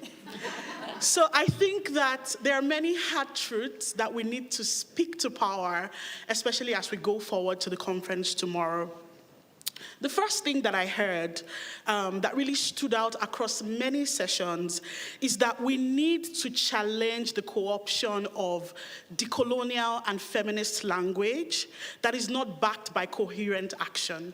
And I think Lena did justice to raising this during the Resources, Knowledge and Power session. And Sharma, the brilliant young feminist who was on the opening panel, also reminded us of the history, the very dark history behind the funds that we're gathering to deliberate around, the resources that are sparking all of these conversations. She talked about colonization, extraction, forced displacement. These conversations need to be front and center as we say that we're going forward with a feminist foreign policy. The problem with our government adopting decolonial language faster than they relinquish patriarchal power is that it reduces all of our struggle to a facade. And if the language is radical, but the power is not shifting, then the language is just for decorative function. We need to bear that in mind. Like Faye said, when we don't shift power and the language that we adopt is not reflected in our processes, then we can't call it feminist foreign policy. It's simply branding. A feminist approach to foreign policy, as we've heard today, is one that centers trust, care, accountability. When we say we are feminist, we cannot have a feminist brand that is hegemonic. We have to remember, like Paula reminded us, all the women who have been forgotten in conflict areas. We're creating a hierarchy of rights. We have to remember that HIV/AIDS is not over. There are women and girls, adolescent girls, young women living with HIV and AIDS. There are other vulnerable communities, sex workers. These are all women, and their rights matter as well. In all, I learned that governments have to shift from from looking at resources and funding as owners of the funding, owners of the resources, but rather to shift from an ownership mindset to a stewardship mindset. That is what will be truly feminist. The second point is that we need to be intentional about funding transformation and structural change. A lot of people referred to this today in really brilliant ways. Athena Network, which I represent, works at the intersection of SRHR, HIV, and young feminist organizing. And one thing that is consistent across all our constituencies is that they're exhausted of being feminist project machinery. We need to ensure that feminist foreign policy funds the feminist movement as independent actors that can enforce accountability, like one of our speakers said. We need to ensure that we fund the feminist movement in a way that is sustainable, in a way that prevents burnout, in a way that centers care, like some of our speakers rightly referred to. Finally, what I'm going to say is that as we go forward tomorrow, for those of us who are going to go forward into the conference, we need to change the terms of engagement. I think this was said by Maria Paulina. I found that very profound. We need to change the terms of engagement in the sense that if administrative systems do not support feminist organizing that is outside formal registration, we change them. If there are tables that need to be dismantled for new ones to be built, for young feminists, for grassroots feminists to be part of decision making, we need to do that. We need to do that together. Athena is a member of the Global Partner Network convened by the Feminist Foreign Policy Collaborative. And we've created this really great policy note that has specific suggestions of funding commitments, actual funding commitments, specific and diverse funding commitments that governments can make. This is on the website of the Feminist Foreign Policy Collaborative, and I invite everyone to look at it, both for tomorrow and for beyond. Thank you very much.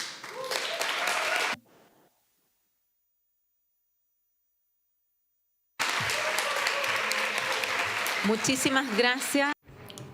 Thank you so much to all three of you. I think there is a common theme running through what you've said and what you've heard. During today, I just wanted to underscore a couple of points that have been mentioned and that have been discussed today. And one of the points is coherence or consistency. This is a problem. This was something that struck me. Somebody said that we can't talk about peace and wanting peace and at the same time keep increasing the money that is being put into budgets for weapons and militarization, or we can't promote the use of weapons in all of these conflicts all over the world at the same time. Another example of inconsistency is what about women and girls in Afghanistan? You can't try and support them at the same time, close the borders so that those families, those women who are trying to leave the country can't do that and can't have access to a violence-free life elsewhere. We can't say that repression against women has to come to an end, but at the same time not support that idea to actually call what is happening the crime against humanity. You can't believe in or create a feminist foreign policy when women are the first element that you're using to trade. We've heard this so many times. Okay, your problem is great, it's very important, but it's not the right time for us to be dealing with your problem. It seems that it's never the right time to talk about women's issues. There are always other issues that are more of a priority. When will be the right time to talk about women's issues? Can we keep waiting for that until there are other issues that aren't so important? You can't support a feminist agenda or feminist foreign policy and then actually use women as a trade-off factor. So let me thank once again everybody for coming. And let me call on the director of Spain's Agency for International Development Cooperation to join us. Mr. Anton Leis, could you come up to the stage and give us your closing remarks? Thank you for joining us.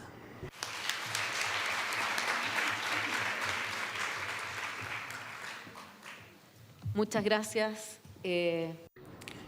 Thank you, Director, for agreeing to make the closing remarks here. Thank you and welcome to all of you from the International Feminist Movement for joining us here at this building in the front of our ministry. We do, and thank also the Secretary, the Minister, for joining us. It's just a bit of a delicate situation for me. I think I'm the only man here on the program. I know that you've probably found that has happened to you many times before, but the other way around. Nevertheless, I am very proud as the son of a feminist and a colleague of feminists to be here to support your cause as the director of this agency, also as a citizen, a feminist citizen. We need many more feminist citizens, male citizens. Yes, you are fighting for your values of equality, but please also count on some allies who are male like me. I was listening and reading a headline in the Spanish press, the Spanish radio and television broadcaster tried to summarize this forum. It says that every time a meeting room fills with women, the world changes, and I would love that to be the case. We have welcomed you to our feminist international cooperation agencies. We hope that you'll be able to change the world from here. We've offered you this space.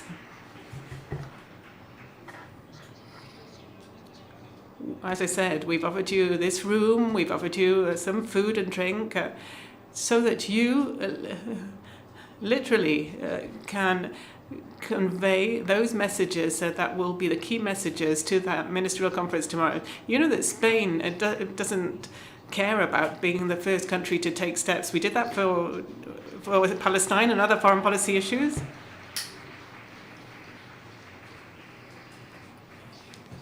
We don't mind being first when things matter to us. We don't want to be the only countries. We don't mind being the first countries. We'd like other countries to fall behind us, but this is the very first feminist foreign policy conference that has been organized with a women's civil society forum in the day before. We hope this isn't going to be the only time this will happen, that other ministerial feminist foreign policies will do the same thing. We've heard some courageous voices, women often working in difficult situations.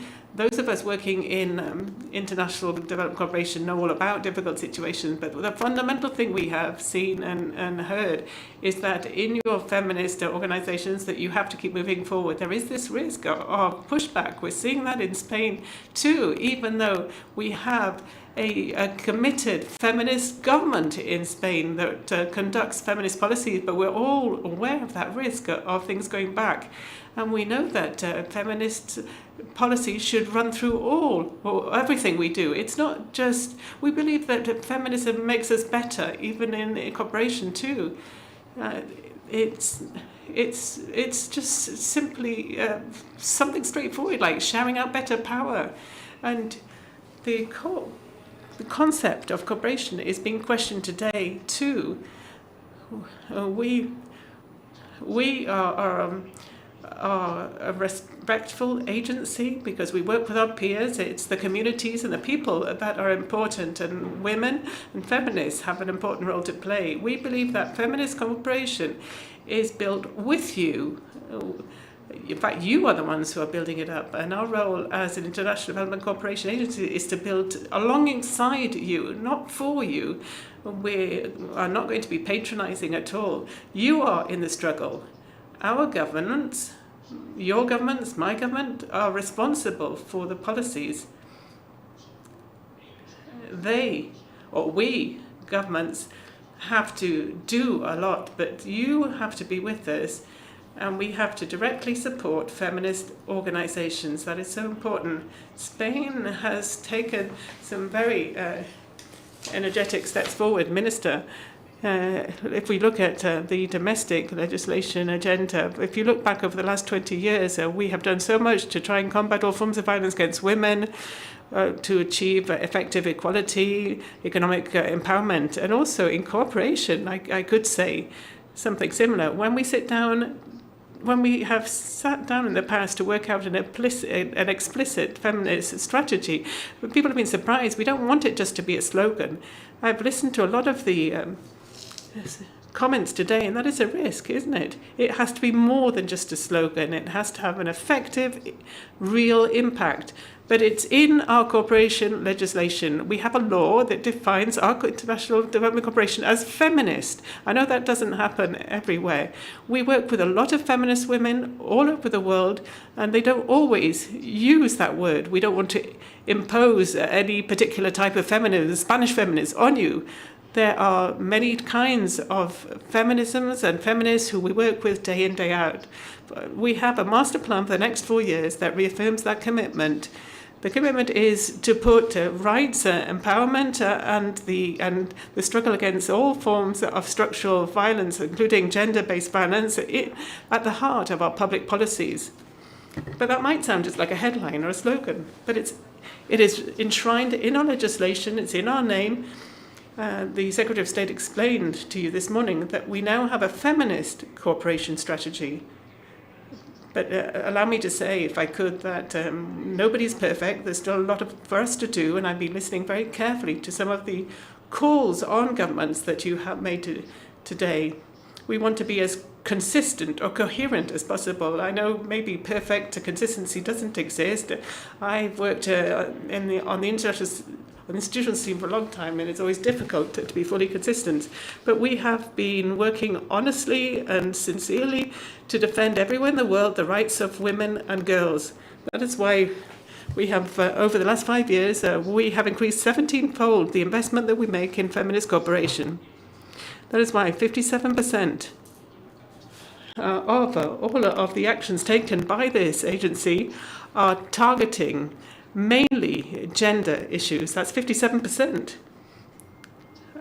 And once again, we don't just do this because our government is a feminist government or because feminism is a priority on a political agenda, but because we, in international cooperation, I'm looking at my colleagues out there in civil society, believe that investing in women and girls is the best possible political decision you can take. It's not only fair, but it's the right thing to do, to be able to promote economic growth, to have more equal societies, to create jobs, to generate opportunities for women and girls, and more than that, for the whole of society. So if I can say modestly, that, and with a little bit of pride in my voice, we talk the talk, but we walk the talk. We do that in easy places and difficult places, defending sexual and reproductive health rights at a time when they are quite clearly being pushed back. And of course, women should have the right to decide about their own bodies, but there's also intrauterine cancer, which we believe, we all know actually, that it can be eradicated. There are thousands of women all over the world who are not getting treatment for political reasons. So we are investing to make sure that that illness ceases to be a problem for women. And that feminist cooperation strategy believes in rights. It believes in eradicating informal violence against women, including online digital violence, unfortunately. We also want women to be in leadership positions. I'm the only man here speaking today. I'm in a quite clear minority. We would hope that soon we might have a Latin American woman who will be heading the UN as Secretary General.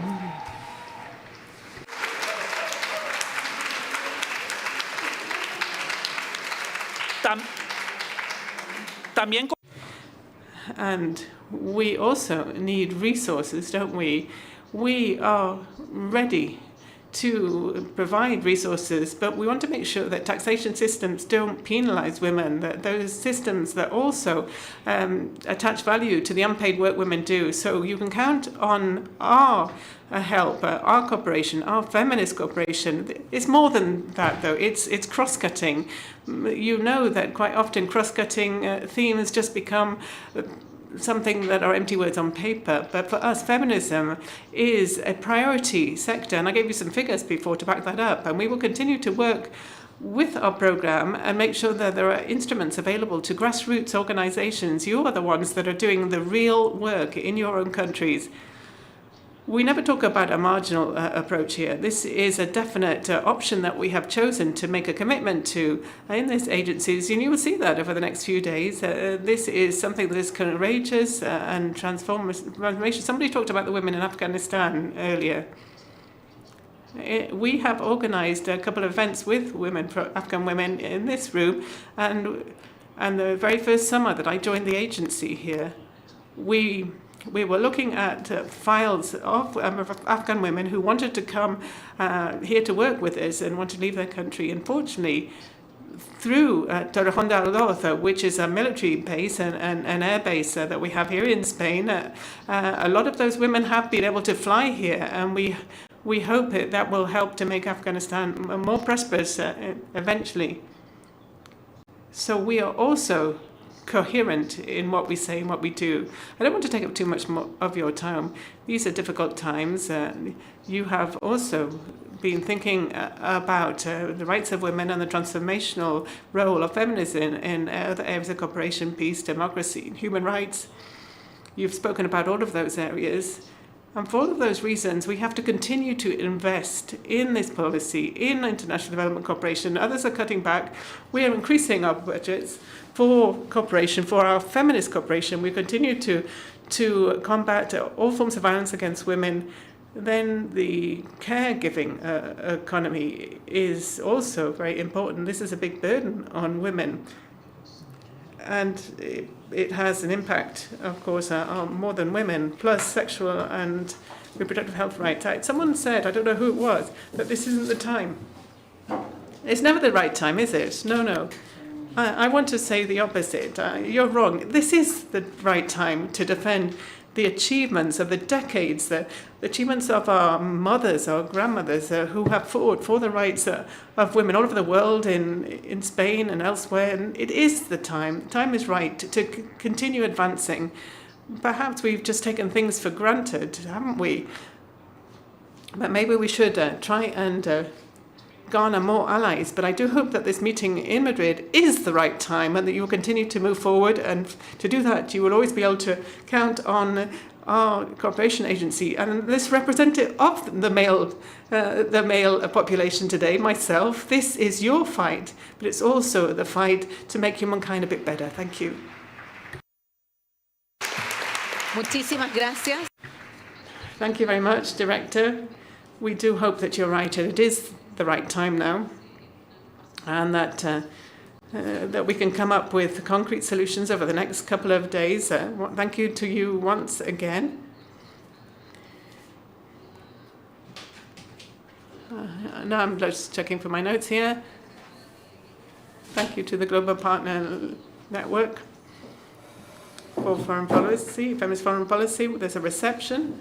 I think it's just about 15 minutes away. You've got the information, but it's the Museo del Traje. It's about 50 minutes walk away. The street is called Juan Herrera, number 2. Let's go there, and we can continue our conversation and to bring together our feminist organizations and network. Good luck tomorrow.